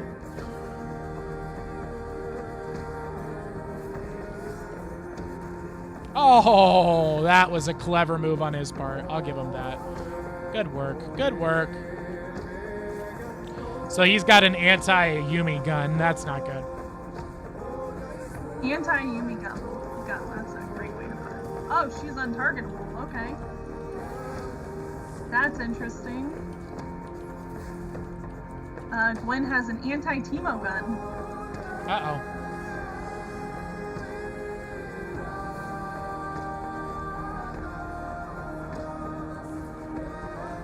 Get the saves going up in here.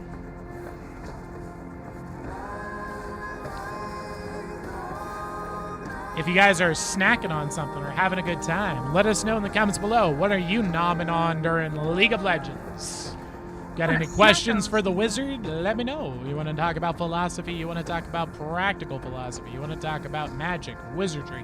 Anything you like, feel free to drop in the comments below. And I'm being a bad marketer. I really should get a specific question. That would make this a lot easier for people. Let's think of a specific question for the audience. Got any ideas, O-Peeves? What is your favorite animal? Tell us about what your favorite animal is and why it is your favorite. Why is it your favorite animal? What is it that qualities you like about the animal? And we'll see what that tells you about yourself. I don't know to deal with Gwen, honestly. Gwen? I don't even know what a Gwen is. It's this blue-haired freak. Nice. Oh, he's donezo. Come on. We can kill him, Swain.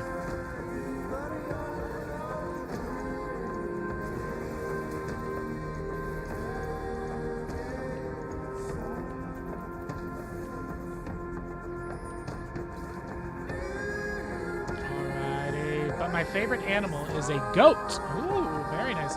I'm having a bag of potatoes. What is a tato? Is it like a potato? Potato.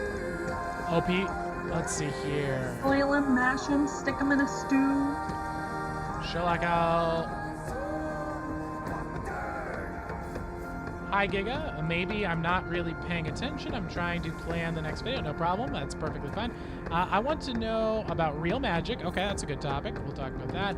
I have a bag of potatoes, too. I'm so happy. Awesome. I'm glad to hear she's enjoying her potatoes. OPV, do you know what a tato is? Potato. That's what I'm assuming. Maybe an Irish potato chip? An Irish potato chip, perhaps. This is from Sherlock Owl. That's from... No. No, Sherlock Owl has tatoes. No, that's Oh, from it's Snowy Owl. My apologies. Okay. So maybe that's potatoes. I get it. My favorite animal is a goat. Interesting. Sherlock Owl. Why is your favorite animal the goat? What is it about the goat that inspires you? I am a pretty big fan of the Nigerian dwarf goats myself because they have incredible milk production despite being very small and easy to raise, and just a lot of benefits for the Nigerian dwarf goats. They're adorable too, which is a benefit. So it's like the size of a small dog, or a medium-sized dog, I should say, and you get the milk of a full goat. It's, incredible. What about you, Peeves? How do you feel about goats? Goats are cool. I don't like their eyes. The eyes are a bit creepy. So creepy. They're really good for clearing out stuff, though. Like, they can eat basically everything. Weeds, poisonous stuff. They just destroy. They kill pretty much everything. Goats are really, really helpful for clearing out brush. Fantastic creatures. Oh my gosh. Let's see, and Snowy Owl coming in here with the question or saying his favorite animal is a lizard. They're just so cool, and they move so fast. That's true. Have you seen Snowy Owl? There's a lizard who can actually go so fast that he walks on water. They call it the Jesus lizard. He can run so freaking fast, he can literally run across the top of the water. It's insane. I've seen that lizard. Made from potato. Okay, so tato chips. We have confirmation. Tato chips are made from potatoes, so those are potato chips. Nice. I love goats. They are very pretty, and I love hugging them, and I love feeding them, and they climb trees. Goats can climb trees? I didn't know that. That's scary. Yes, they Wow. can. I want to see a Nigerian dwarf goat climbing the side of a tree. That would be fun. That would be interesting. It would also be kind of scary, to be honest. Imagine walking through the woods and you just see like a goat. Yeah. No, thank you. You're just like, is that a goat? That would be ridiculous. Sherlock Owl believes that the eyes are very pretty, so she thinks you and I think they're scary. She thinks they're pretty. They're creepy. I think they're a little creepy. The little side eye thing kind of freaks me out, but I could see how they're very unique. If you're looking for unique eyes. Yeah, unique is a word you could describe them as. So real magic. What does Sherlock Owl mean by real magic? So are you talking about the evil stuff, like trying to bend the reality to your will? Swain is waiting for his boots. Okay. Bending reality to your will. Basically, how it works is just okay. So you, as a human being, you're made in the image of God. Or and just in case I'm going on the wrong area, let me know. Like if you're talking about how do I do real magic, as in magic tricks and illusions, I can go down a totally different avenue with that. So, cat eyes are scary. Cat eyes are pretty scary. I agree. Sherlock Owl is a fan of every tiny. So pretty. Sherlock Owl is a fan of every small animal or tiny animal, which is what I think you could relate with as well, right, OPBs? I love tiny animals. Even if it's a tiny goat, you'd still like it. Alex likes all things. Yeah. Super cute. No, but I'm talking about like a really small goat. Like imagine one the size of like a baby Oh my pig. gosh. Exactly. I can't imagine. OPVs likes all things small. I would not lose evil my magic. mind.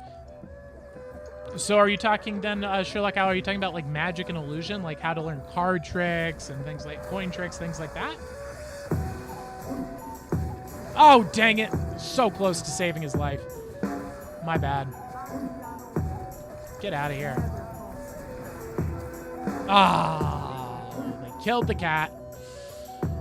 9 more of them. Or 8 more. Like superhero magic. Huh. Not following. So, the way that magic, with like spelt with a K, works is you're made in the image of God. So you have the divine logos inside of you.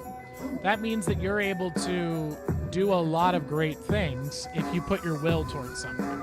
And so what magic does is about understanding and recognizing that divine nature of yourself, but instead of using it for what God wants and to honor the logos and the truth, you use it for what you want and what you are trying to accomplish. So, the real difference between magic in the evil sense and holiness, acting in the image of God, prayer, for example, is the foundational axiom of praying towards Christ in the Logos rather than praying towards yourself or what you want or what some other lesser deity wants.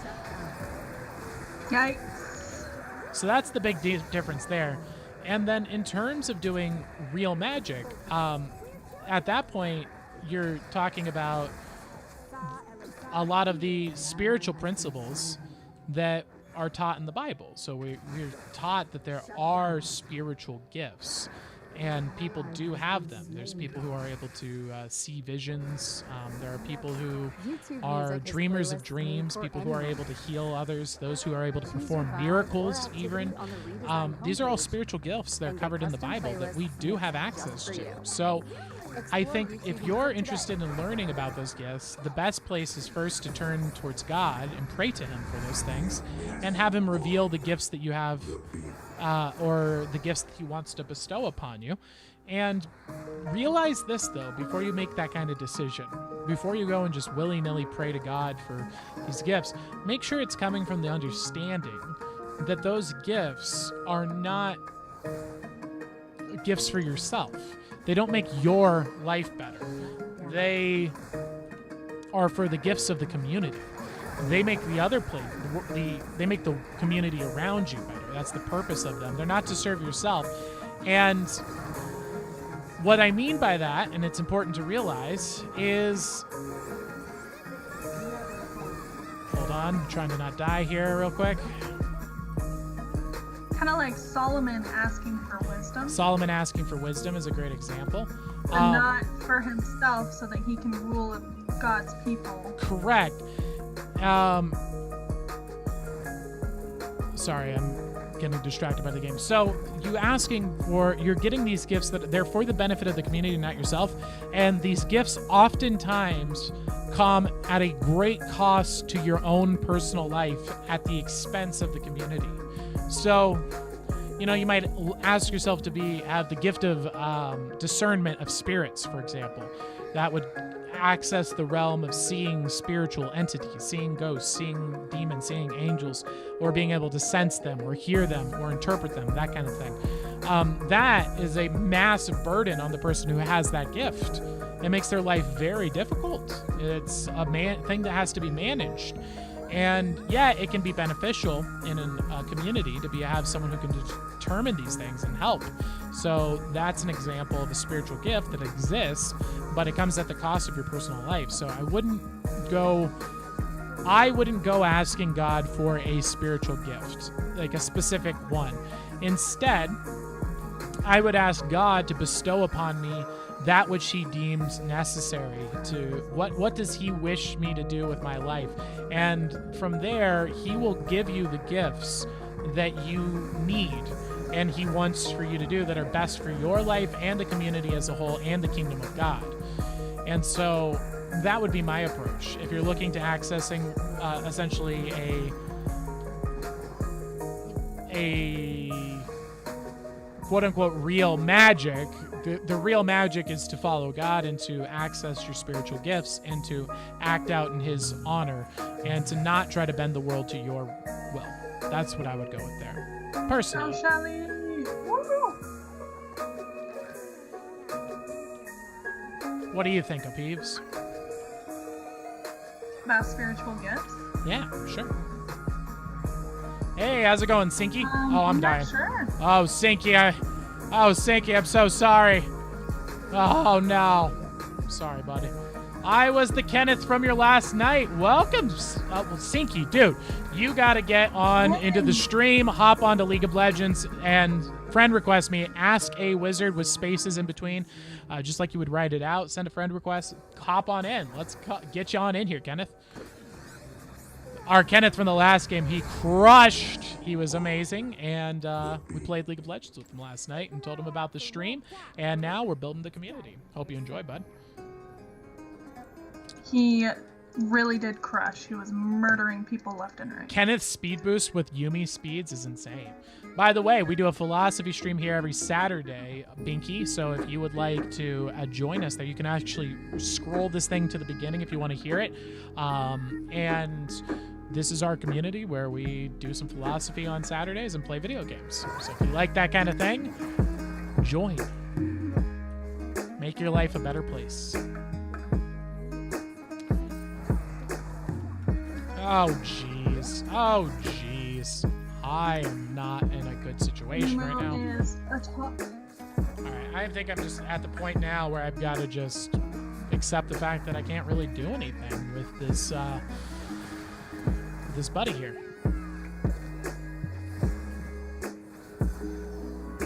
Oh, no!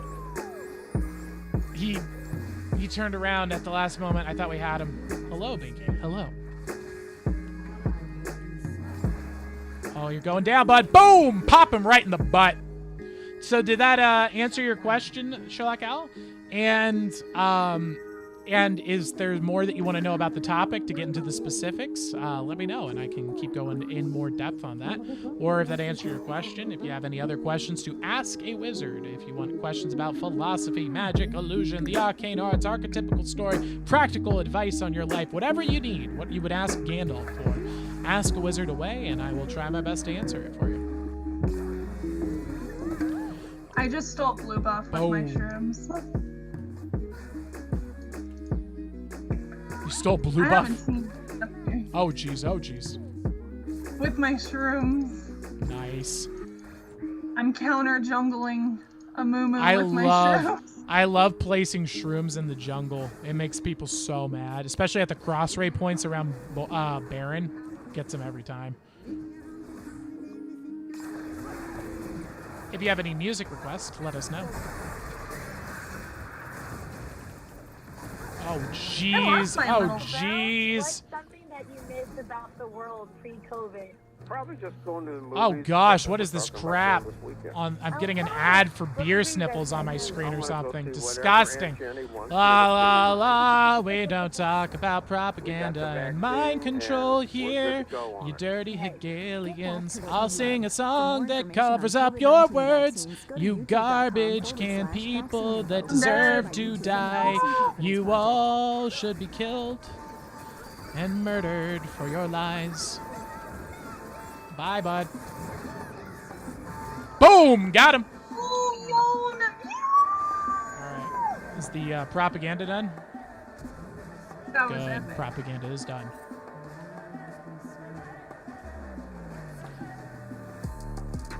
Uh-oh. Oh, the people who can run like that. So you're talking about like superhuman abilities. Okay. Well, the best superhuman ability that we have is 100% our brains and our technology. And I think more aptly, the greatest power we have is actually put forward very well in the anime series One Punch Man. And that's our ability to transform ourselves. And that is a really deep philosophical point. He tells people, he says, humans are better than machines because humans have an ability that machines don't. It's the ability to improve themselves and to exceed their potential, to go further than they were before. And so they're on drag. That's the true superpower of humanity. And everyone has access to this, and we all start at different levels of the ladder. But that is how you get good at anything. So how do you get really, really fast? Well, you practice and train, and you work really hard to get better at getting fast. Now, combine this also with our gifts for technology. I think that's where you get your two places. So it's like, how do I go 500 miles an hour? Get in a jet. Get in a plane. That's how you go really fast. Now you're faster than the Flash. And while that's not internally your power, that's not internally your gift, it is your gift through the excess of your mind. You're using your mind to put yourself into a technological situation where you can go that fast. And so that seems to be the way that superpowers operate in this world. So it's, I think, far more likely you're going to find success by pursuing like a Batman approach or a Tony Stark approach than you are to, say, approach trying to become like the Flash, for example. So like, how would you do that as becoming the Flash? Well, maybe you could make a machine that allows you to go really quickly. What if you had battery-powered rollerblades, for example? Could that allow you to go 60, 70 miles an hour? Could you master going on those? Would it be safe? I have no idea. But that's a way that you could try and replicate that experience in this world. And before you go ridiculing this idea and saying this is absurd, why would you try and do something so silly? I want it to be known that just a few years ago, a guy made himself a real Iron Man suit for levitating. So he did exactly that. He saw the Iron Man suit and said, that's awesome. I'm going to go and make one. And he invested his money, his time, his effort, and he made a research team, and he created a flying Iron Man suit that is jet engines on his hands and his feet, and he floats around just like Iron Man. So this is doable. It is possible. And that's the real way to access those kinds of things, if it really inspires you.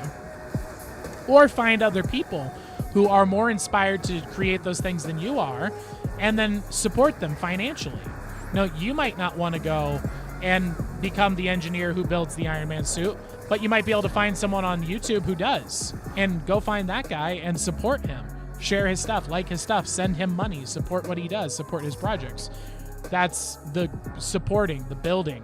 So you can build your own, you can grow your own, that's the supporting others. And then there's the create your own, and create your own is similar to building, but slightly different in the sense that it's the actual creation. So you can just create and posit the idea and then form the team around you that allows you to build it. So that's how the create factors in there.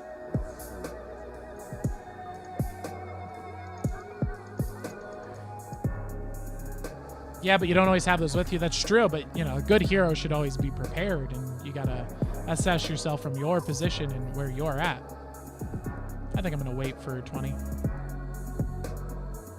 That's not long.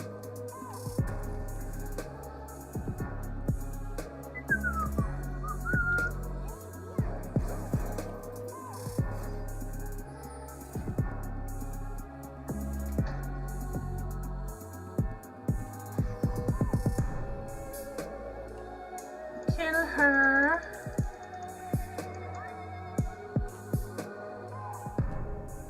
That's a nifty way of putting out build, grow, and create. Very simplifying.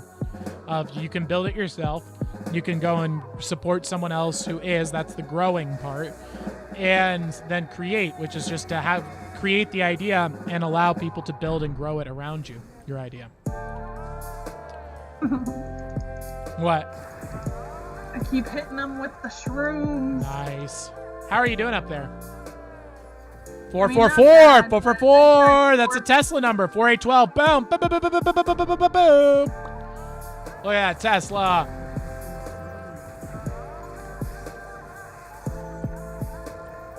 Bye. Bye, buddy. Victor says, thank you. Thank you, Victor. I appreciate your engagement.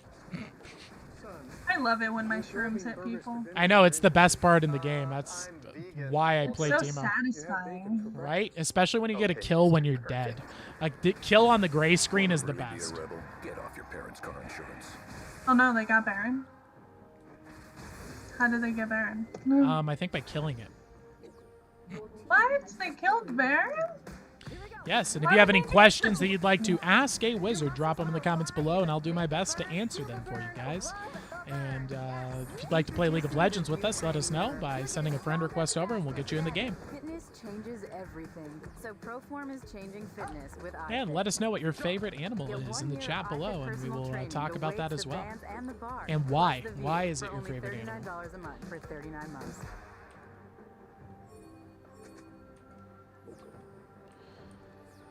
An enemy has been slain. I'm consistently blown away by how much Aesop's fables deliver from so long ago for the modern day. What about you? I know, it's pretty crazy. It's like, how did he do that? Genius.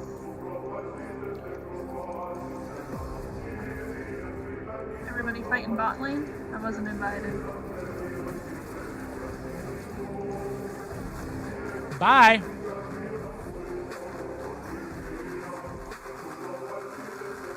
Oh, yeah. Whew. Sorry, wrong chat. No problem. Thank you for the engagement, Victor. How do you know so much?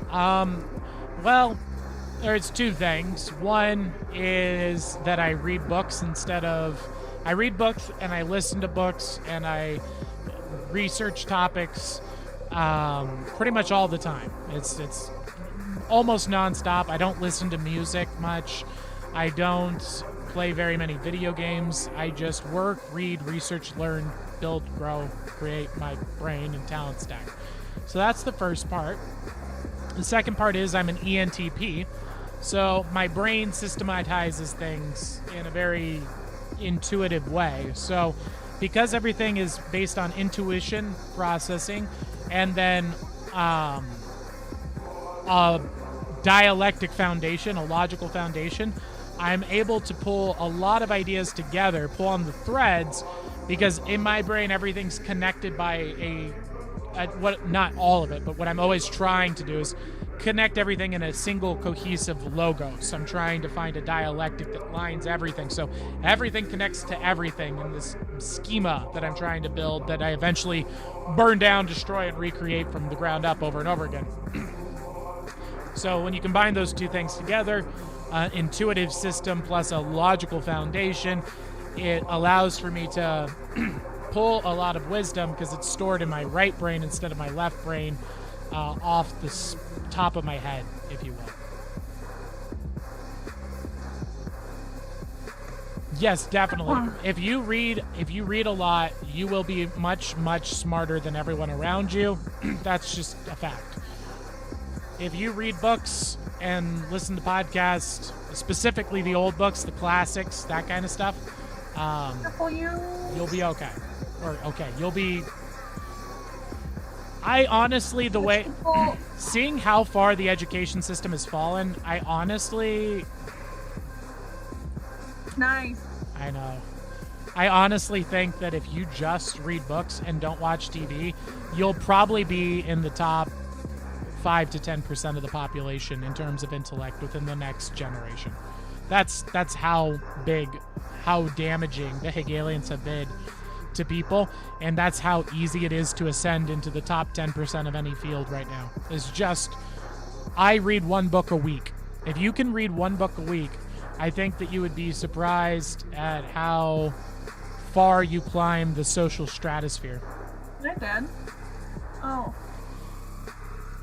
And again, focus on the classics. All of those are put in the Wizard Library, and in the self-learning course, we'll teach you how to find them for free as well. forget this modern crap. You don't need the modern crap. It's all garbage. That's not entirely true. There are modern things that are good, but right now you don't need to focus on that. Heuristically, just pretend like everything modern doesn't exist and it's garbage, and reject it on sight and go to the classics. Classics is where you really need for the first, say, 15 years of your study should just be only the classics.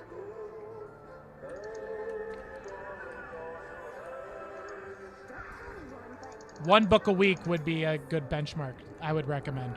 I'd say if you read one book a week and you focus on the classics, you will be in a position within 2 years of doing that to say, if I want to be a millionaire, I can be a millionaire. If I want to be financially independent for the rest of my life, I could be financially independent for the rest of my life. And that's not something that will even be that much of a challenge for me. And that's 2 years of just reading books. I know that sounds crazy. I know it's a bold claim. I think you'd be surprised. I think you'd be really surprised at how incredibly effective just reading one book a week from the classics would completely transform your life. And those could be the same 52 books every year, too. You don't even have to get new books. That's just revisiting. You have to understand that there's this thing called the networking effect.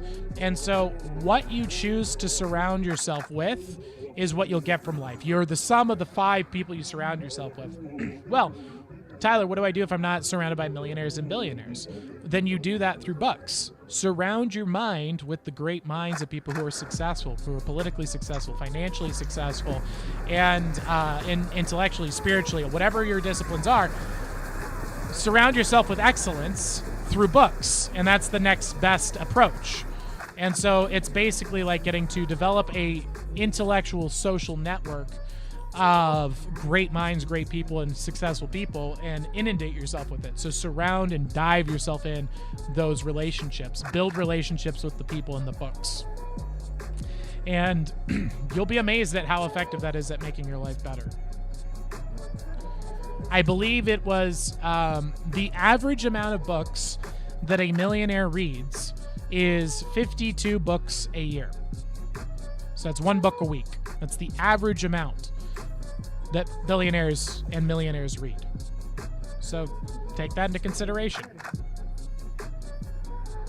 How's it going, Claudia? How are you doing? I read every night, and I'm still on the same book that I have been for months. I see what you're doing there. So what you're doing, you are reading every day. That's the first step. So as you learn to read, it's a process. And this is another reason why reading is so... All the secrets are found in books, people. I'm telling you. Just go to the books. Because reading is hidden in plain sight. The secret wisdom of the world is hidden within books. And so what they do is first you have to learn how to read. And that's not easy. In fact, that takes a long time to learn how to read. It's crazy that we can even teach people to do this. I think a big skill that needs to be decentralized, more people need to know how to do it, is to teach children and people how to read. I think that would be a big thing because there's a very select group of people who know how to do that, and the majority of them are government workers who are idiots that hate children and want the society to die. So we really need to decentralize that knowledge. Now, reading itself is hard. Then, after you've learned how to read, you still then have to learn how to comprehend. That's a whole nother skill set. So now you can read the words. Now you need to understand and comprehend the words and remember the words and solidify it. That takes years to learn how to master, and it's a skill that you consistently improve on. So this is the distillation of ideas. This is why we write essays. Oh my gosh. So you read a book, and as you're reading a book, you're gaining the wisdom, right? And when you're gaining this wisdom, you need to process the data. That's the comprehension. So you think of an idea, you read a book to answer the question, and then you write an essay on it. That's how you comprehend what happened, and that trains your brain to comprehend what you're reading. And you do that over and over again over time. The longer you do it, the better you get, so on and so forth. Now you're able to comprehend. Now you can read. Now you can comprehend. The final step is to treat that as a skill that you increase at. So how can I read faster and understand more? Get better and better and better at that. How do you get better at that? By reading more. So at the beginning phases, you might be only able to read 15 minutes. You might only be able to read 30 minutes. But as you go on, you'll be able to use this state and be able to read 2 hours, 3 hours, 4 hours if you need to, and read faster. So you can get through the book faster because you're getting more and more skilled at the gift of reading. Another cheat code, if you will, to accelerate it is audiobooks. You might be an audio processor. Play the book on an audiobook, and you might be able to learn it much faster than if you were trying to read it. Now, personally, I don't think you get as much from that. I like to use audiobooks for as a reminder. So if I want to get through I read Dante's Inferno. Hold on, I need to catch up on that. 1.5x the speed of the audiobook, and I'll play that in the background, and that reminds me of the core principles and the core points. That's how I like to use audiobooks, but I do think you have to read the actual text to get the full value. I don't think you can get it just from listening. And so that's step 3. And so right now, and the problem is all of that is a learning curve. So that's something that I just described that could take, 5, even 10 years to get really good at. And so the payoff is immense, but it takes so long to get to the point where reading actually pays off and is a net benefit that most people give up on it. That's why it's the secret hidden in plain sight. They tell you where the secrets are, but no one ever learns them. And so no one gets past that point, and no one gets the secret wisdom hidden in the books. So just keep practicing. Keep doing it. Trust the process, as these nerds like to say. I hate writing essays, though. You probably hate writing essays because you're being required to do them by the school, and school intentionally tries to make you write essays that suck, that you'll hate, because they want you to hate the process of learning so that you don't do it and you don't become a success. Schools want to destroy your life and make your life miserable. So everything that will make you a smart person and a good person in life, they try to make seem awful and boring. So they try to make reading suck. They give you lousy books and they teach you how to understand them in a stupid way. And then they do the same thing with writing essays and whatnot. You want to write an essay because it answers a question. You have a question, and you can't just find the answer to that on your own. You need to use the logos to figure that out, as well as your creative faculties. So you read, which activates your right brain, and then you translate that into left brain data. That's the writing essay part, and that's how you answer your question. That's valuable. What they teach you to do in school, not valuable in the slightest.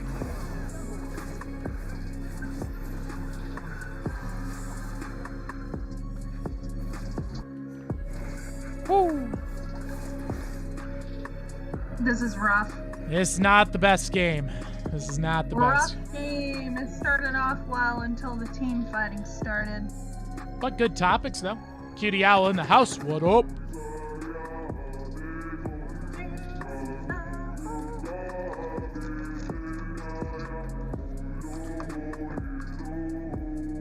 So yeah, read, and test, apply, and read some more.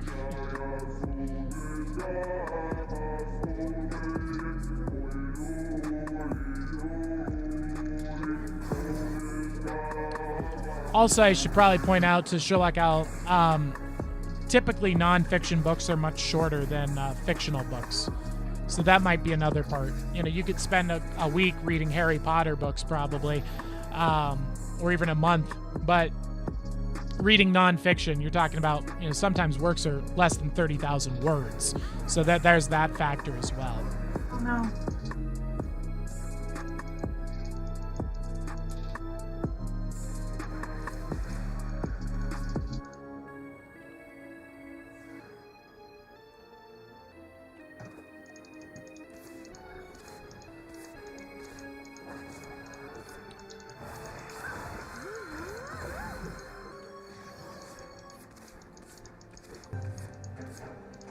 Oh, we're doing the Yumi Teemo combo. Wombo combo. Why are there so many kills in this game? Oh my gosh. Bloodbath.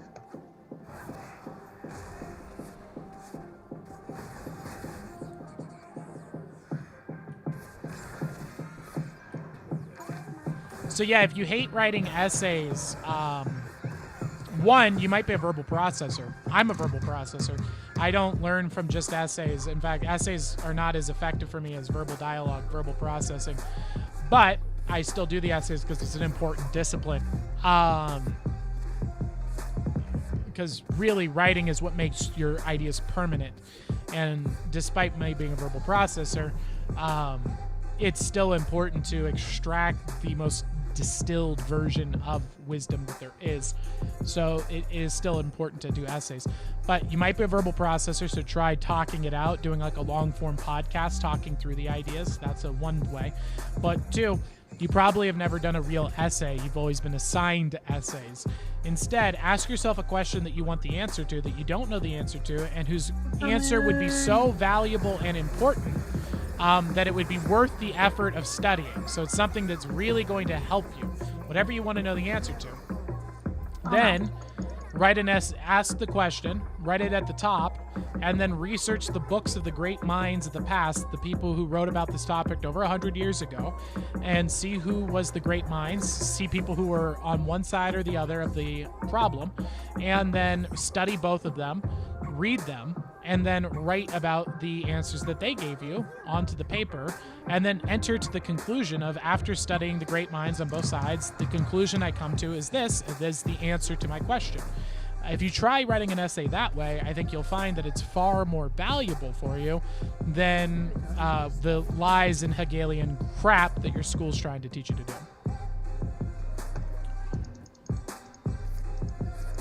Let's see. Jackson. What? Oh, Jax. I should hop on Jax. Where is he? I won't hop on Leeson. Leeson's garbage. It says Jackson. Okay. What? Jackson? Yeah. Who's... Oh, Yone. I need to hop on him, but I can't find him. Where is he?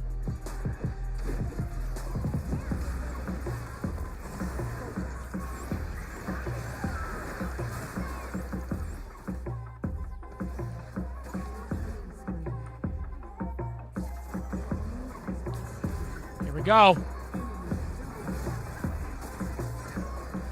Ooh, we're getting some cool emojis from Sherlock Owl. Ooh, with Phineas emojis. I should have really bought this earlier. There we go. Let's go, Yone. Here we go. You like that Yumi plays, don't you? Oh, it's Yone, you zipped. Yone, you zipped. You zippy boy. Had no choice. Oh, no. What a coward. Look at him. Coward. Look at him cowarding. Nerd.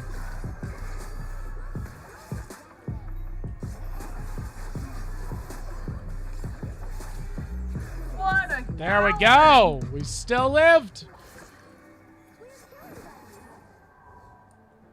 Desperately trying to end.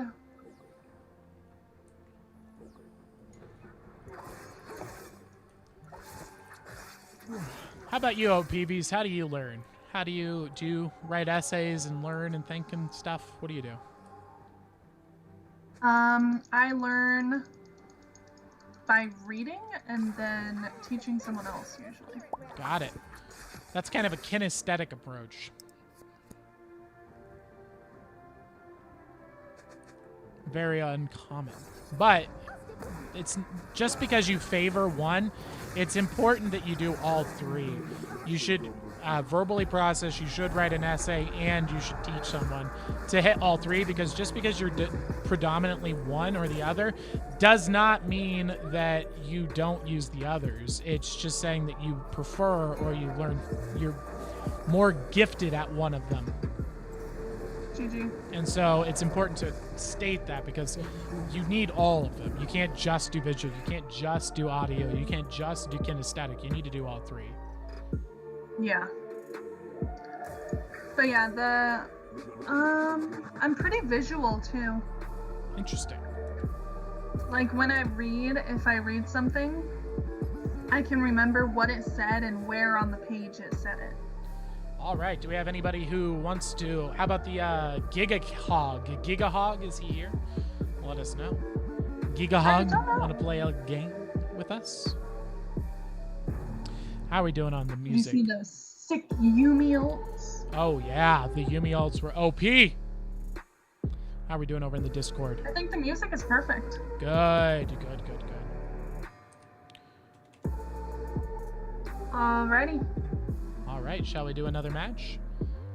Let's roll. All right. I'll randomly invite some people. Oh, guess not. Never mind.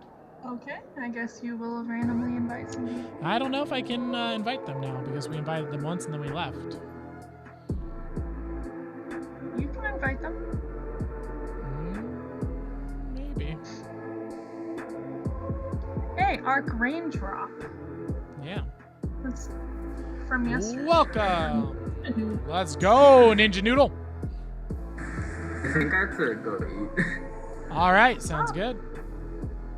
We're streaming. I'll be, if you guys are still on, I'll be on later. Sounds good. See you in a bit. Peace.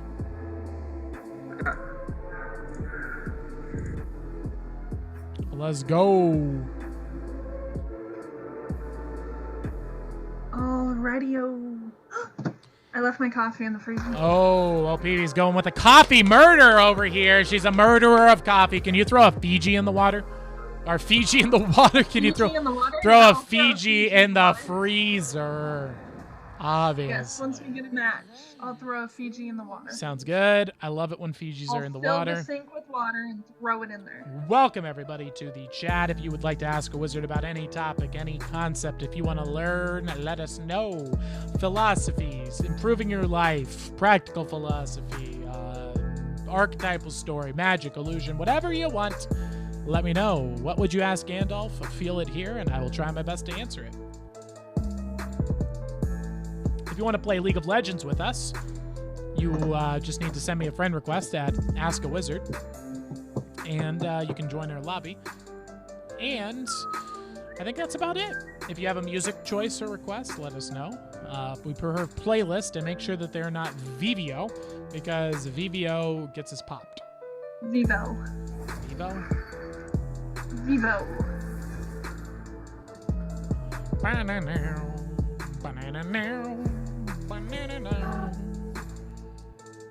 Okay, Fiji in the water. Let's do this. Popping up with that legendary Yumi plays. So I realized Teemo is only good for like beginning and mid game. He's not a late game champ. Actually, he gets really good at the end when you max out his shrooms. Shrooms is where it's all about. I mean, I was, but I just kept dying. You can usually kill every single ADC in the game with Teemo at every point.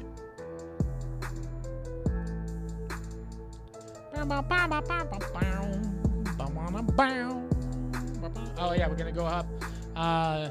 Sub and like or I int. There we go. Get that nice motivation there. Sub or and like or I int. Get us the algorithm boost. All right, thank you very much. There we go. Oh, I love strong-arming people into being awesome.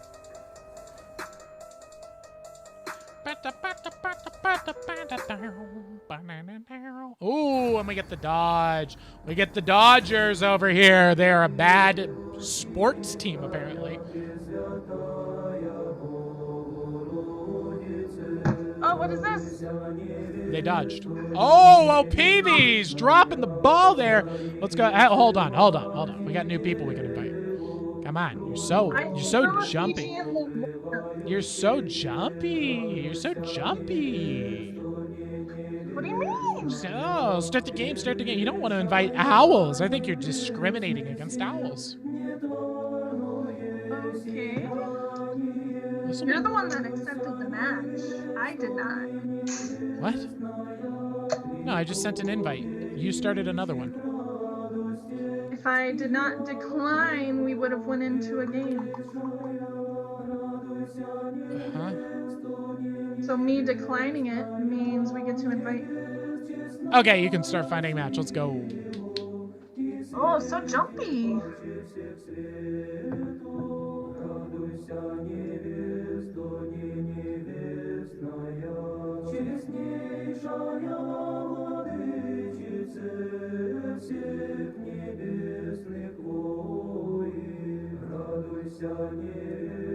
So what is your favorite animal? You've never told us. Mine? Yeah. It's hard for me to pick a favorite animal because I don't like picking favorites. I like variety and options. I don't like. What are picking your a thing. tops? Owls are definitely up there. Have you ever seen those YouTube videos that are like sub and like or 30 spiders will crawl into your bed? Yes, I have seen those. They're wonderful. I find those hilarious. Those are great. Let's see. I like owls, dogs. Dogs are pretty awesome.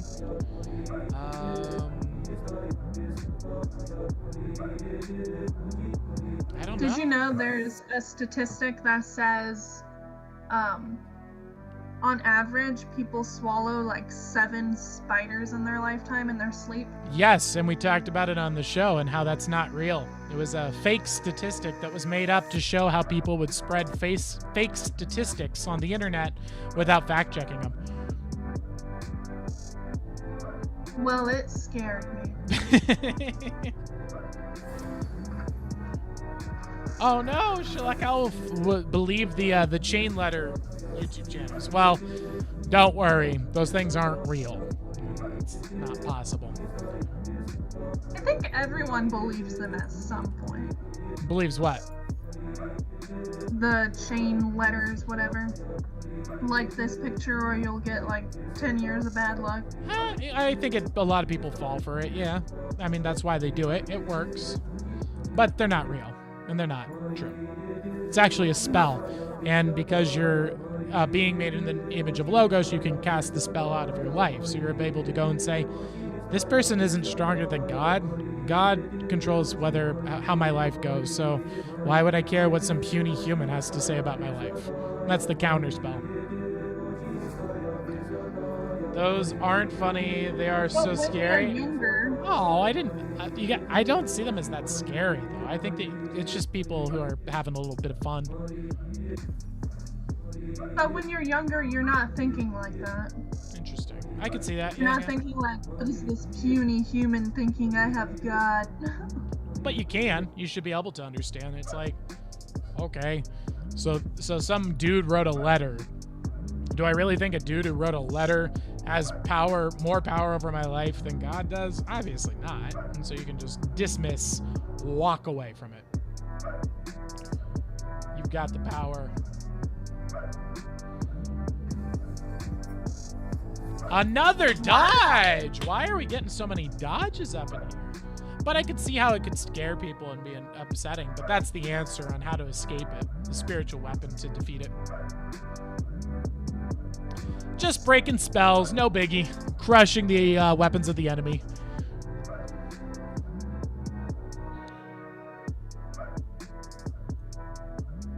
Typical weekend. True. Could you update the slides to get it to the reading? Yeah. Actually, the interview. What? The interview slide. There we go. This? Yep. Boom.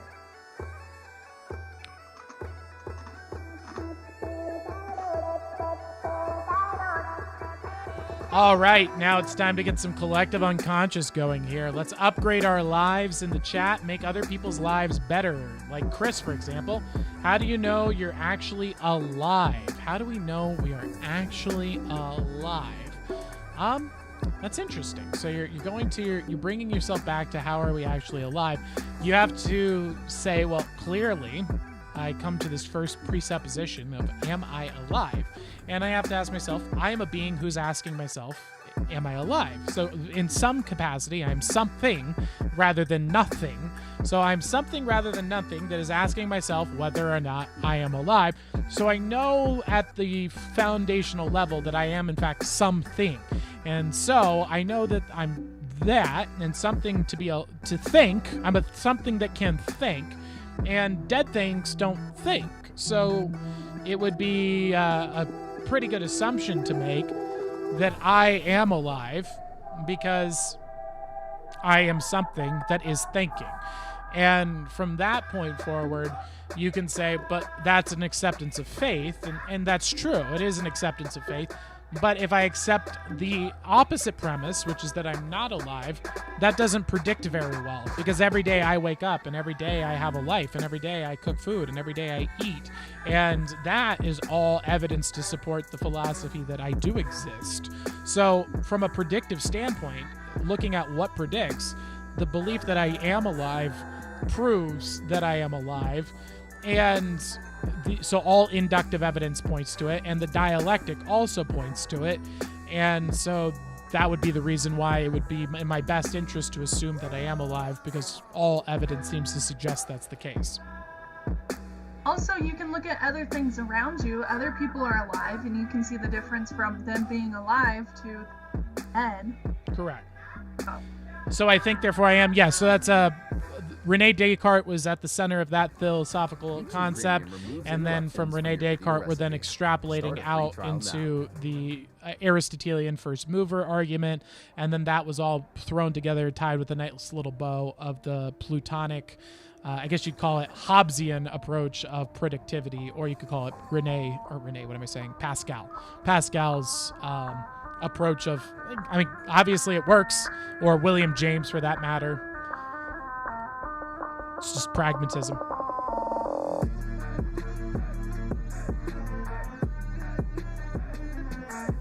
Would it change your life to be like, oh, I'm not alive?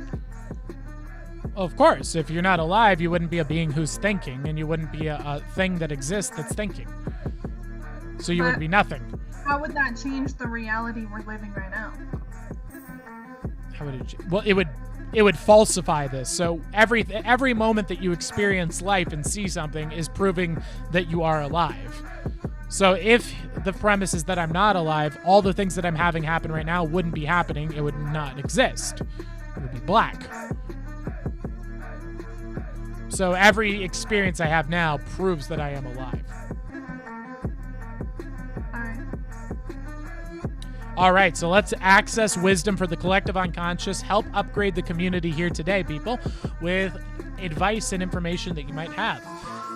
What is a tip that you have found, or a hack, or a life hack, or a product, anything? What is something that you have done or discovered in your trip through this life that has helped you have a good life, that has improved your quality of your life? What is something that you have purchased, bought, learned, do that really is an upgrade to your life? Share it with the community so we can all benefit from that upgrade. Let's hear about it. Oh, BBs, do you got any? I'll need to think about it, but Sherlock Owl says, what if Chris is a robot and not alive? What if Chris is a robot and not alive? Well, how do we prove he's alive? He's not an owl, so I'm assuming he is a robot. Until you become an owl, we assume that you are not a robot. Well, we assume you're a robot, I should say.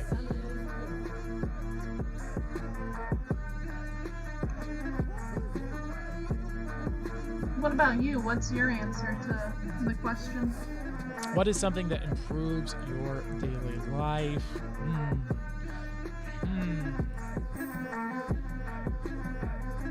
I think obviously reading books is the big one. I'd say, like, if there's a life hack, if you're looking for the thing that is going to universally improve, like if someone asks me, Tyler, I can tell you no other information about this other than the fact that this is a person, a human being on Earth. What advice are you going to do to improve their life? It would be to read more books, that are classic books. Like, if you just read one book a week, that alone is going to give you all of the wisdom that you need to really upgrade your life, regardless of where you are, who you are, what your socioeconomic class is, what your intelligence is. That one thing alone is going to completely transform your life.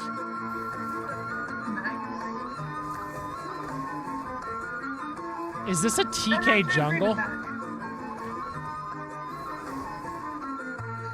Sherlock Holmes said, I don't know, my mom just brought me from the hospital one day and I have a decent life, so... Wait, what is she saying? I don't know, my mom... Who's she responding to? What is... Being alive. Oh, like how she... I'm not understanding. Like, oh, she's just saying, like, that's like... He doesn't know how she's alive. Got it, I understand. Well, I think we've covered that pretty well. We covered it with Rene Descartes and Pascal and Aristotle. And a bit of William James thrown in there for flavor. Flavor. Yes. Flavor Town.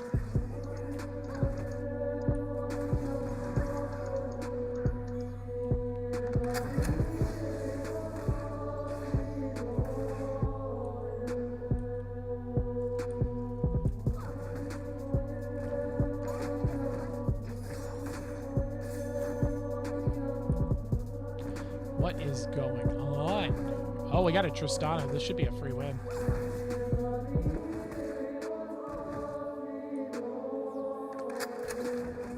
Is this a Dr. Mundo ADC or a Dr. Mundo sup?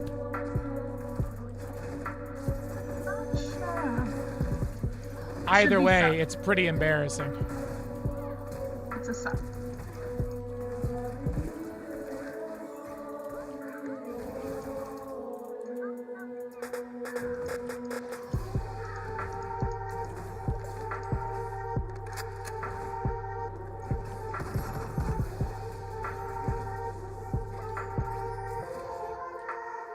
You know what's embarrassing? My CS.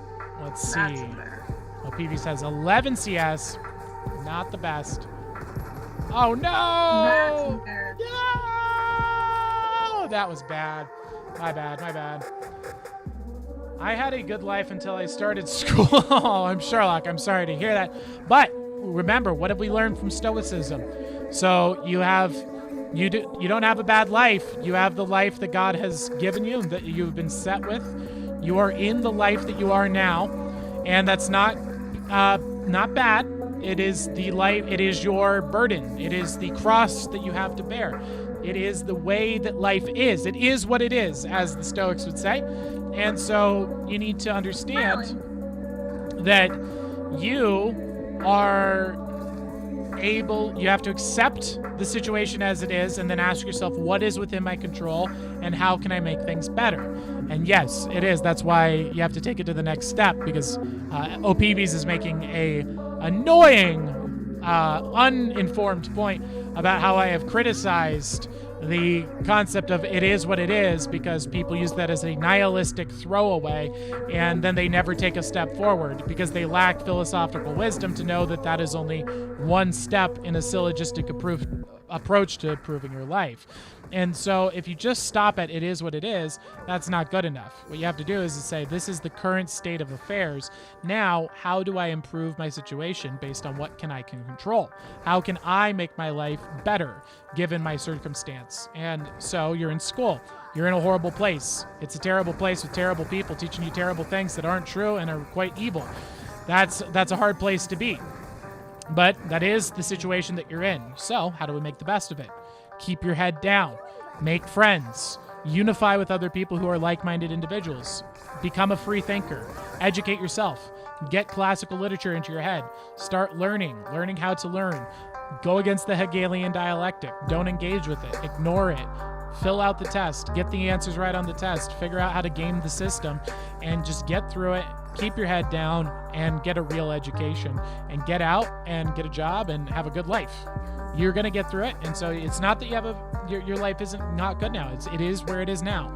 Let's become so strong that going to a torture camp, a concentration camp like a school, is something that you can find joy and pleasure in. If you can accomplish that, then who can stop you? Who can defeat you? And so take it as a challenge. Take it as a benchmark. How can I become someone who is content with my life while I'm in this situation? And that is the Stoic philosophy. So apply that, and I think that'll help you escape.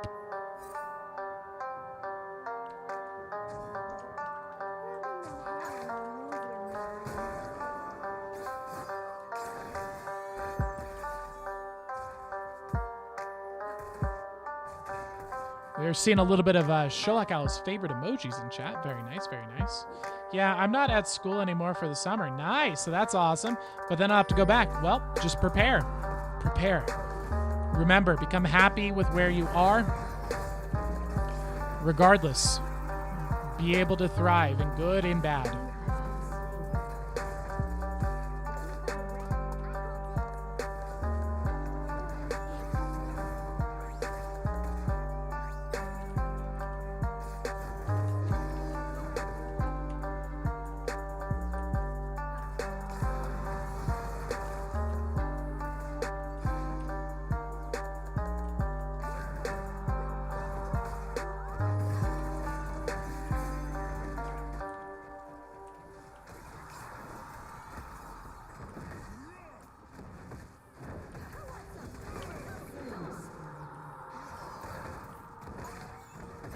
Pop. Oh, yeah. Good work. We're crushing down here, boys and girls. Woo! If you have any questions you'd like philosophical wisdom from the wizard, let me know in the comments below. And I will try my best to answer it.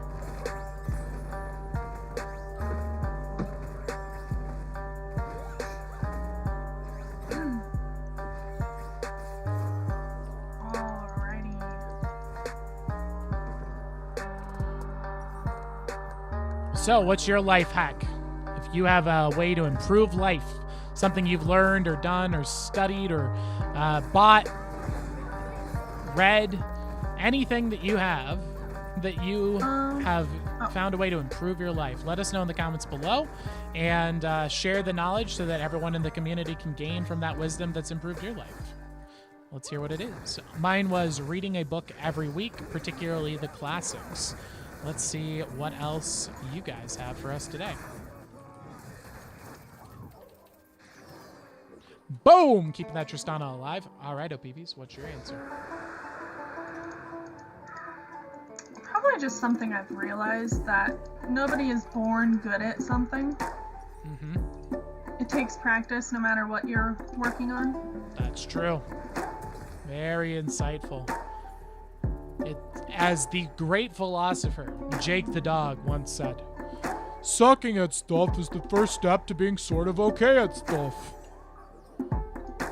Great philosopher. Exactly.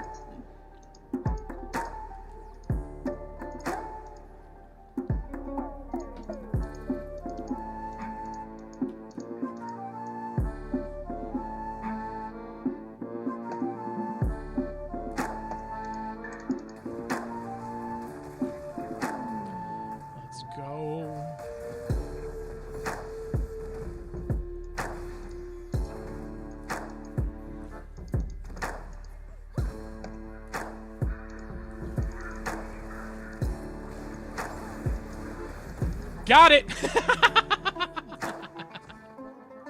I don't apologize.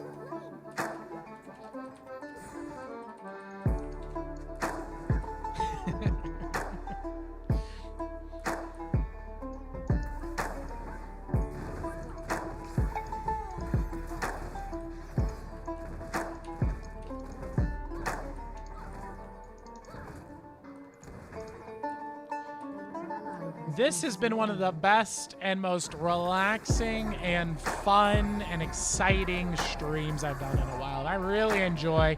This is a kind of groove I really like for my life. I think we have increased the quality of the structure for the Ask a Wizards by doing this. This is good stuff. What do you think? Oh, goodness.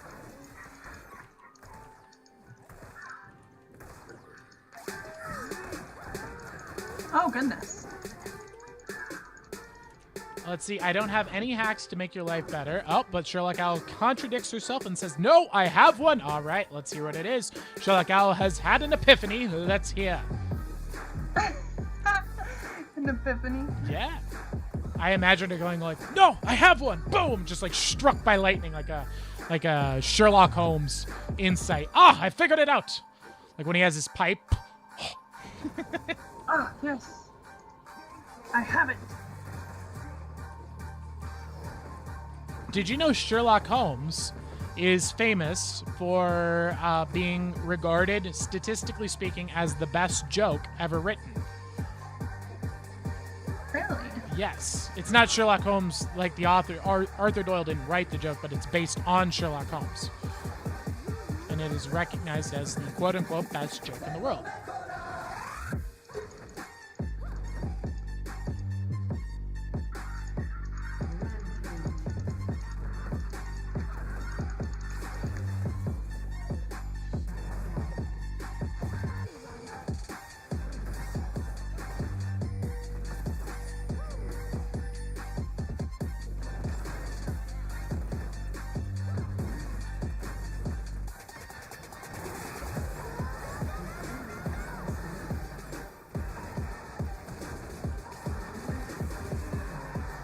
Nice work, team. The catfish has been avenged. Woo! Well, Sherlock Owl has hyped up her life hack, but I haven't seen it yet. Me neither. Maybe it's a long boy. Just a wall of text. She just copy pastes. I'm gonna break down life itself for you. She copy pastes just like Aristotle's metaphysics, just word for word. It was like, oh, geez.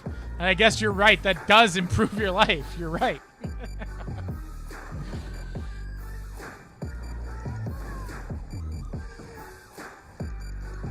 Oh, goodness.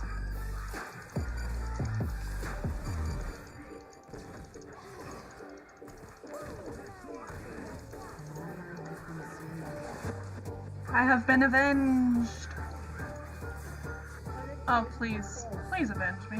Please. Thank you.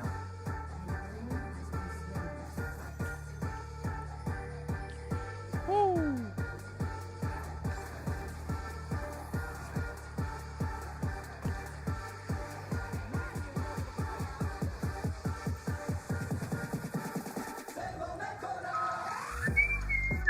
Oh, we're crushing these guys. Not even a challenge. How's Timo doing? It's not bad. Demo's doing okay. Woo. I have 4 assists and 1 kill. Good work, good work. Getting those shroom assists. Participated in half of our kills. That's good. Not even shroom assists, like auto attacks. I want this Tristana to go back, though. I have 1,500 gold. Quite a hefty amount of gold.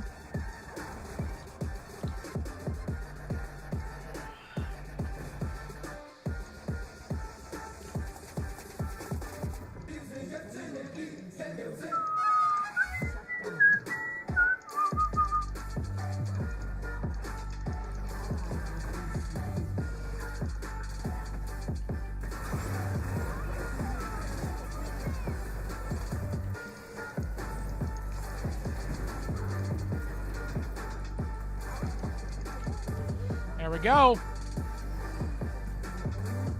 Oh, did he finally? They killed him. Dang it, that sucks. Okay, so here comes Sherlock Owl's life hack for us. Let me make sure I recall and don't die. All right, we're good. Oh, I agree with her life hack. Let's hear it. So basically, everyone needs a Phineas. Once you have a Phineas, everything is better. Of course, the name doesn't have to be Phineas, but it is a plus. Sorry, that took so long. No problem at all. Okay, so yeah, so that makes sense. So honestly, I kind of agree with this. I feel like pets are ridiculously overrated because pets are extremely big burdens and they provide virtually no value. Outside of this weird concept of companionship, but it's not real companionship because they're beneath you, they're animals. It's very, very bizarre. And people get strangely attached to animals. And so I think what is a better solution is putting all of that feeling into like a, what Sherlock Owl is talking about here is like a stuffed animal or a toy or something else. Something that is not living, that doesn't need to be maintained, watched, taken care of, babysat, so on and so forth. It puts you get all the benefits of a pet without any of the negative side effects, personally, like the fun, the psychology of it, everything. So yeah, I agree. I think a Phineas or a teddy bear or some sort of, creature that's not alive as a substitute for a pet, great idea. I agree. Benji's the best. Definitely.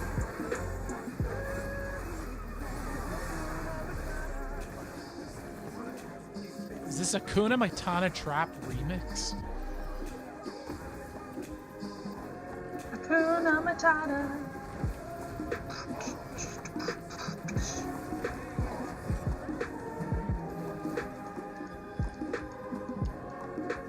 How's this Ari doing? Not as good as my Tristana that I buffed.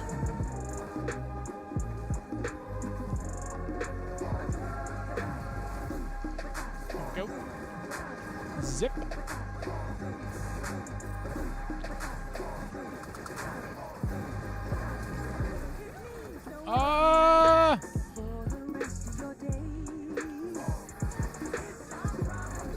Let's go here.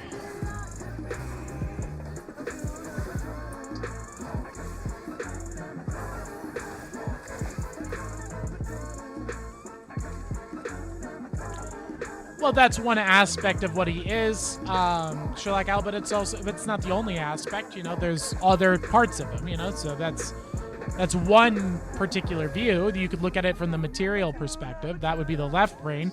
But then you also have to look at what's also there is the right brain, a whole nother realm that exists outside of just the material.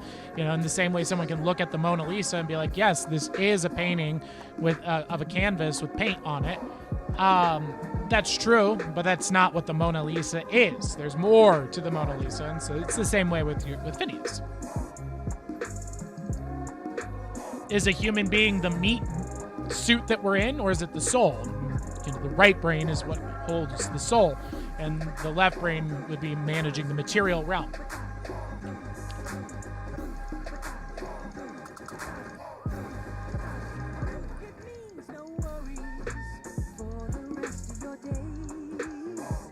The Hakuna Matata Trap remix is actually kind of dank, to be honest.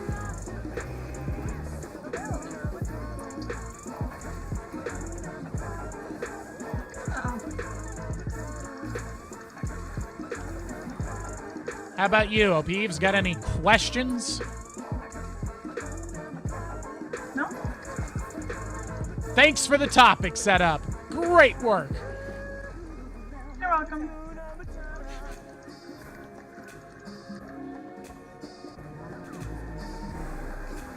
They have a Yone? I don't know. I did not know this. Oh, this Tristana's gonna be murdered. I don't know about that. Oh, you're right. She was murdered. But she's really fed. She's 7-2, I think. 9-2 now. My word. She was 7-1 earlier.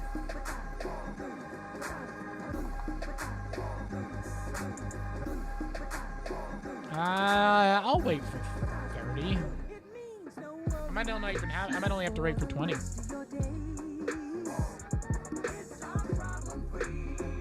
Hakuna. Philosophy. All right. Matata. Hey.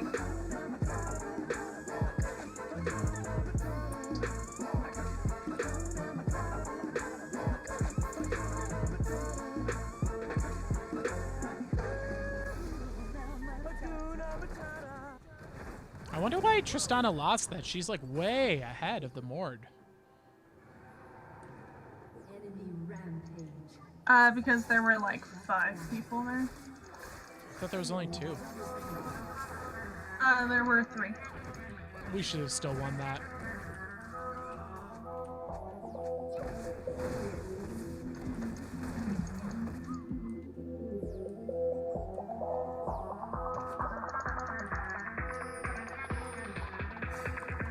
Oh no! What you doing there, bud?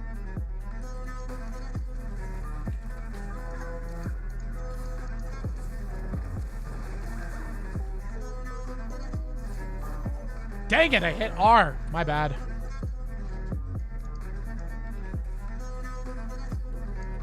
You know what you would call that? Being a big R. A complete total breadhead.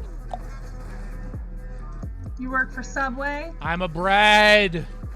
Are you Subway's bread? I am full, gluten infused, all natural, unadulterated, bromate bleached bread.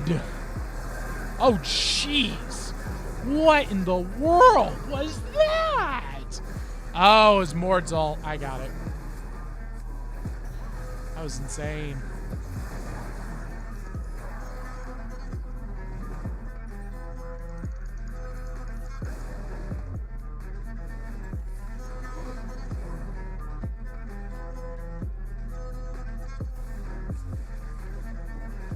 Poor Ari.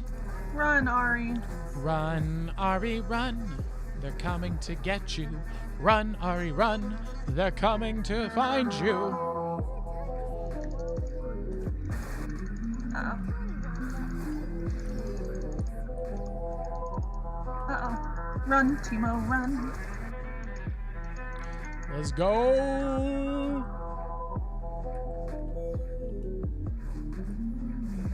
Dang, he survived that? I guess so. I thought he was gonna be dead. A dead boy.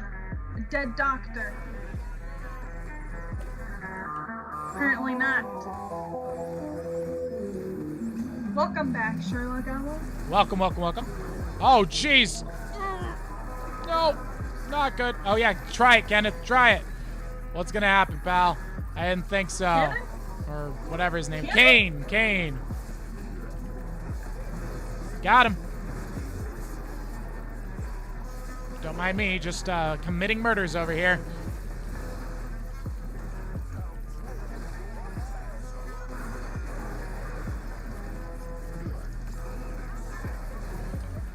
Easy clap. Not even a challenge. Thank you very much. Have a nice day. Clean up crew over here. How's this Tom Kench doing? 10. Oh, he's got 10 kills. Oh, I should be attached to him, not Tristana anymore. Indeed. Woo.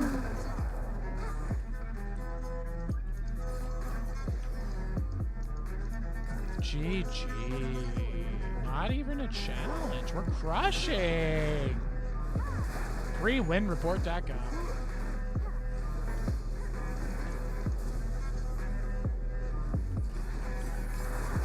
I need better ad copy, though.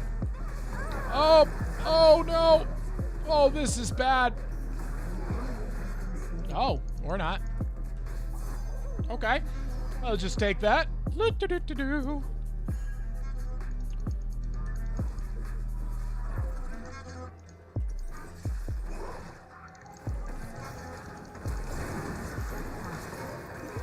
Go. Oh no. Oh jeez. Oh no. Oh, this is not good. This is not a good situation. Oh boy. Woo. That was rough. That was rough. That Mordekaiser has something against me, man. I was just thinking of something and I forgot what it was. Huh.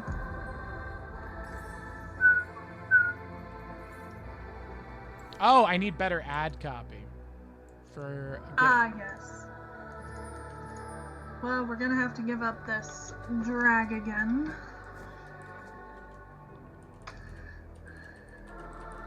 Unless Ari can steal it, which it doesn't look like she's gonna even try.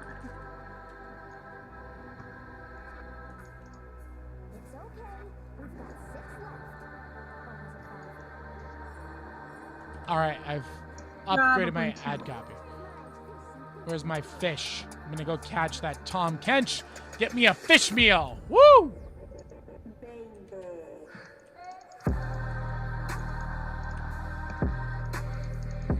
Where in the world is Tom Kencho? Tam Canch, where are you? Oh no, the fish has fallen. Fish, you can't just do that without it. You gotta have a Yumi strapped on you. You're gonna die. A. Oh goodness. Well, this. We're all dead. A. This isn't Don't run pleasant. towards where he's gonna go. Oh boy. That did not end well. Well, that was a complete and total int, people. What was that? Tom, you're gonna have to stick on me. The catfish.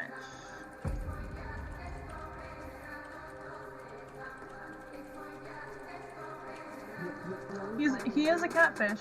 Exactly. And I will just do Timo things. Sounds good.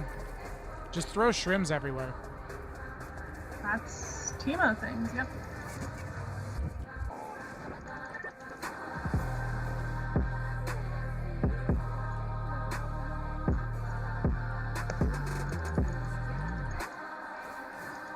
All right, we got a Tom Canch with the Yumi.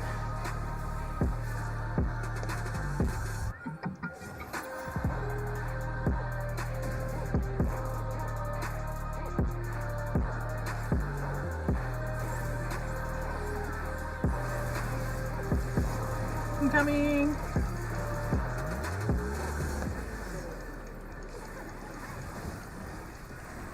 Here we go. Uh-oh. Easy. Just kill him. Wow, this guy's got a lot of little annoying gimmicks, doesn't he? He does indeed. Just get Baron.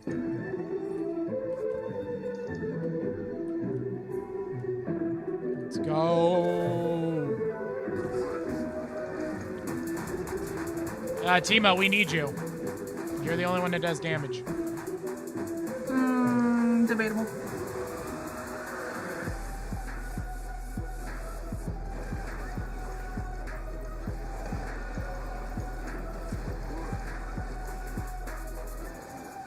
Oh boy, we're gonna have to get out. We have to get out. Yeah, we just gotta go. Dang it. I'm lagging. Oh! Yikes.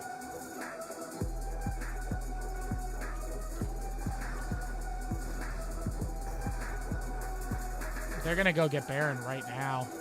Guys.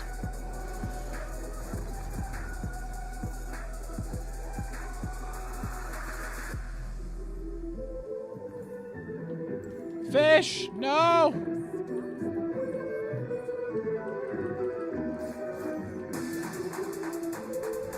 Whew. Okay. Oh my, why are we going in on this? I don't know why he's doing that, but we are, I guess. So, let's give it a roll. What a ditz. Okay. Ooh, Yumi can teleport with him? That's cool.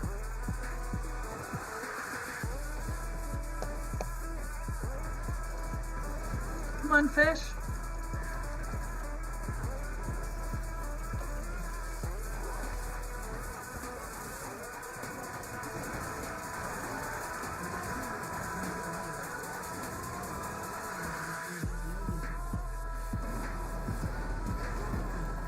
Let's go. Let's do this. Woo! Easy wins, easy life. Oh boy. Dang it. Oh no! Oh, Where's bummer. Ari? Oh, was she dead? I guess. Oh, that's unfortunate. GG. Oh, that was fun. Sure, like Al says, hi, I'm back from a while ago, but I didn't say that out loud. My apologies. Hello, Sherlock Al. Welcome back. Welcome. So, do you think we should close up the stream here in a bit, or do you think we keep going on live? What do you think? I don't know. It's up to you. Didn't you want to go a certain amount of length? Yes, but we don't have anything really to cover up this time, so... Oh, okay. Or was it 5? Where to, book? We could do, let's do 2 more, or I guess 3. Do 3 more rounds live, and then we'll call it a night. I just can feel gotta go fast. I can feel my voice starting to go. Ooh, Tom Kench. Missing the smite.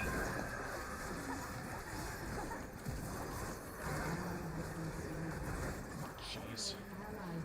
Oh boy, this is not good. An enemy has been slain. Now you're ready. Woo! Going 1 for 1. How are we losing these when we're so much farther ahead of them, and we've been ahead of them the whole game?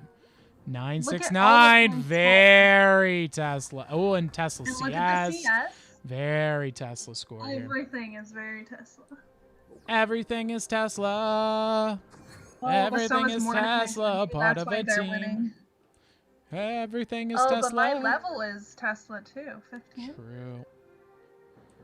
So I am more Tesla, therefore we win. Well, they just got Baron, and I don't know why Ari's out here. They got Baron Tesla, so...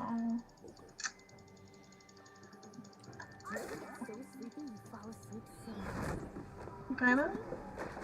I don't know what this Ari's doing. I think she's insane. So I'm just going to abandon her. Not really interested in following her.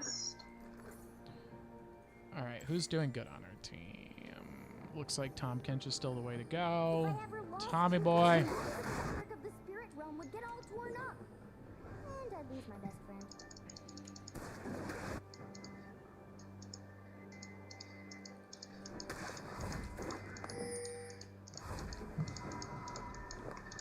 I don't get what Tom's bit is. Oh no. All right, let's see why is he abandoning? How does he already have his ult back? I don't... My goodness. I think we can 3v5 them, honestly. Well, that was my bad. I got caught out.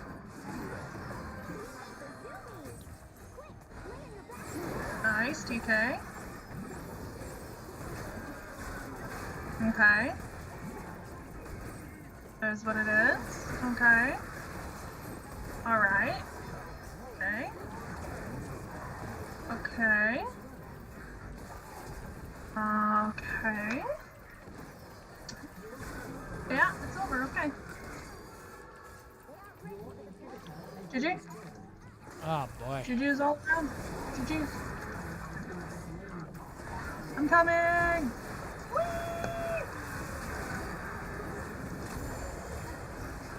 Bomber! Oh my gosh!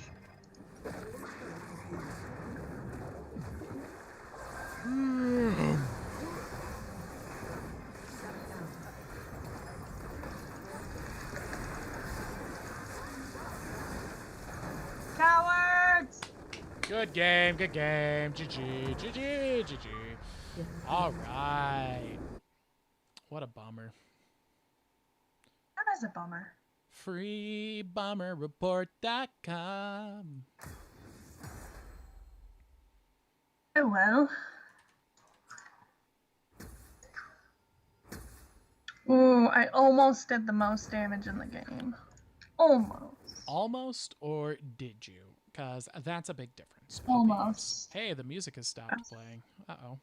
200 off. Going with YouTube music. Go Premium. again? Invite With someone? ad-free music, What do we Let's do? send the invites out. Let's see if we get any takers. I'm going to put up the owl of censorship here real quick. Any nibbles? Nom nom nom. I will be right back. And if you'd like to join us in League of Legends, please send an invite to Ask a Wizard. If you have any questions for the wizard about philosophy, magic, illusion, life, practical philosophy, any questions at all, feel free to drop those in the comment section below. And let us know if you'd like to play League. I'm going to be right back while we wait. And see you in a bit. In a bit.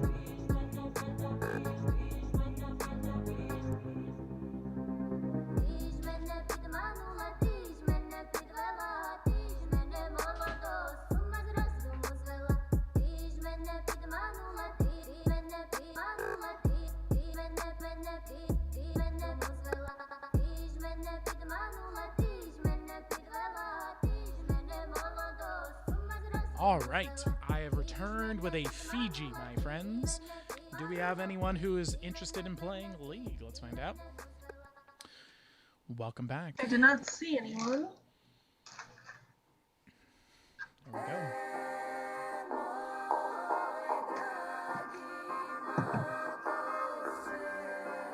That's better. Is that better? Let me know. Is that better? All right. Let's see here. I don't see anybody in yet. We're ready to find them. I'm partaking in Fiji here.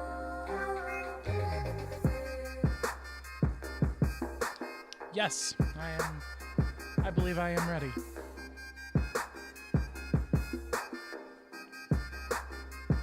Let us begin. Sounds good.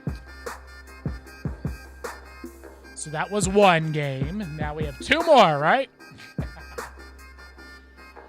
Two more? What do you mean? Two more on live.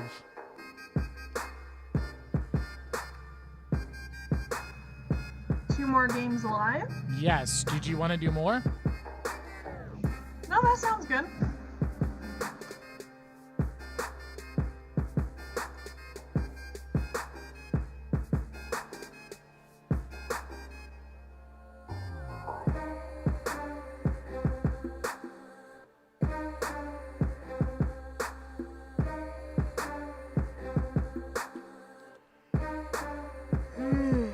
Got any more questions?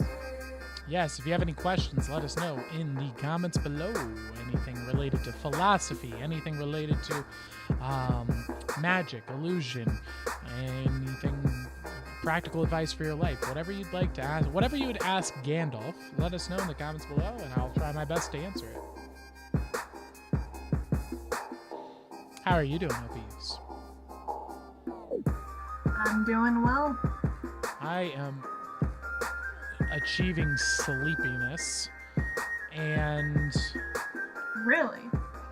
I am tired. I'm beginning to come off the adrenaline drop of the show, and I would say that Even my with voice, all that caffeine.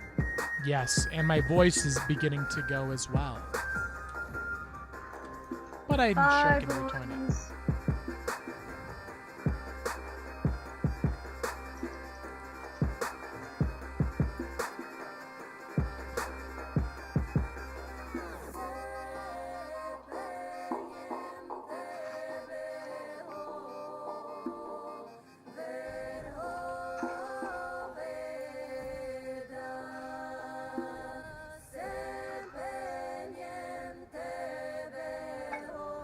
Feels a little excessive.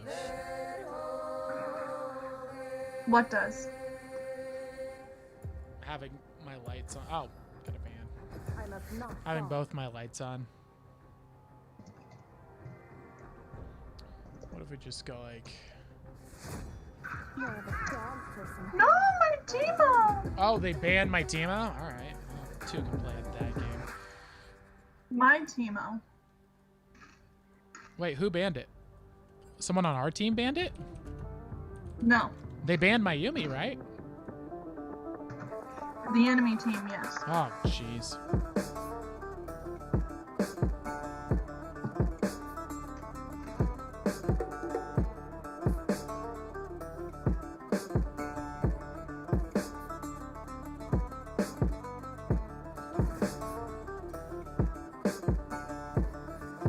Let's do that. Oh, good. Whoa, wait, what happened? Whoa, my screen's lagged out. Okay, I don't know what just happened there. I'm just gonna keep rebuilding this then.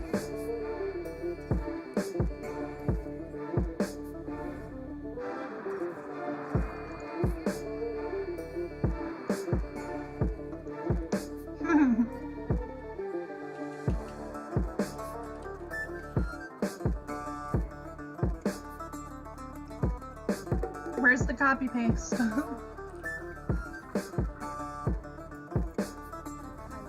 Where you at? There's my copy paste for you, boys. Join the game. Here we go. There we go. Woo!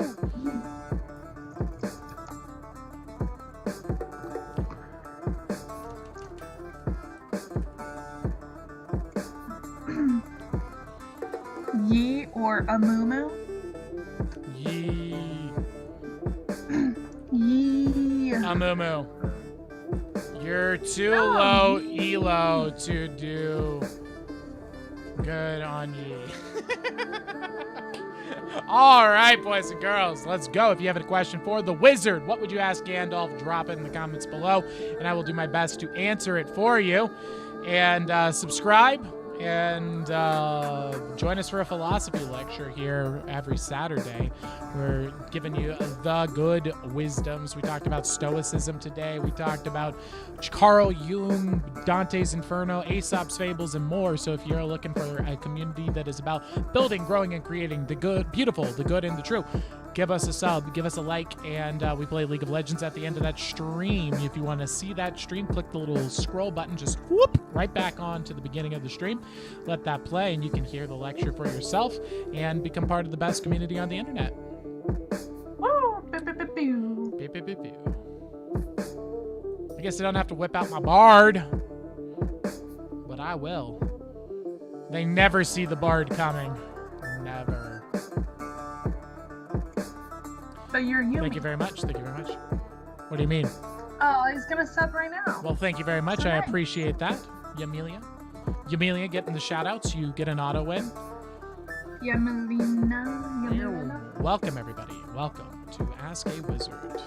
What would you like to ask a wizard? And share your advice with the collective unconscious. Upgrade everyone in the chat's life right now by telling us what is a dish, the best dish you've ever had. Now, it doesn't mean it has to be your favorite dish. It doesn't mean that it truly has to be the best dish. But what it does need to be is the dish that just popped into your mind right now when I asked you that. Let us know what it is. Share it with us so that we can look into that dish ourselves and see if we'd like to try it and improve our lives. And then we'll have another question to improve your life in just a bit. Look at that leprechaun Viegar. He's part of the Fae folk. We learned about that in our fairy episode. Isn't that right, Sherlock Owl?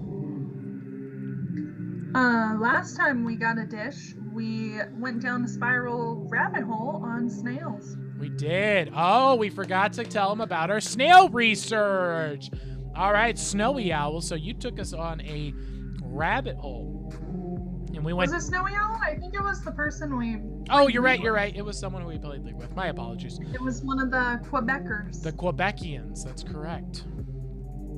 So they told us about escargot, snails. So we researched raising and farming snails.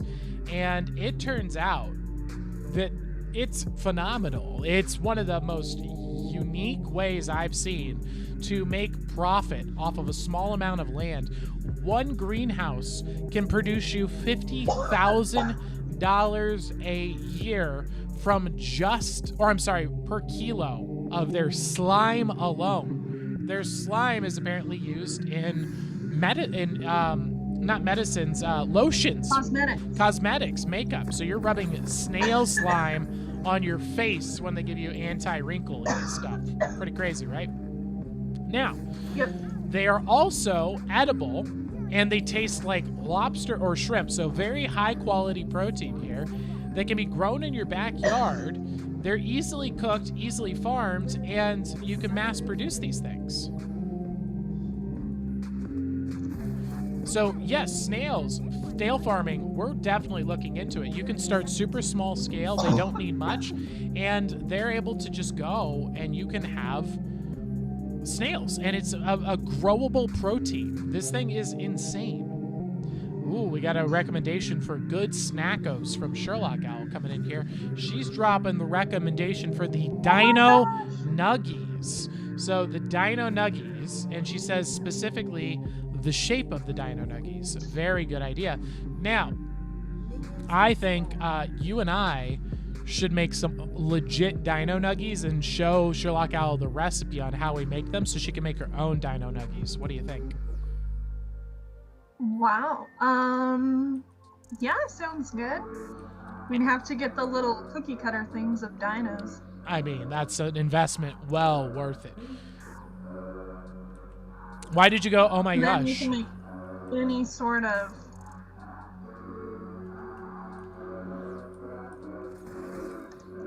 watch poison. Please don't let me steal your book. Why did you go, oh no, or earlier, make a noise? I don't remember. Uh-oh, okay. I have a question for you. Let's hear what it is, Sherlock Owls. I have asked Evie's, but what are your opinions? So I found a mushroom in my yard. Just one brown one. Okay. All right. I'm following you so far. My answer would be don't eat the mushroom. That's what I told her. Yeah. She hasn't asked her question, but if it involves eating the mushroom, I'd say no. She was like, I found a mushroom. I was like, don't eat it. Yes, I would. She was like, no, that wasn't my question. That's just my first thing. She said she won't eat it. Don't worry. Okay, good. Did you read the rest? Does that mean fairies are near? It's an interesting question. We know that mushrooms can grow. They can grow places without fairies. So I don't think that necessarily means that they're there. But I do know that fairies are known for hiding under mushrooms and using them for shade, right? So if that's the case, then it could be a sign. I wouldn't say it's guaranteed, but I don't see why it wouldn't. It doesn't mean that it isn't that they're nearby. I don't think it's guaranteeing it either. What do you think? Yeah. I think if the mushrooms are in like a circle, isn't that like a fairy ring? Yeah, they got to be in a circle. But I know they also like to just hang out, especially like the dwarf ones. Dwarf or gnomes. That's what I'm thinking of.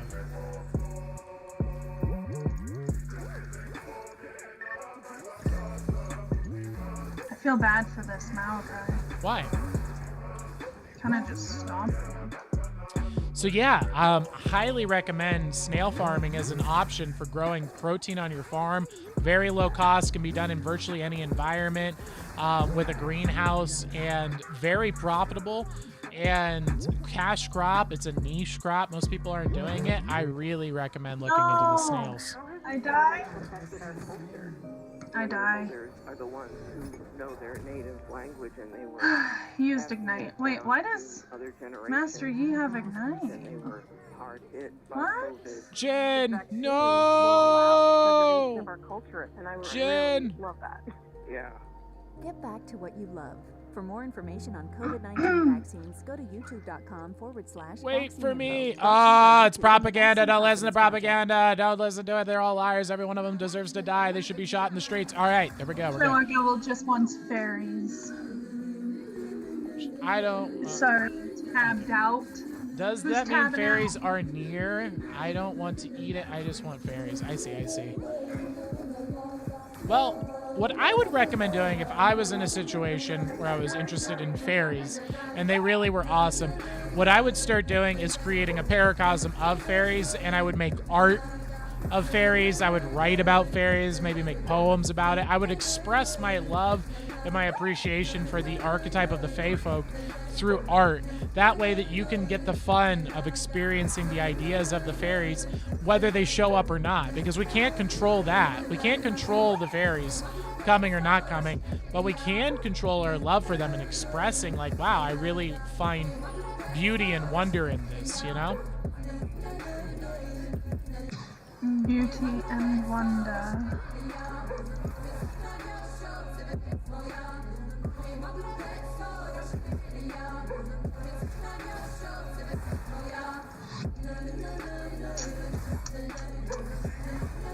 Dropping the ball on the CS. Got him.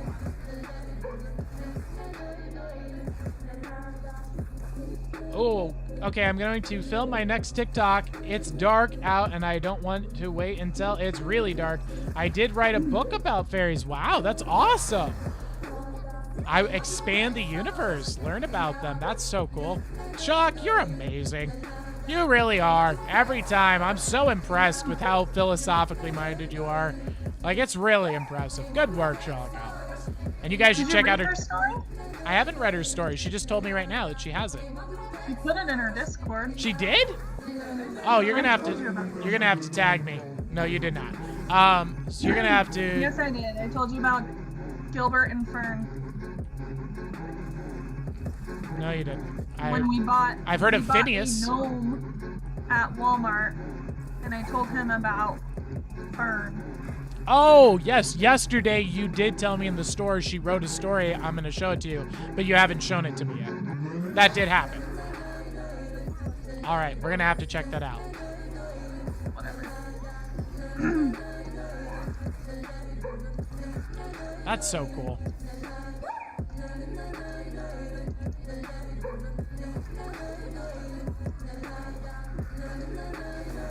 Oh, this jerk.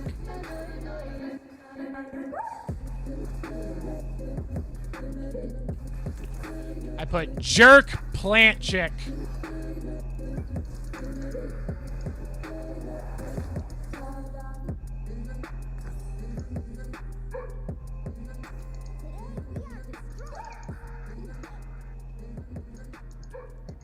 There we go. Oh, man.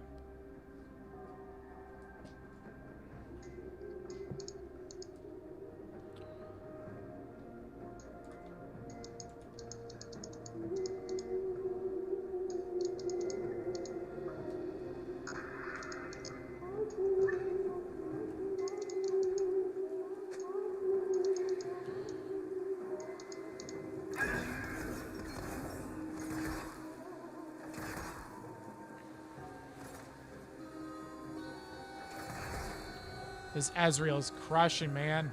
Not good. What up? How's it going, Booyah Owl? What up, y'all? Love and respect and fun stuff. Thank you very much, Booyah Owl. Welcome, welcome. If you have any questions for the wizard, philosophical topics, ideas, practical advice, you want a reading, whatever you like, let us know in the comments below, and we will discuss it. And I think of me as Gandalf and what questions you'd ask him, and I'll try my best to answer them. If you know how to play League of Legends, Booyah Owl, or want to play, let us know. Send us the invite, and we will get you queued up. Master Yi keeps killing me like a jerk. Oof.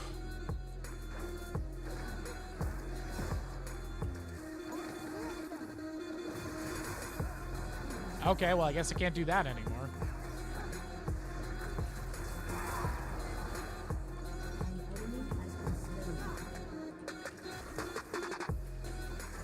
All right, I'm gonna have to Toomey now. Get him, Amumu! Get him! Kill him! Go, Amumu! Okay, This don't is die, good. Amumu. Amumu!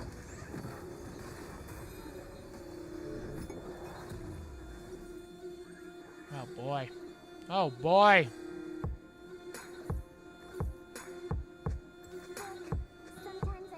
Let's go.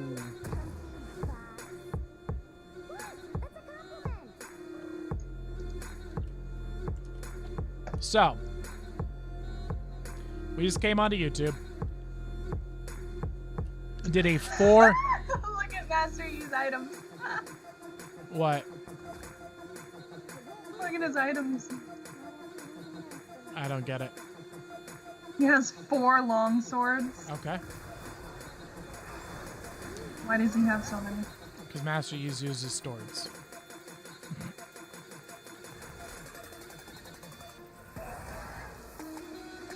I'm talking to a lady. She lives on Ohio, and I'm in Alabama. Okay.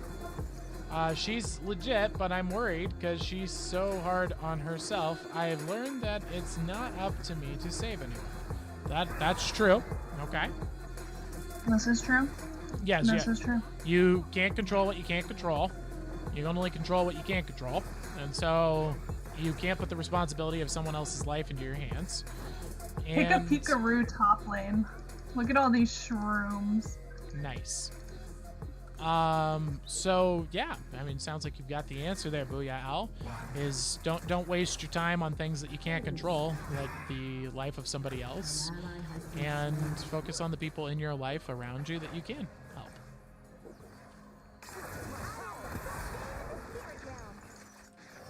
I got a minefield. Whew. League of Legends is getting intense today. All these losses.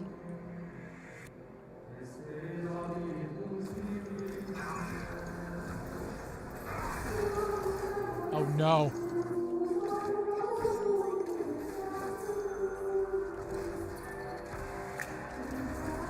Oh boy. No problem, Booyah. I get it. Verbal processing. Give him the healeroo. Woo!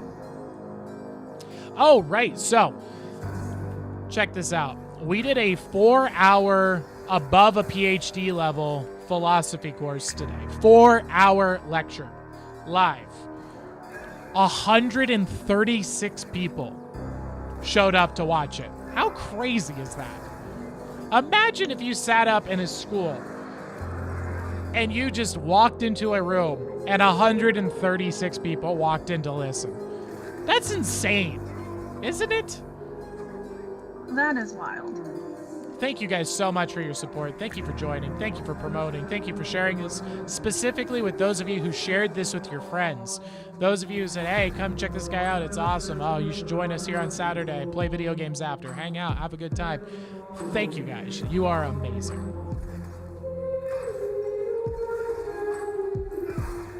Is there a max amount of players you can have in Stardew Valley?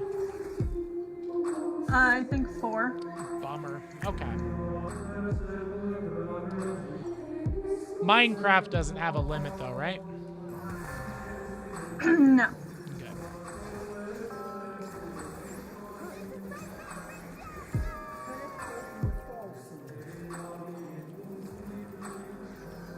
Boom. Got away.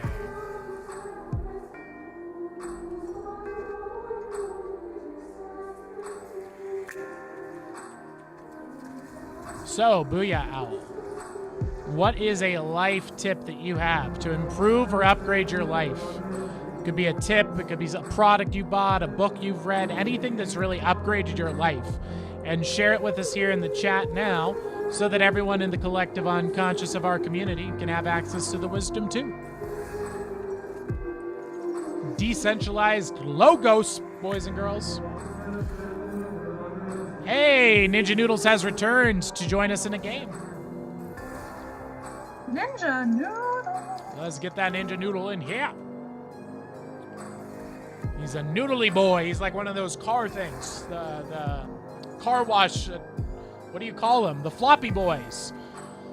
The floppy boys who get people to come buy cars for some reason. The Noodly Boys. Yeah, what are those called? I don't know what they're called. It's one of my favorite memes of all time. Memes? Yes. It's a meme that says, who would win? And it says,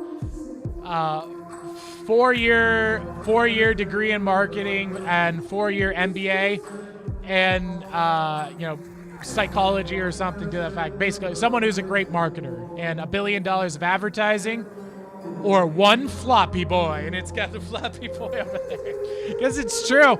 I mean, those floppy boys they work. Like they have. Oh, jeez. I got distracted. The floppy boys really do work. There's a reason that every car lot uses them. They get people's attention and they crushed.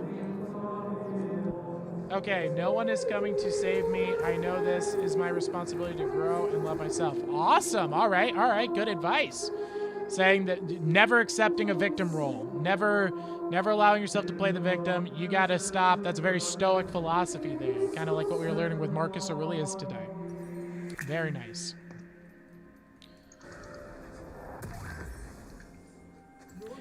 Have you ever found yourself, now that we talked about the left and right brain and untangling your brain, Cutie, have you ever found yourself doing stuff where you try to solve problems with the wrong part of your brain?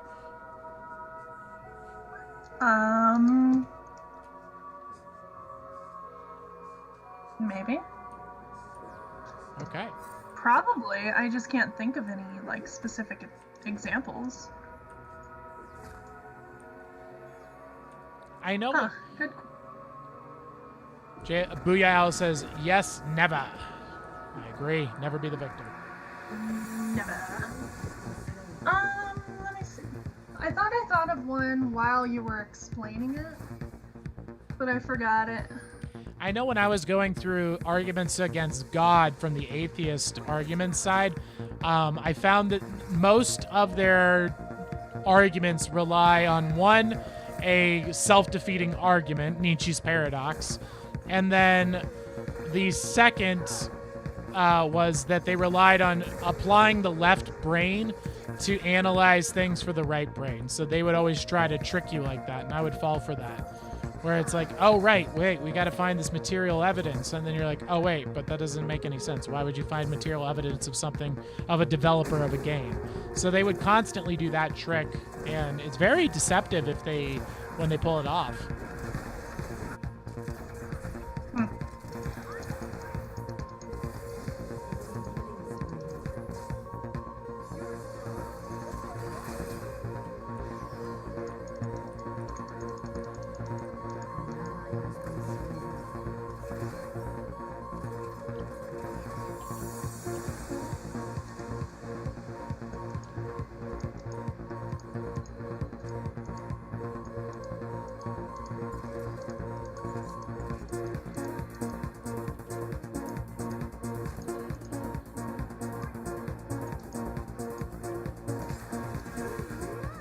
Oh boy.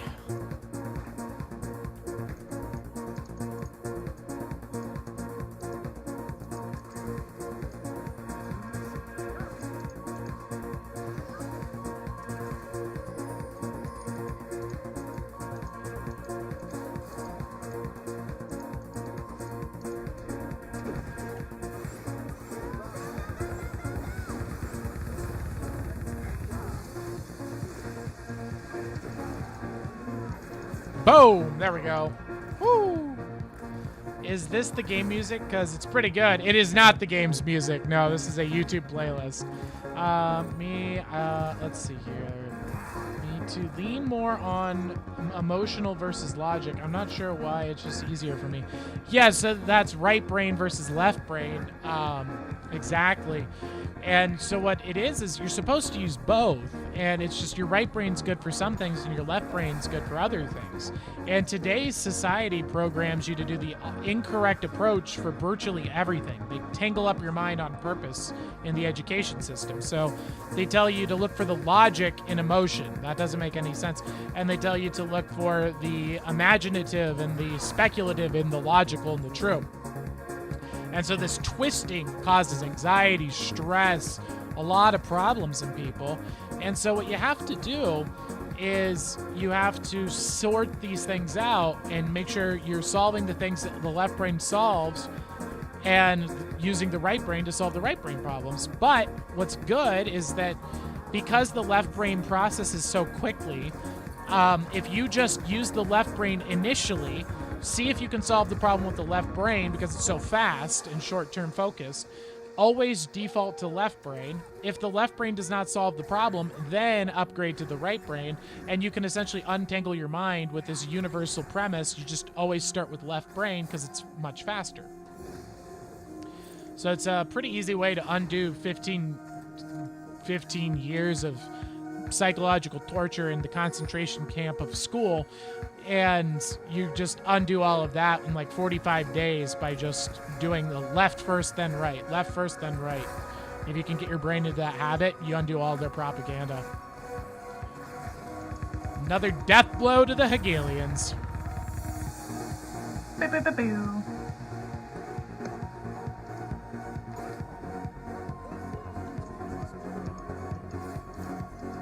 I have a crap ton of education. The best thing I've learned is communication and what matters to me specifically. Exactly. School's rough.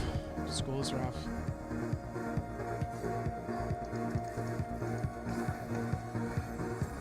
I said be careful, and he walks into it. Yep. Oh, okay. Okay, never mind. You can kill him. Silas is fed.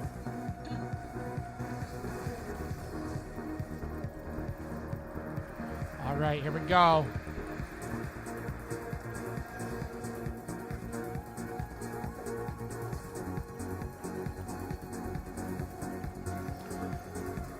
Oh boy. Woo.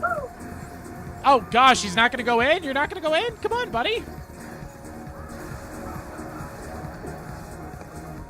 That was not ideal. That was not an optimal situation at all. Oh, come on, Timo. You got this. You got it. In for the gold. There you go. Come on, Jen. Jen. Come on, pal. Jen. I can't believe it. I can't believe this. Oh my gosh. Well, this is not going very well. Dude, I saw you in person, Tyler. I would hug you. I respect you and love you. Thank you. Booyah. Oh, dude, if I saw you. Gotcha. Thank you. I appreciate that, Booyah. You're awesome, too.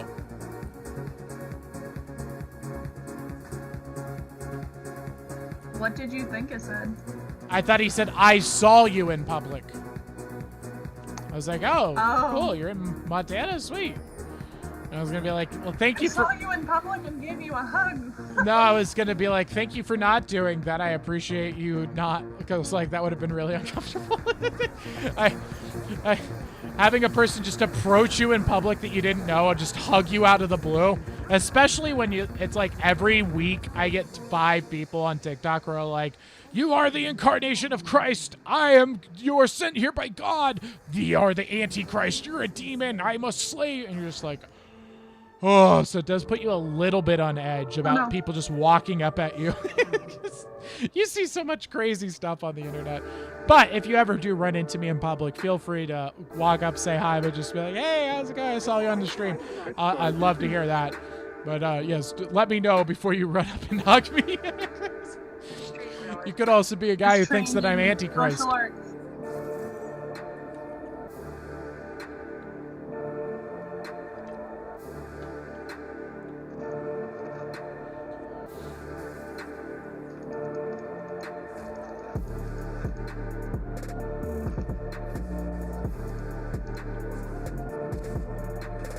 Where is Silas? Good shroom. Good shroom. Okay, shroom. Better shroom.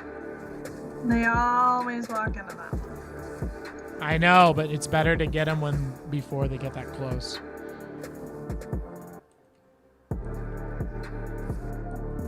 Good shroom and good shroom. These guys. Oh, stupid minion. Also right there. I'm showing her my secret shroom hiding places. Haha, nice, will do. No, we're all humans. Awesome. I agree. Oh boy. Oh boy. Oh boy. When will I not be stunned? Oh god. Woo! Bye! Zippity-doo-dah, zippity-day. My, oh my, what a wonderful day. Get me out of here. Oh, this is so insane.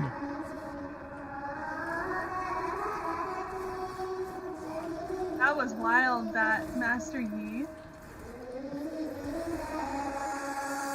Stupid Jin stealing the CS.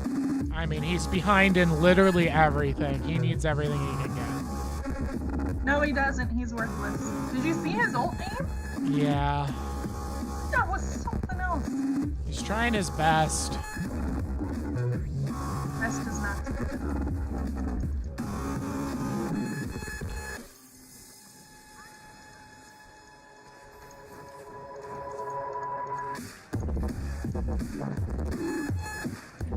Yoink. Uh-oh. Oh. Uh-oh. Oh, goodness. Let's do this. We went to a farmer's market today. That was a lot of fun. He did indeed. Found some local carrots, some local onions. Quite fun indeed. We missed one of them, though. We gotta go back. We've got to go back, Scotty. Oh, no. And we got the equipment to make our house dinner bowl. We're finally there, Q. And we have a whole day tomorrow to get it set up. So we're doing this. We are, I think, officially ready to go as of tomorrow to go church hunting and to invite people over for dinner. So I'm excited. Sunday would be such a great day to do it too, because we'll already be meal prepping for the week. So we could just give them some of what we do. It's all coming together. The Lord doth provide. No matter how busy we are, God will provide us what we need to follow his glory. Amen. Amen. Oh, death. Oh, death. Kill the Ez. Ulti, no, sidestep. Ah! Wow. Oh, wow.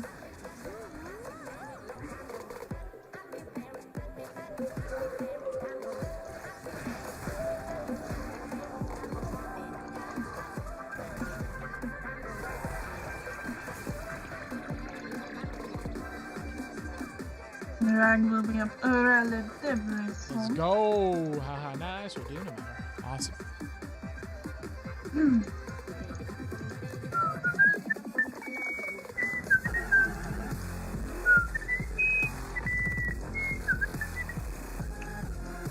I purchased Tang, the orange powder drink, famously invented by the Nazis, at Walmart yesterday, and I must say it's fantastic. Little known fact about the Tang drink: the orange powdered drink was invented for NASA and by NASA for the astronauts to have a vitamin-rich orange juice-like substance that they could bring on board. And it was designed to flavor their water, which was literally made by recycling the urine of the astronauts. And it tasted so bad that they wanted a way to cover up the flavor. And so they invented Tang, which is the way to get vitamins in and to help people drink their water that had been disgustingly vile. And so Tang was invented. And the people who were in NASA were Nazis.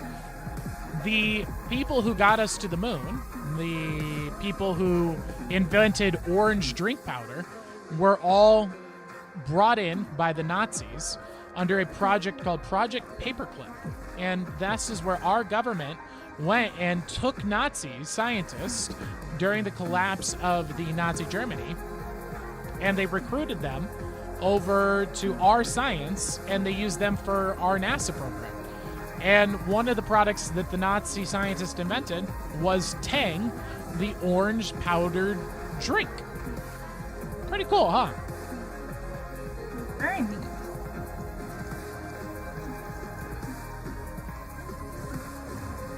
Ooh.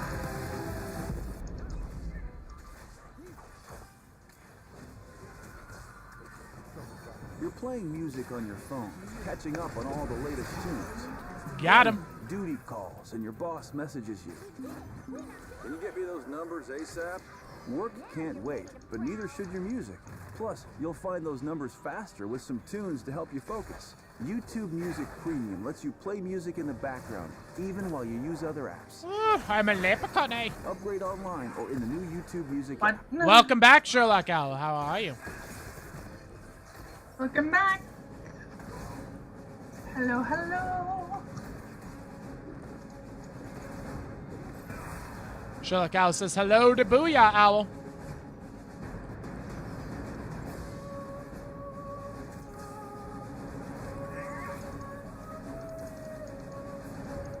Someone is here. Who is it? Oh, it is Plant Lady.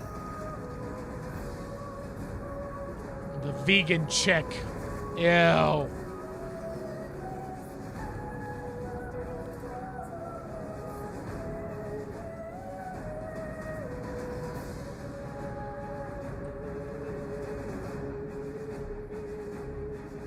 And do you know what Tang's marketing slogan was, cutie? Yes, I do. Oh, you do? Well, yes, I do. What was it? Say it.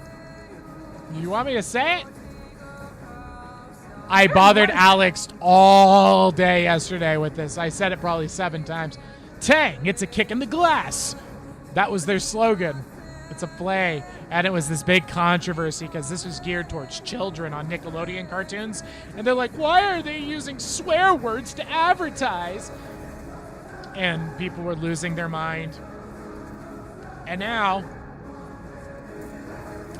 fast forward to today, and they're actively teaching children to mutilate their genitals and to commit suicide in schools. So, you know, maybe they had a point about censoring that kind of stuff from children. Who knows?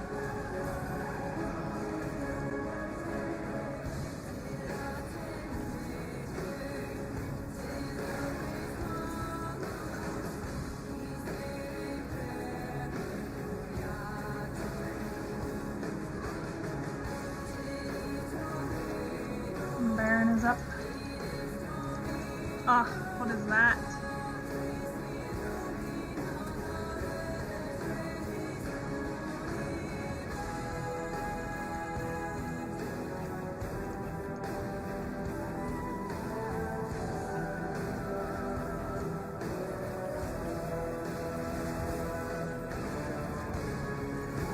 Got him. Ah. Can't heal them all. Can't heal them all. Running right into my trap card. I got a lot of mosquito bites on my arm, but I'm fine.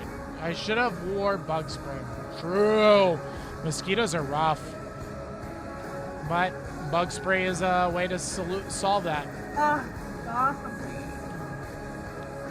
Jeez, this is intense.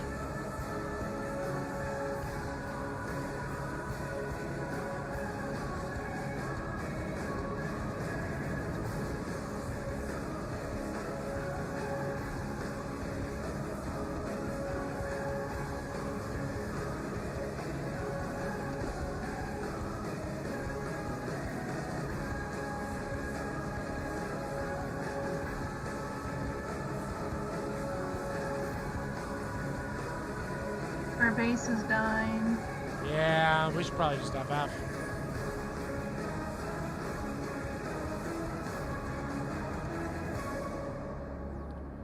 Well, we won the FF, boys. We did win the FF. That's all that matters.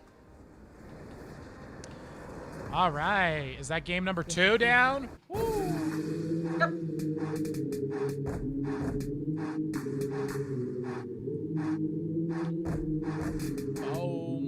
Let's pop off the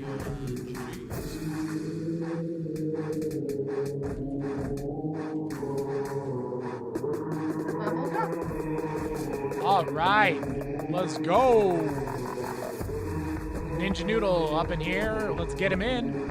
Invite Ninja Noodle in. He's getting the invite. And there's Ninja Noodle. Welcome, Ninja Noodle. We are currently live over on the good old YouTubes. So welcome, welcome, welcome. How are you doing? We got Classic Pokemon coming in. Welcome, Classic Pokemon. We are currently live on the good old YouTubes, just as a heads up. So if you don't like that kind of thing, don't play with us. But if you're okay with that, just a heads up, that's what we're doing. Poker, join me bot. Oh, wait, no. Yeah, you go mid lane. Go mid lane to your breaker. Okay. Alright. I got my 8.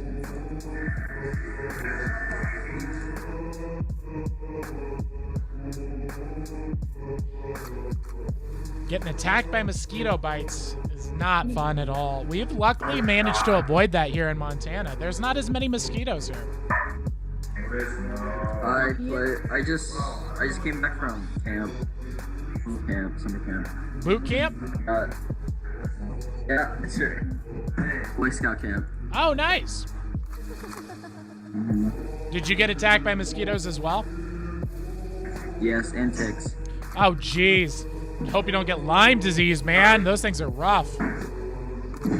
Oh, new Mundo's out. What was that? New Mundo's out, I forgot. Oh, yeah, New Mundo is out. It's interesting.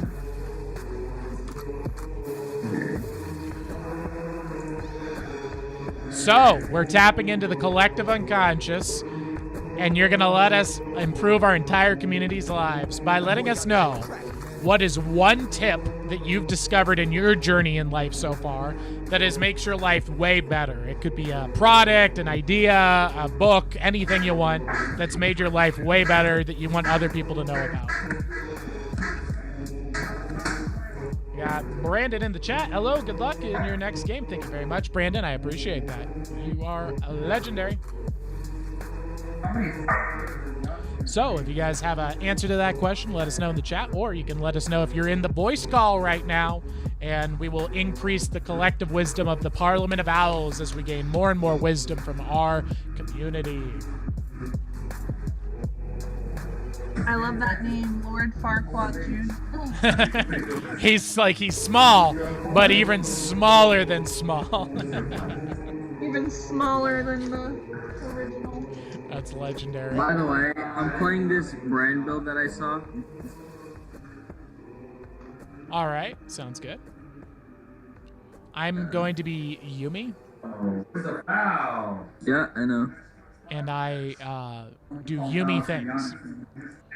It's kind of my bit.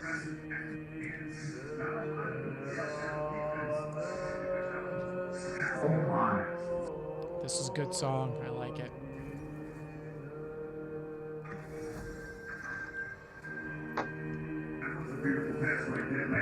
Oh no, someone else already took my Yumi? Someone banned my Yumi. Did I ban my own Yumi? Oh no. No. Samira did, Lord Farquaad. Oh, you're the worst person on the planet. You're ruining the stream. All right. Well, that's okay. What you don't know is I'm actually a bard main, you fool. Let's show this peasant what true glory is. You know not what you have done, mortal. Now I am become death, the destroyer of worlds. Oh, no, doesn't count. I like your words, funny man. Well, you should. You really should. Did you hover, Yumi? No. Well, yes, I did. Yeah, I hovered, Yumi. After the busters. Don't worry, we'll report them for hate speech. or any other fictional crime. Worst angle? Anything. Look at that bard. Look at that bard. I'm going full troll bard, boys and girls. You're about to see the greatest int of your life. This is what you get when you ban Yumi.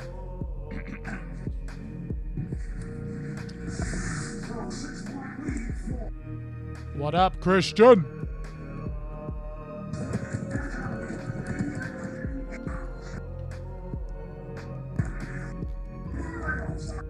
I see our Vigar has got Guardian. Yeah, that's always a sign of someone who's going for an adventurous build. Adventurous build is what we call those around these parts.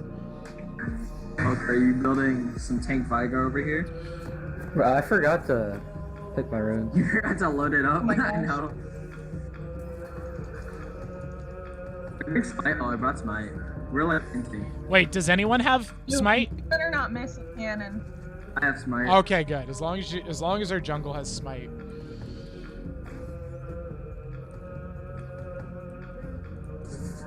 This guy is nosy. None of his business who our jungler is. Your mom. Oh! Ooh. Yeah, I'm about to end this game hard. Seems like it. Alright, Samira. Okay. No. Strategy, No, I don't suppose. turn on them. Don't turn on them. Alright, Lord Farquaad. Lord Farquaad needs to die. True. And Yugi. He is bad. Yes again. Yo, how about I jungle? I can jungle. I'll jungle virus. Hey, Ducky Owl entries chat. Welcome, ducks. How's it going? The one, the only Ducky Owl. Can we get a wall? He's like pinging. Can we get a wall of ducky emojis from Ducky Owl? Because I am a big Christian fan. hates cat, Oh, by the way, Samira's inting, I think. but he likes your stream.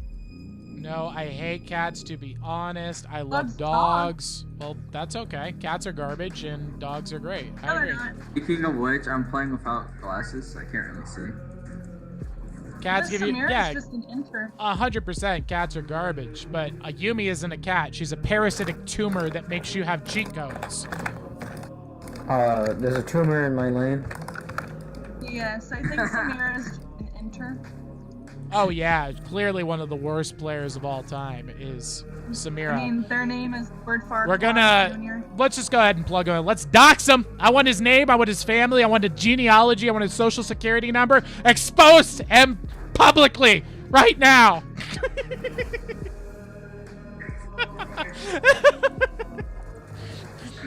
Oh. I want his livelihood. I want his career ruined. I want his name run through the mud. And then after all of that, I want to interview him and get him a better job. I want to give him a better job and a better life. I want to turn it around. And then as he sees the hope at the end of the tunnel, then again, I'm going to do the whole bit again just because I wanted him to see that he could have escaped, and then he'll be dragged back down. That's the current approach we're going to be taking here. This is a credible threat, I think is what they call it in the business. And I, of course, 100% mean it. How else can I talk myself into the worst thing you could say? Oh,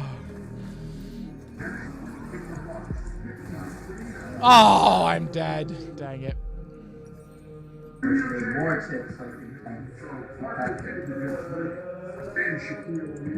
I am mostly dead.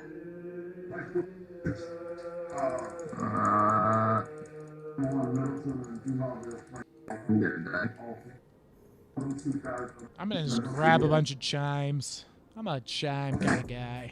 Listen to music with your streamers. YouTube Music You Premium. like your Start a chimes? 1-month free trial. Zip. Zip.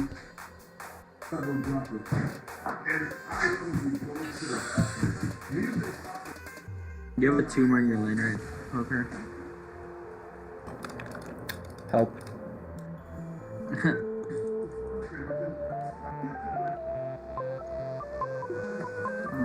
am I supposed Oh, to know? no, I don't have E. I thought I had E. Oh, dang it. What am I supposed to Well, that really affected my mobility to come down bot lane. My apologies. There's E. You don't get E? Oh, you're in a guard.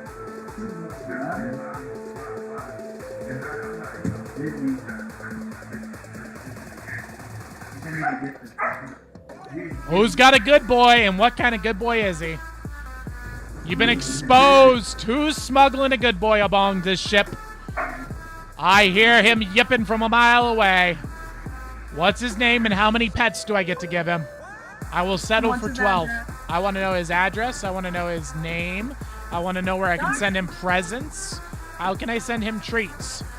By the end of the stream, he's going to like me more than you. He's going to be he's going to run home and he's going to become my good boy. He's going to be like, I'm going to go visit the wizard and become the wizard's pet pup. So where is he? I'll find him eventually. I'll hire FBI agents to come out there and find him. I know people. And there's thoughts that I can have that would indicate that that could be something I could hypothetically do in some situations.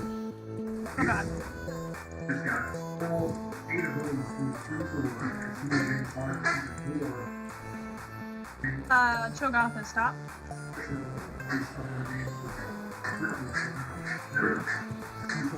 Are you beating your dog? What is this noise I hear? I'm gonna save you, good boy. Good boy, no! Get him! Get him, good boy. Eat him. He's chewing on a speaker. Oh, okay. Right. Prove That's it. what they Wanna see want it? him to think. Okay. He's actually reading a very well-written synopsis on the discourses by Machiavelli. Obviously. He's a very educated canine. He's a sophisticated good boy. Very wise. Very wise good boy. I can sense his wisdom.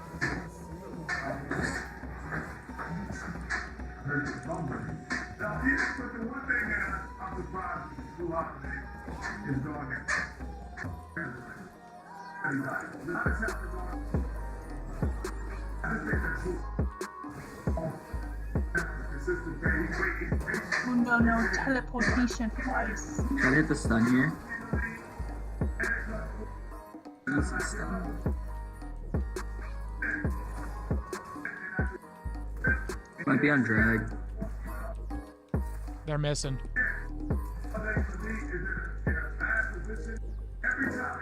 They're probably going to drag. What a drag. Oh no, we both did it. As one of us doing it was bad enough. We both did it.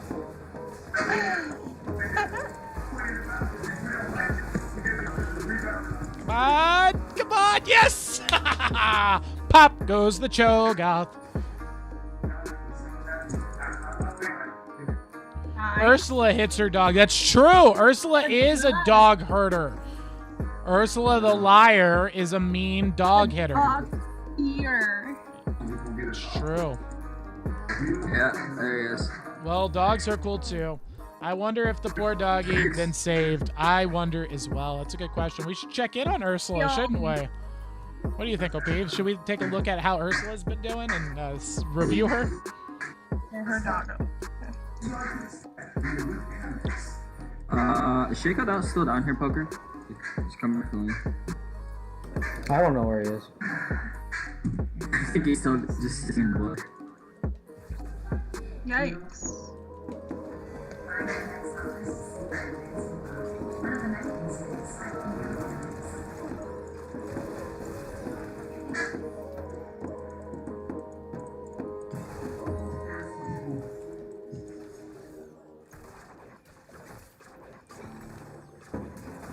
Mercenary's not very intelligent.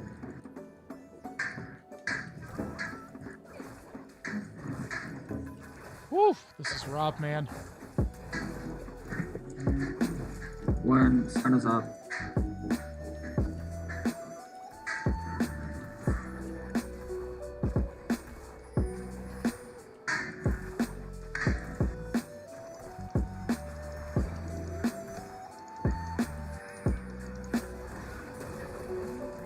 Yeah, nice flash.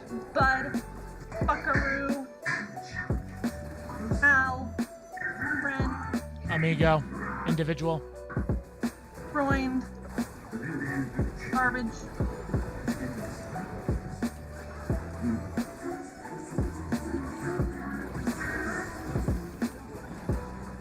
Dang it. This is GG. That's right. Quit, you coward.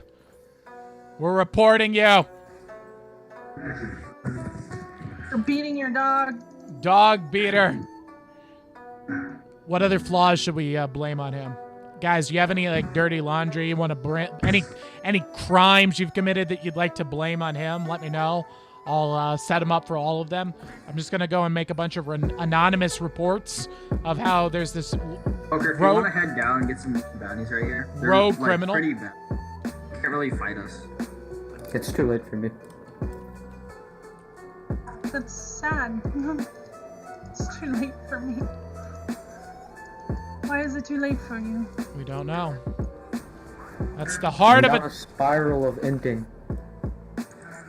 On a spiral? A hard downward spiral? What am I supposed to do? Just spiral upwards. You've got this. Turn it around. Turn your frown upside down. You may not be able to win. That's not something within your control, but you can do the best that is in your capacity to do given the situation you're in. Strive forward to greatness, my friend. Rise up. Claim what is yours. The Trograss in my way. Why did this person play Smear Jungle again? I don't know. Tard?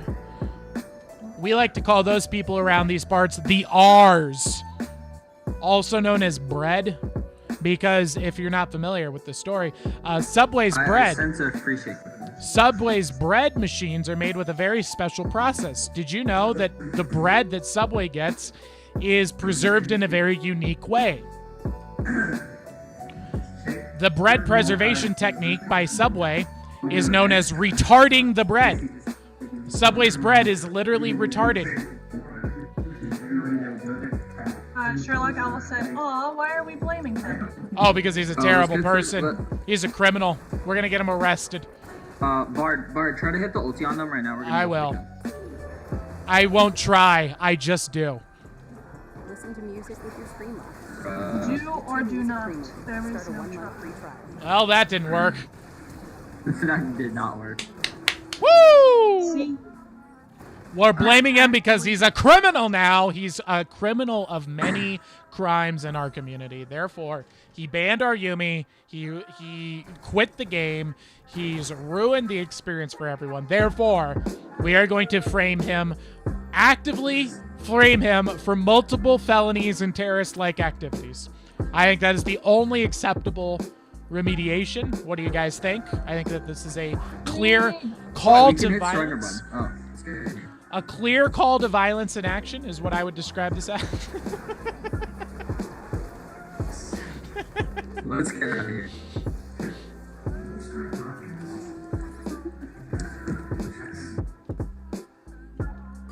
Obviously, I couldn't actually say that, Your Honor. That's why it's clearly a joke. A joke.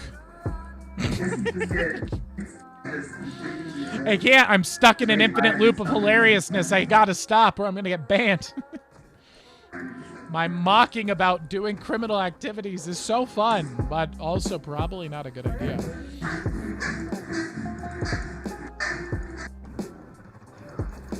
Oh, look at that. We are adding to his criminal list hate speech first, and Sherlock has added that he stole her homework. Clearly was responsible. I'm going to go over here. So let's hop on over to the report feature of League of Legends. 1 second here. Just get the promotion in here. And that's Lord Farquaad. We're going to go ahead and we're going to, first off, leaving AFK, so we're going to give him the check for that. Negative attitude, I think that was a given, right? And more importantly, verbal abuse, I think that falls under the category here. He abused his dog. Intentional feet.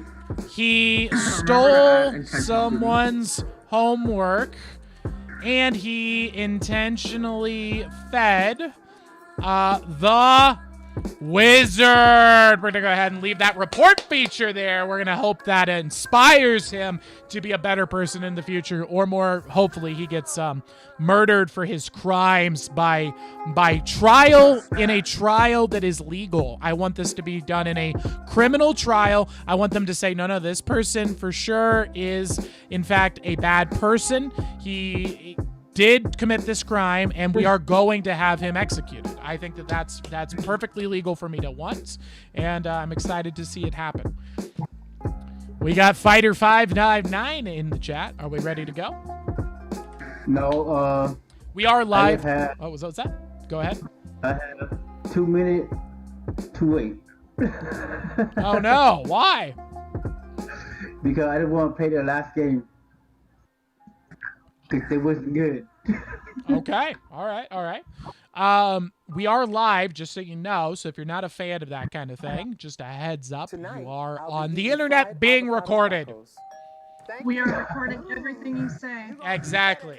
And we're going to obviously... will be held against.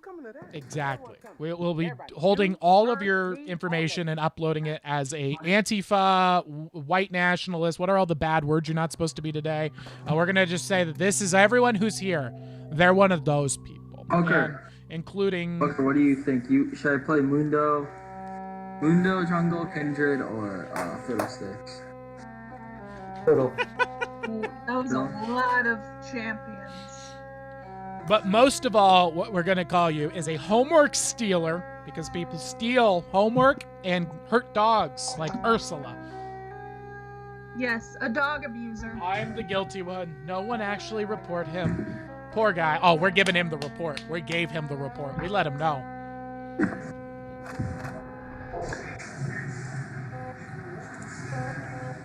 As long as I'm not ADC, I'm fine. I think the only role you can get is ADC. Right, good luck. ADC, Tristana, Twitch, and Ezreal are all good with Yumi. I'll try. You got this. I'm not that good with I can play ADC or... I'm not that good. Jungle? ADC, I'm not telling you right now. I can jungle, I can tower, but I cannot support, I cannot ADC. So Can you go jungle? Yeah, go jungle. Anything except for ADC. Yeah, go ahead, Okay, go go jungle. jungle. Jungles are the only role open right now. So playing with Yumi is pretty simple. You have a 3k item attached to you, but it doesn't activate until the 10-minute mark. So just play like you're down a lane until the 10-minute mark, and then walk in and kill everybody. It's really that simple. What's good with Yumi again? Ezreal, Twitch, and Tristana. So those people are TP, like a flash stat.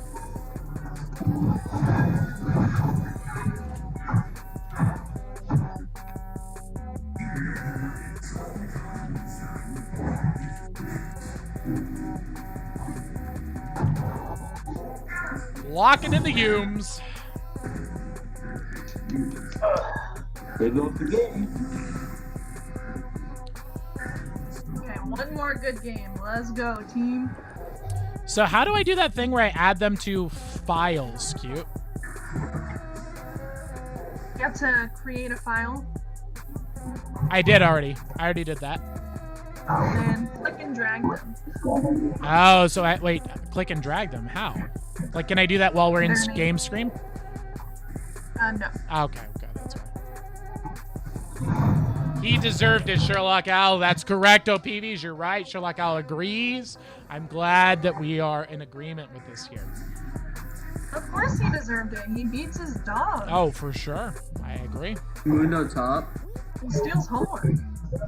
I'm gonna throw on the bee suit. Let's go with bee suit Yumi. I'm feeling it. I wish I had B Teemo. Me too. Teemo. I do too. I'd say it's in the top 10 biggest tragedies of my life. Do you want me to buy it for you? Let's go. Go grab my car and get Teemo skin. I don't think I can buy it here. What? I got Unless I that. don't have the RP, which I don't. I know, but go grab my card and we'll get you a bee suit. I got a lot of keyboard skills. Woo! Good work, good work.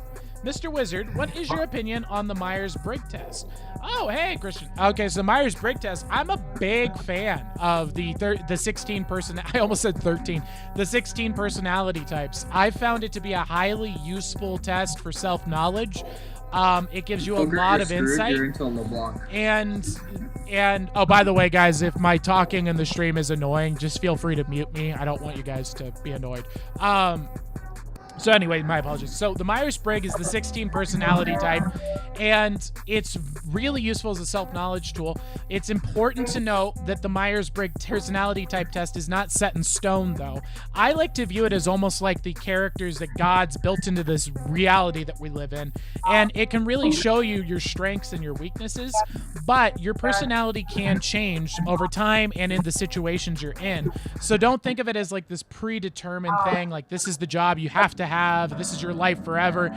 You can change those parts of your personality as you grow and adapt and evolve. So it's really fun, it's really great, and it really helps you with knowing where to put your efforts into in your life. So I highly recommend doing it, and we do it for free. We give people a personality test, so if you're interested in that, you can sign up for it as well, where we do readings, basically. Nico bot lane, LeBlanc mid. That is correct, Sherlock Owl. I am an ENTP. That is my personality type. It's really great. Popping up with a bee suit. Poker, I think you're dead. LeBlanc kind of centers you. Aaron's going down. Personally, I've seen the Big Five type. The Big Five test is more accurate. I will give you that. It's more accurate, but I don't feel like it has the explanatory and archetypal value that comes from the 16 personality test. The archetypal value and the story narrative value of the 16 personality types is far more practical and useful, even though it's slightly less accurate, than I feel like the Big Five is, which doesn't really give you any, here's applicable knowledge you can apply in your life right now. But I would do both, personally. I will get to that. It's more accurate, but I don't feel like it has the explanatory value that comes from the 16%. Oh, we got a Kaisa ADC. Oh, you're gonna crush. We're gonna win. Is far more practical and useful, even though it's slightly less accurate. Then I feel like this 5 I hope you're ready for hyper carry. Chat, I might go a little quiet, but I wanna make sure I carry this Kaisa to victory. Let's do this. You're about to find out the most unfair game ever. We're going full Toomey mode. Fuck Owl is INTJ. She is INTJ. I believe that is the mastermind personality type, if I know off the top of my head.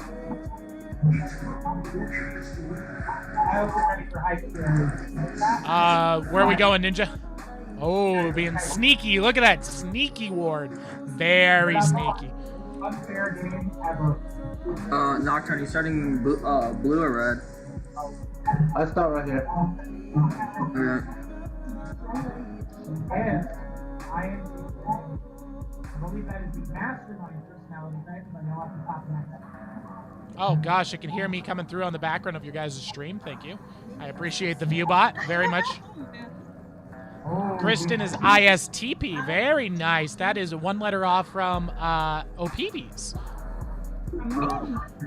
OPB's is ISFP. She's an ISFP. The ISTP, can I recall who that is? Gosh. Off the top of my head, that's tough. I do not recall what the archetype of the ISTP is off the top of my head. Appreciate the view bot. ISTP, very nice. That is one letter off from I'm gonna look at Oh jeez. Just hold your lane. I'll be there when I can.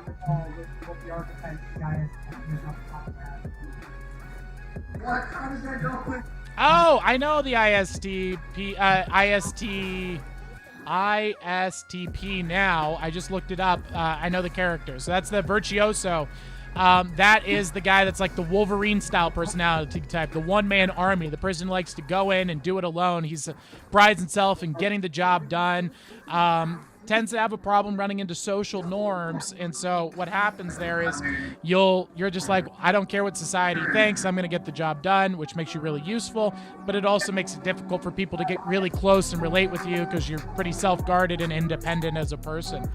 And so great careers for you is like a specialist role, to just go in there and get the job done and crush. Go in and do it alone. Like archetypes are like Wolverine would be an archetype of that if you're looking for like a fictional representation of what that personality type like is at its extremes.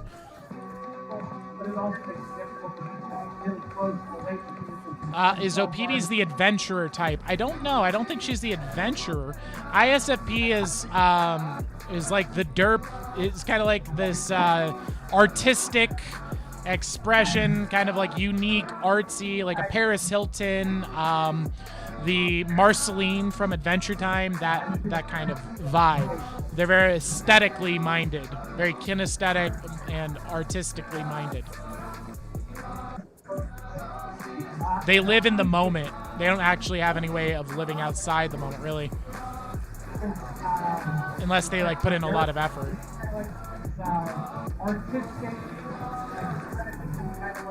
Oh, come on, I can't attach to you. There we go. There we go. Woo! Good work, Kaisa. You're crushing, man. Windows top. They live in the moment. They don't actually have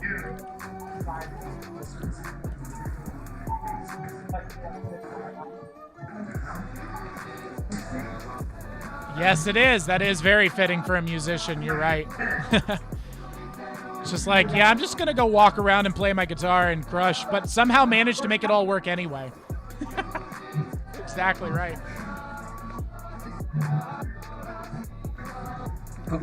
Poker, how's it going, man? I'm vibing. I'm not sure. If you type in ISFP, it should show you on the 16 personality types website what they are. What music do you play? What's your instrument?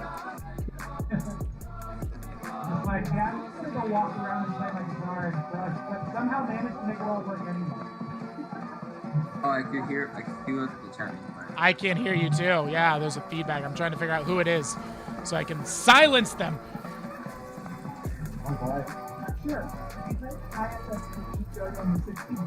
Oh boy, oh boy, oh boy, oh boy. That's not good. That's a lot of damage. Oh, Mundo here. Oh, geez. Let's just try our best here. I'm trying. Ah, I couldn't zip to you. I'm sorry. It's fine. It's cool. Woo!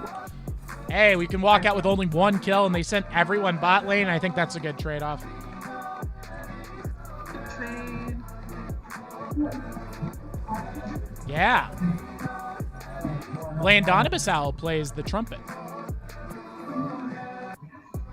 Tuba, my apologies. He plays instrument. I should have just stopped there. Oh, there's another one who plays the guitar. Nice. Hey, plays guitar. He plays whatever people will pay him to play. I like it. That's great. That's such an ISTP comment right there. Oh, that's peak ISTP right there.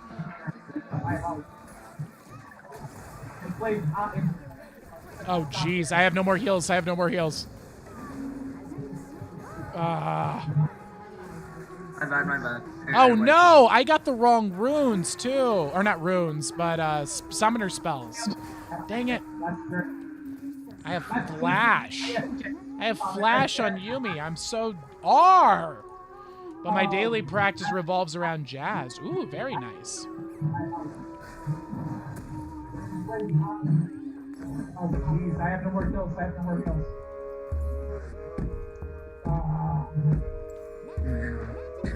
Oh no, I got the wrong room too. Or not rooms, but summer spells. Okay, the good news is I think we're crushing them on CS, so I think we're good.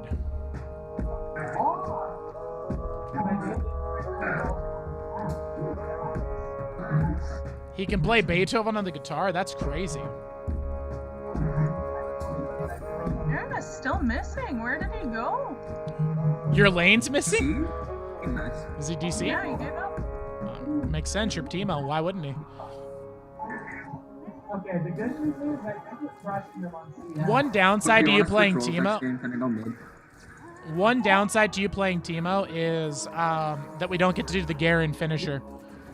You can play Beethoven on the guitar, that's crazy. Yeah, Timo's not very, tanky. I'm a little squish ball. Oh, I almost stole that kill. That would have been mean. That was the stat flash. I was like, the last minute turned away from it. I was like, no!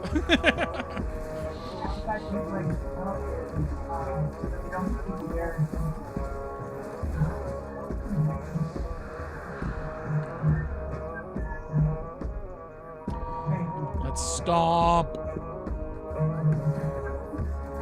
Oh, I almost stole that kill. There's Garen. Long time no see, bud. Turned away from him. No! He was waiting for like 300 for food. Oh, jeez. Oh, jeez. I did not see my health bar, and blind is bad.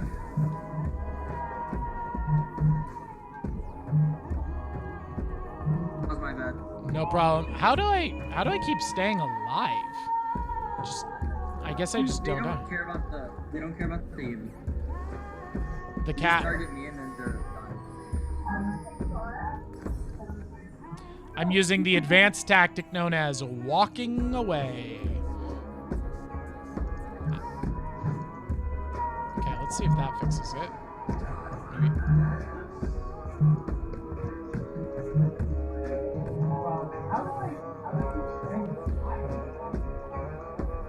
I don't know. I'm hearing the voice come through, but I can't figure out who it is or why it is.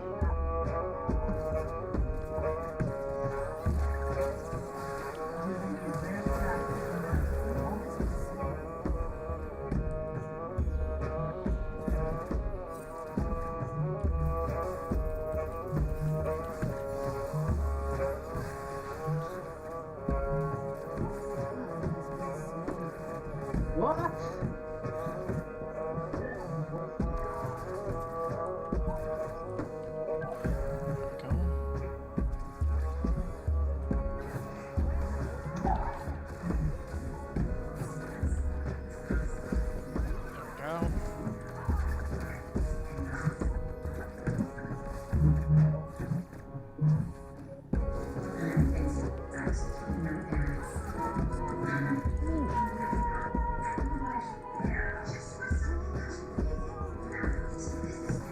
They're both CS. It's kind of interesting. Yeah, I don't know what their thought process is there other than being complete failures.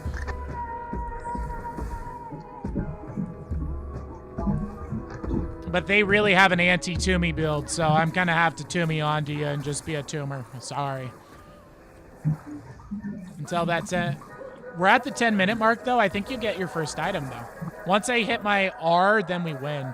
So I'm like one hit away from it. I don't know how I'm 2 levels below you, though.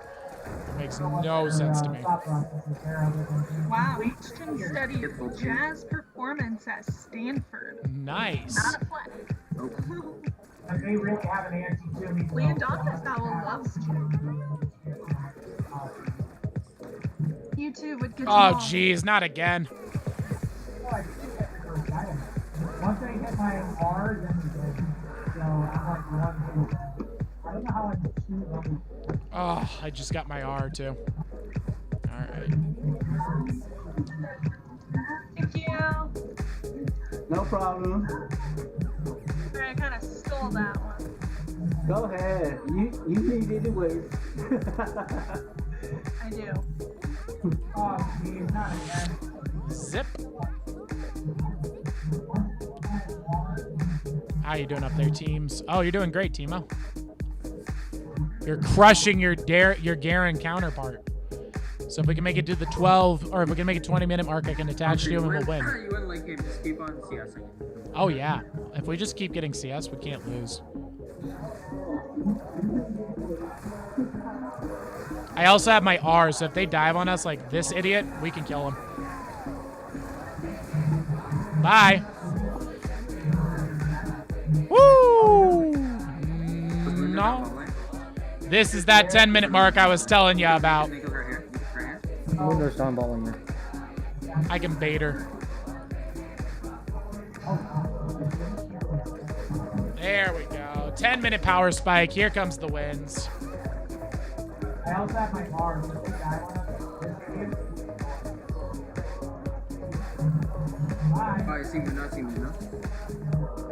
He does this every time to us. He likes our lane. I think he just wants to be a 3-man bot. How's their Mundo doing? Why can't I find? Oh, there he is. Oh, he's not even that good. He's not that bad.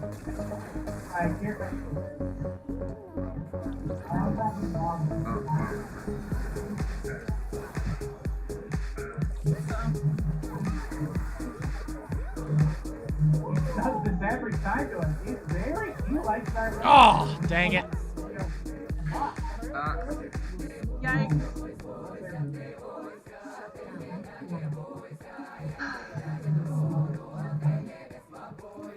We still got this. We're good. Hey, Cheesecake Owl. Welcome back. We did Dante's Inferno today, where you, I don't know if you were here for it, but if you scroll back, you can find Dante's Inferno, and we did the Divine Comedy in total. So we did a lecture on the archetypal significance of Dante's Inferno, and I know that's one of your favorite books. So if you click the little scroller and you pull it back, it's the last segment before we started playing video games. That's where we did the Dante's Inferno Archetypal Analysis. You might want to watch it before it gets banned. Yeah, it might get banned again, just like all our other stuff gets banned because we talk about, you know, philosophy, improving your life, things that'll make your life better, and YouTube wants you to hate yourself and kill yourself. So they take that kind of content down because YouTube is an evil platform that promotes evil things.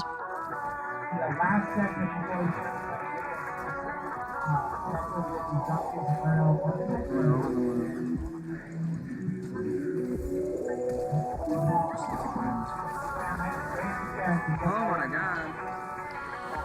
Let's go, Viego, or whatever your name is. Go, Viego, go. Oh boy, he's got CS. He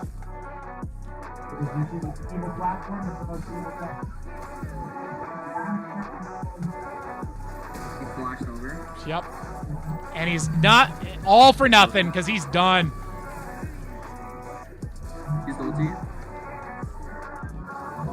There you go. Oh, I missed him.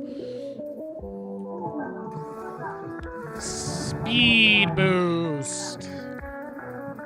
There he is. You should be able to catch him. Got him.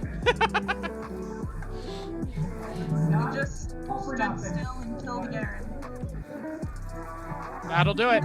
Oh, let's steal a Drago.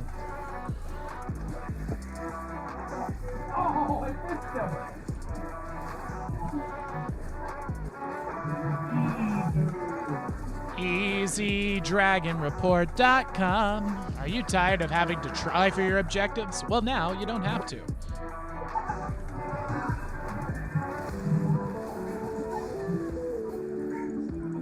I don't know how I possibly got an assist for that, but thank you.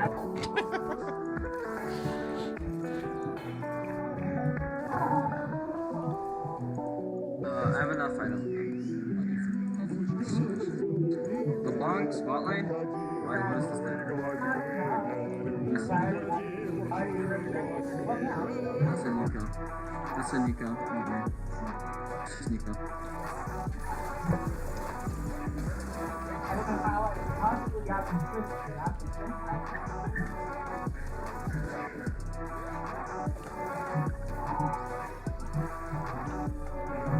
Anyone know where Mundo is? I do not. No, haven't seen him. went and bought.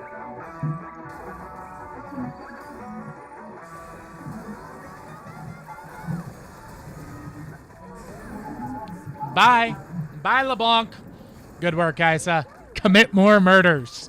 I encourage murder on this channel. That's why they ban us. We can go on his red buff. Commit murder. Sorry, blacked out there for a second. I do too, but it would be really funny if I was doing that, though, huh? Oh. Nice. Conversion on center right here. Can you kill right here? They probably hate my ass. Good work, guys. Commit more murder. I encourage murder on this channel. That's why I ban. Commit murder. That would be really funny if I was doing that.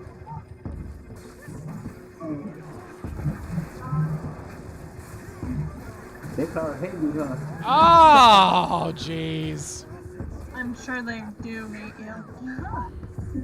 Who hates us? Doctor, watch out for the TP. Enemy team. Damn.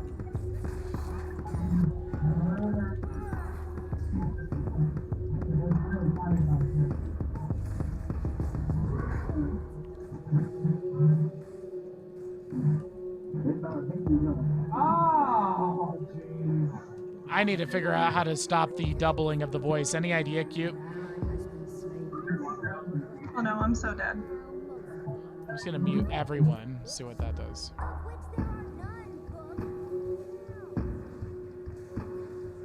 Hid in the bush and it worked.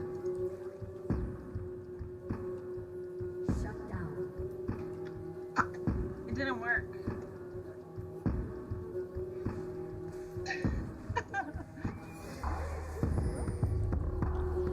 All right, I think I figured out who it is. It was Fighter was the one who's giving the feedback. I think I've got it cleaned up now. Oh, Fighter. Sorry for the abominable last, I don't know how many hours. 10.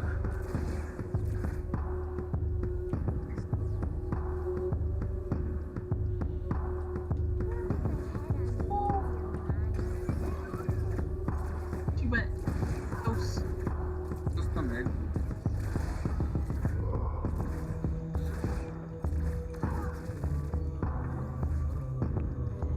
There we go. Good job. Good game, team.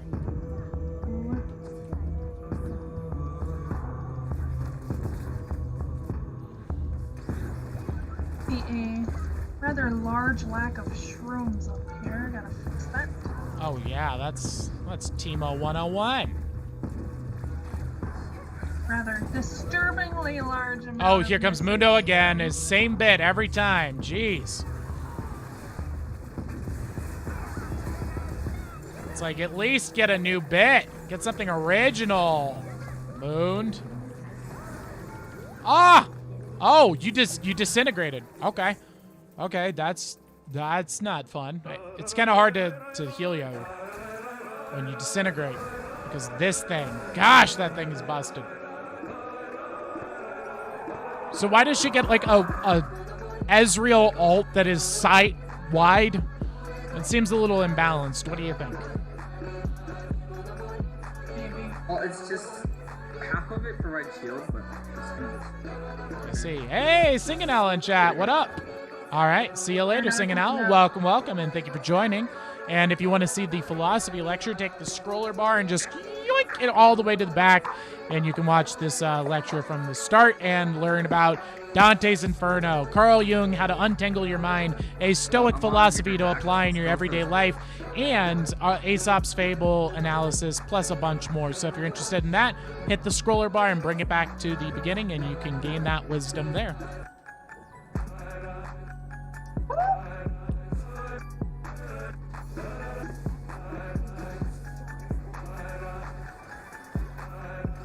All right, Timo, let's do it.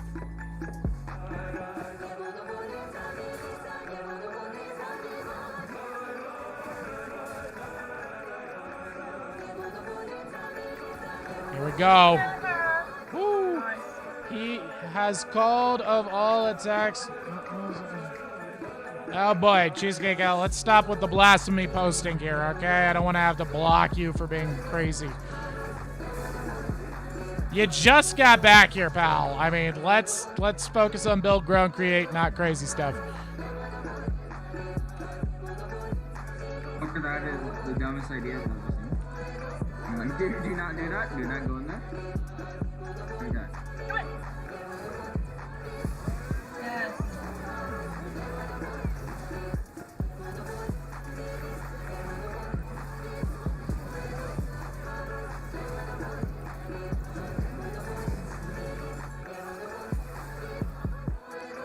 Woo! Here we go. There we go. Ah, yes, the ultimate bait. Oh, fuck. And the ultimate. Let's do She this. just Senna's cracked, dude. I agree. Be cool with Senna. Have you tried cheating?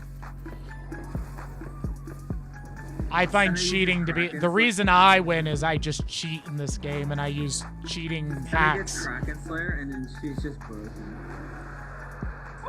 Okay, team, Every we got auto dragged. is something that hurts. You know, just call them up and be like, hey, if you don't int this game, we're going to have your family murdered. You know, that kind of tactic. That's how I usually win my games. Threats of violence. Yeah, threats of violence and assaults. Credible threats of violence I find to be the most effective way to cheat. Senna took tower out of dang.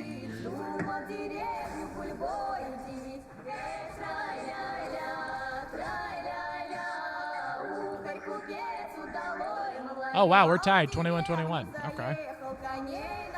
We are?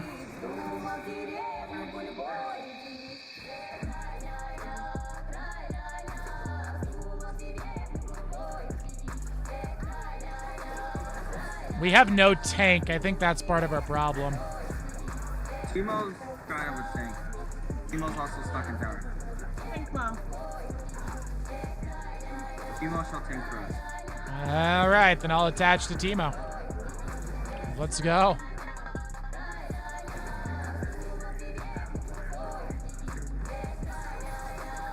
Whew.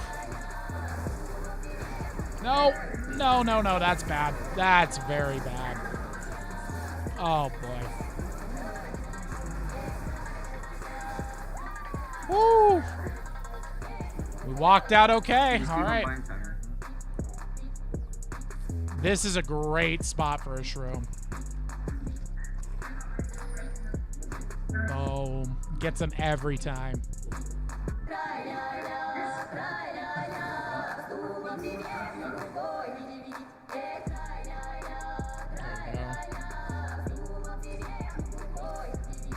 No, you revealed yourself. I did. This is a mistake. My apologies.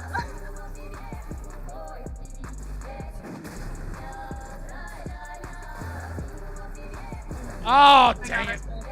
I could have gotten alive. I forgot I have flash. Dang it.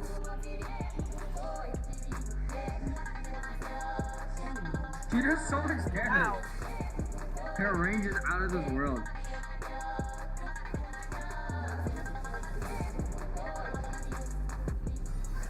I don't care about your being Cheesecake Owl. Tell him he's not welcome. Sounds like he's way too dramatic and way too into drama, and I don't need any of that in my life. I'm more of a Jesus kind of guy, so you can tell him to beat it. Not interested. I don't care about anyone who calls themselves a being that isn't Christ. Oh, she got deleted.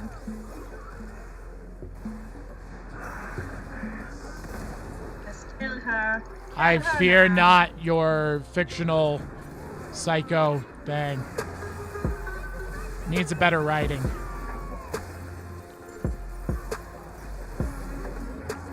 We can go for Baron right here. Woo! That's called the cleanup crew, boys and girls. There we go. So, what are you called?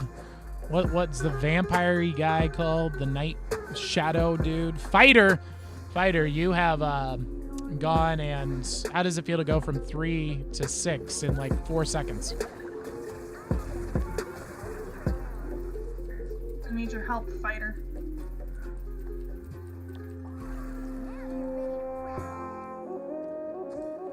I don't know. I'll let Alex decide if she bans Cheesecake Owl or not.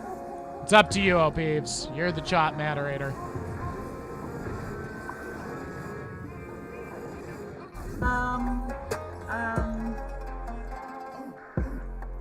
He's doing his blasphemy posting again. I don't know. It's an ongoing issue. It is, yes.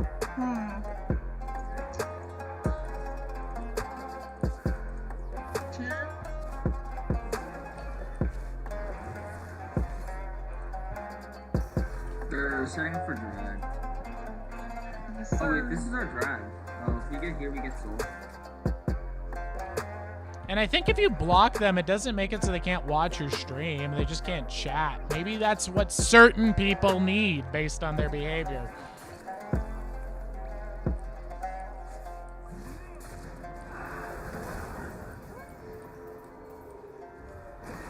Okay, we're on our way, Nocturne.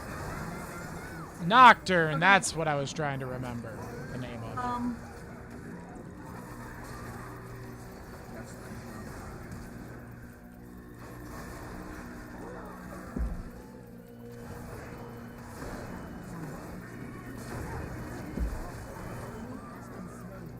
Nice. Nice. Next.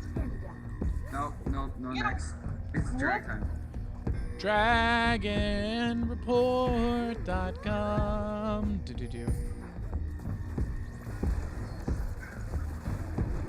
Try to drag it out. Ward. Do that with one. Just like, give. There we go. That's full. That was worth it.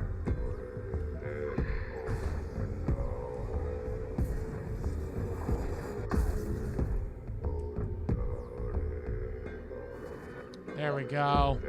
I gave him a good old-fashioned time out. Good. Let him think about his stupidity and consider not being as dumb in the future. And then he can think about if he wants to continue to do that. You delete minions, Viger. Oh my. My shroom didn't stand a chance. Viger, what is your AP right now?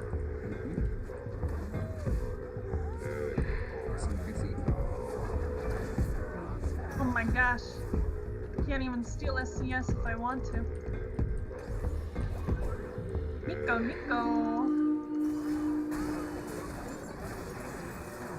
Aww. Hey, okay, that worked. That was a clone. Boom!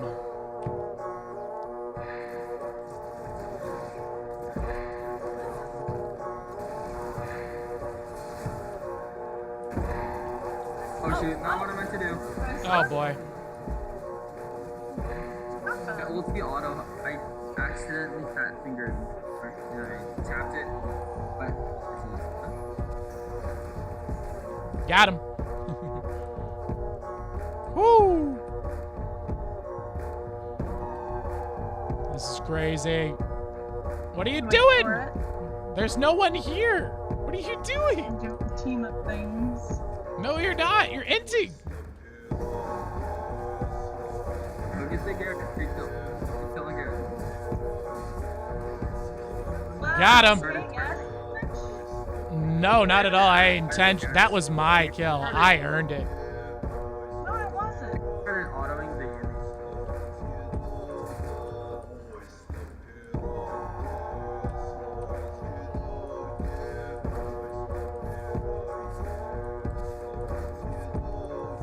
I like that YouTube allows us to have the timeout feature. It feels very fun. Forgiving. It feels like it's communicating to what I want timeouts to deal with. Timeouts are to help people who are childish. You know, it's a childish problem, not a banning problem. You know, It's like you are being Give that man the dump. childish. Give him time out. That kind of thing. Give him the dump.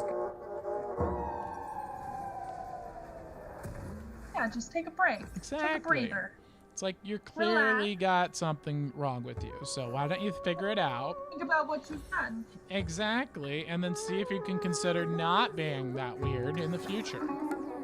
Come back. Ask for forgiveness. We shall.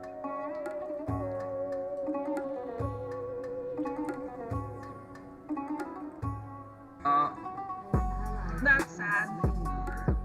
I got ganked. Rest in peace.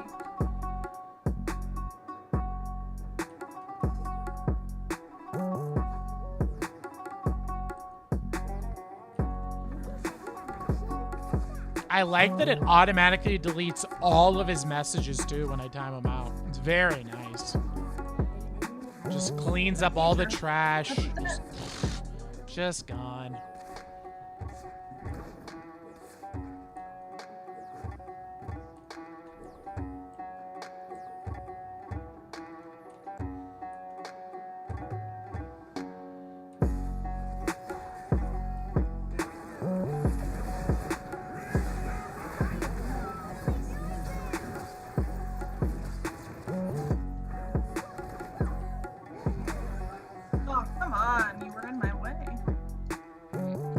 Literally makes no sense.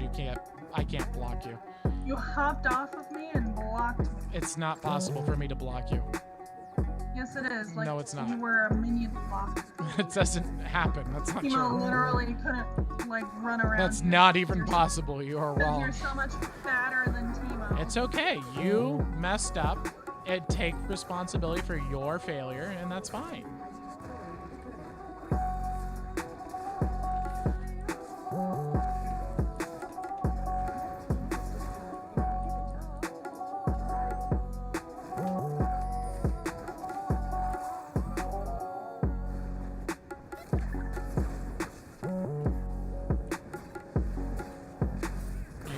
Denton, or what's going on here? What? You're in their base when it's 5v1. Dude, what you guys doing over there? I don't know. That's what I'm asking her. I'm chilling. Just chilling in the inhibitor. No, you killed the inhibitor a while ago.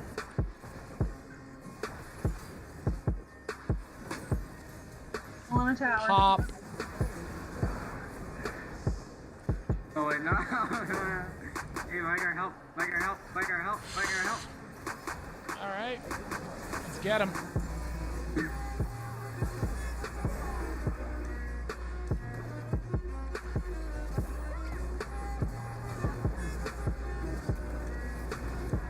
The one shot? Okay. The two. Boom. Hey, yo, Elder's up. Do you know about your auto Q auto combo, Timo? Yes. Okay. But I don't have those runes, so it doesn't really matter. Well, why not? That's if you take electrocute. It still works either way. Well, I still auto Q auto. Yo, wait, there's Elder? Let's do it. Let's get Elder.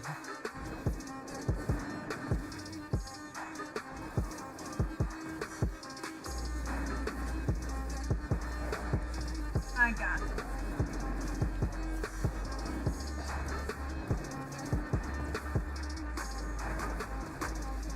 Go. Let's get this Elder Dragon. Oh, jeez. He just stole it from us. Kill him.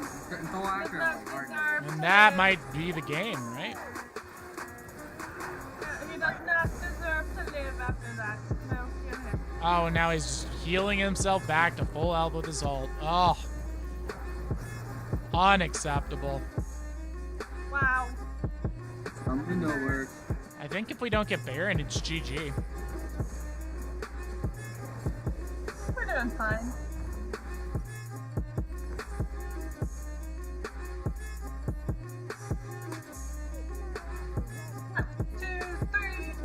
We have like all of their towers. I guess that's true. I'm just gonna walk mid and take their hit.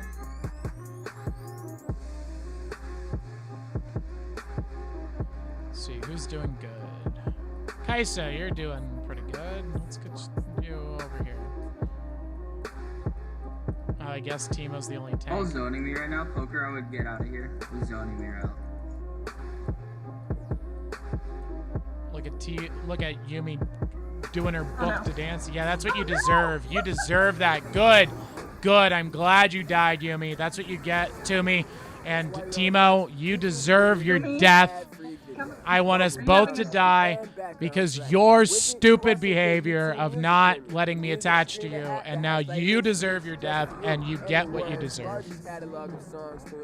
Finish them. Don't finish them. Make her suffer for her stupid decisions. Oh, no. You deserve to learn from your mistakes. Why are you so angry? Because it is your bad behavior and bad sportsmanship is the reason that you died. You deserve it. They might end here. I hope they do. She deserves it. Timo and Yumi, you're the last hope. Yeah, and I'm sure she'll mess that up too.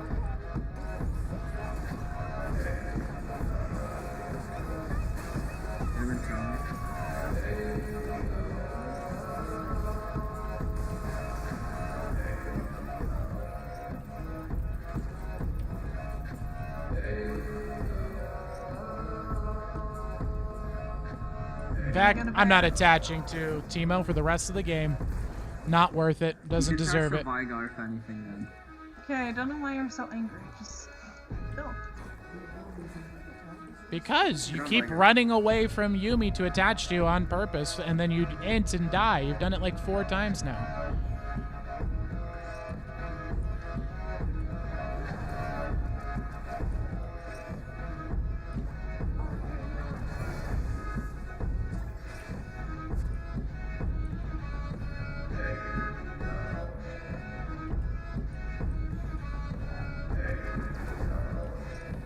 Can you get the inhibs? I can. I'm just here. I'm just gonna sneak on by. Keep them busy.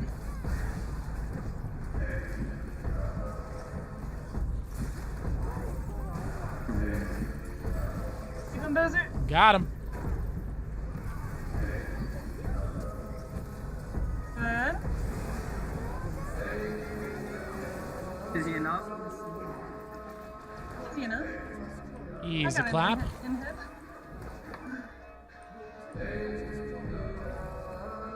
Nocturne are heading down to you. You guys can win this. You guys can win this. Just Oh yeah, we can easily win this. He's on yet.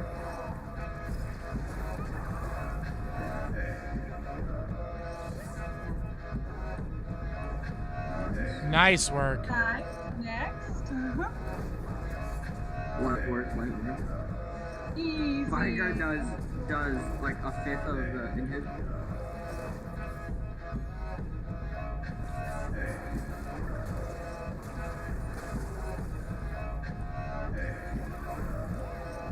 Go for Baron. No, they're all coming up.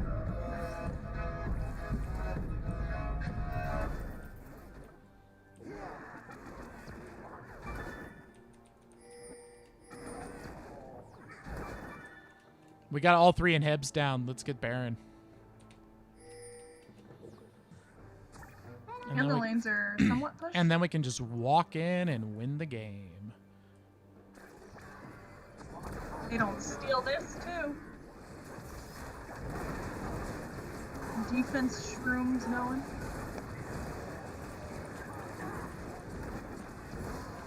There we go. To bot lane, it's a Mundo and Nicola. Baron's top.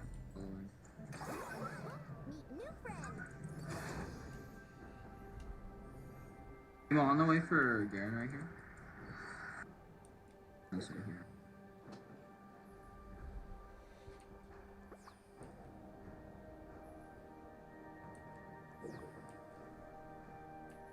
I have a whole army. One. That didn't hit. Mundo Numbers on me.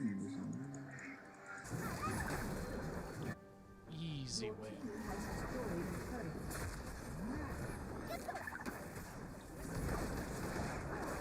Bye.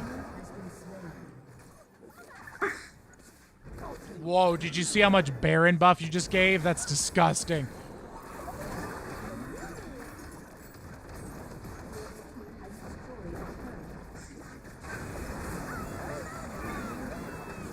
Woo! Surrender? Do we win? Team, good work. We won. All right, boys and girls. I think that is a good place for us to stop and end our stream. What do you guys think? What do you think, Opeeves? Hmm? Sounds good, yeah. All right, sounds good. Got a lot of DMGs. Yeah, poker. You want to keep on playing League? All right. Well, let's go ahead and we will shut this thing on down, boys and girls. Thank you very much for joining us for today's stream. I hope you guys enjoyed that. That is the Virtuoso up there on the screen. And we are going to get the Owl of Censorship up here. And we are going to get OPV's mic muted. And I will be muting my mic shortly. Let's get some leaving outro music. Any suggestions on what you would like? For your outro, cutie, or I can just do what we did in the beginning. That'll probably be good. Let's pull that up and history, ball.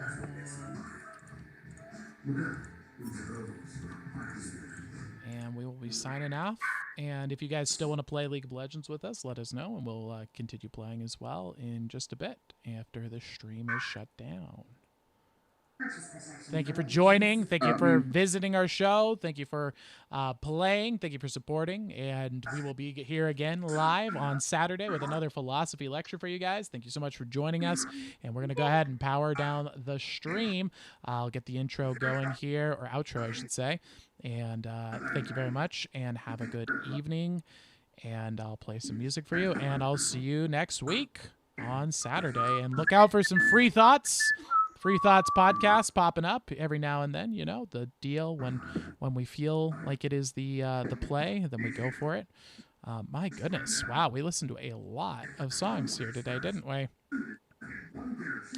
Jeez, I'm trying to find the last song here. We've been playing for a while, have we not? This is crazy. My word. Okay, here it is. Here is our song. Jeez, that was insane. There we go. All right, boys and girls, here we go. Good night. You're all wonderful. You're all amazing. You're all beautiful. You're all incredible people. Thank you for joining. Good night. We'll be here all week.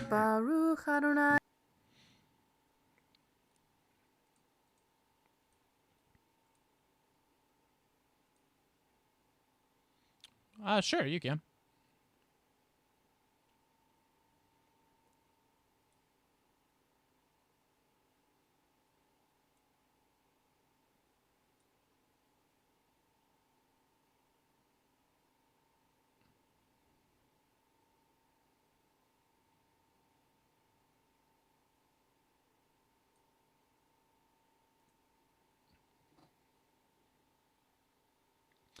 Oh, dang it. Did I mess that whole thing up? I did. I'm so sorry, guys. My apologies. That is unacceptably annoyingly toxic. I guess I muted the wrong mic. My apologies.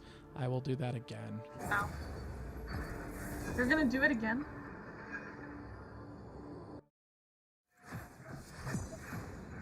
Okie dokie.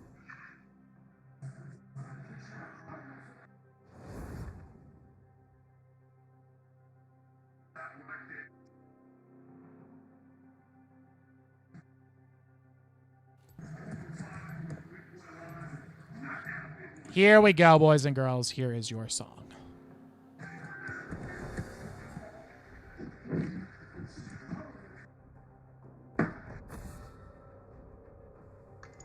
Baruchu et Adonai Hamivorach. Baruch Adonai Hamivorach Leolam Va'ed. Baruch Adonai Hamivorach Leolam Va'ed. Baruch atah Adonai Eloheinu melech haolam Asher bachar banu mikol ha'amim V'natan lanu et Torato Baruch atah Adonai Noten HaTorah.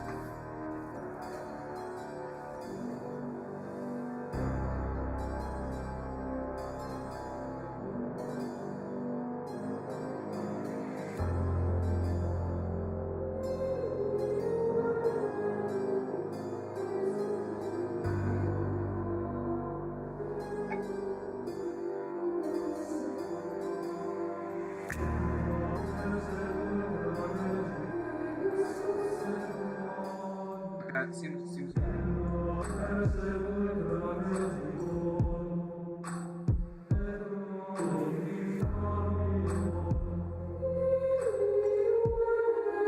crash.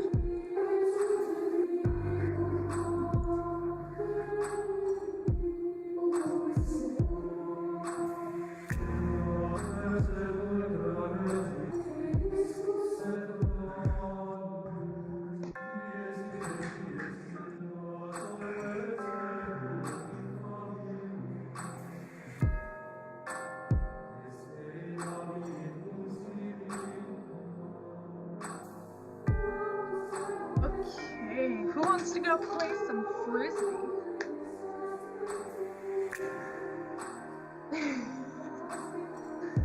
We should have got a glow-in-the-dark frisbee.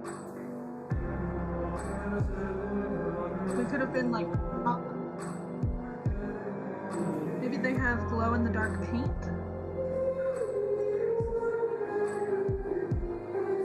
We could be like Tron. Does I ever recall?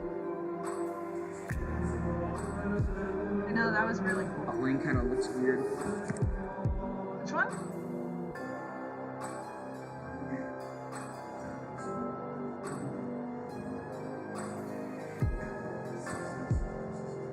Bot lane has Skinner G, be careful.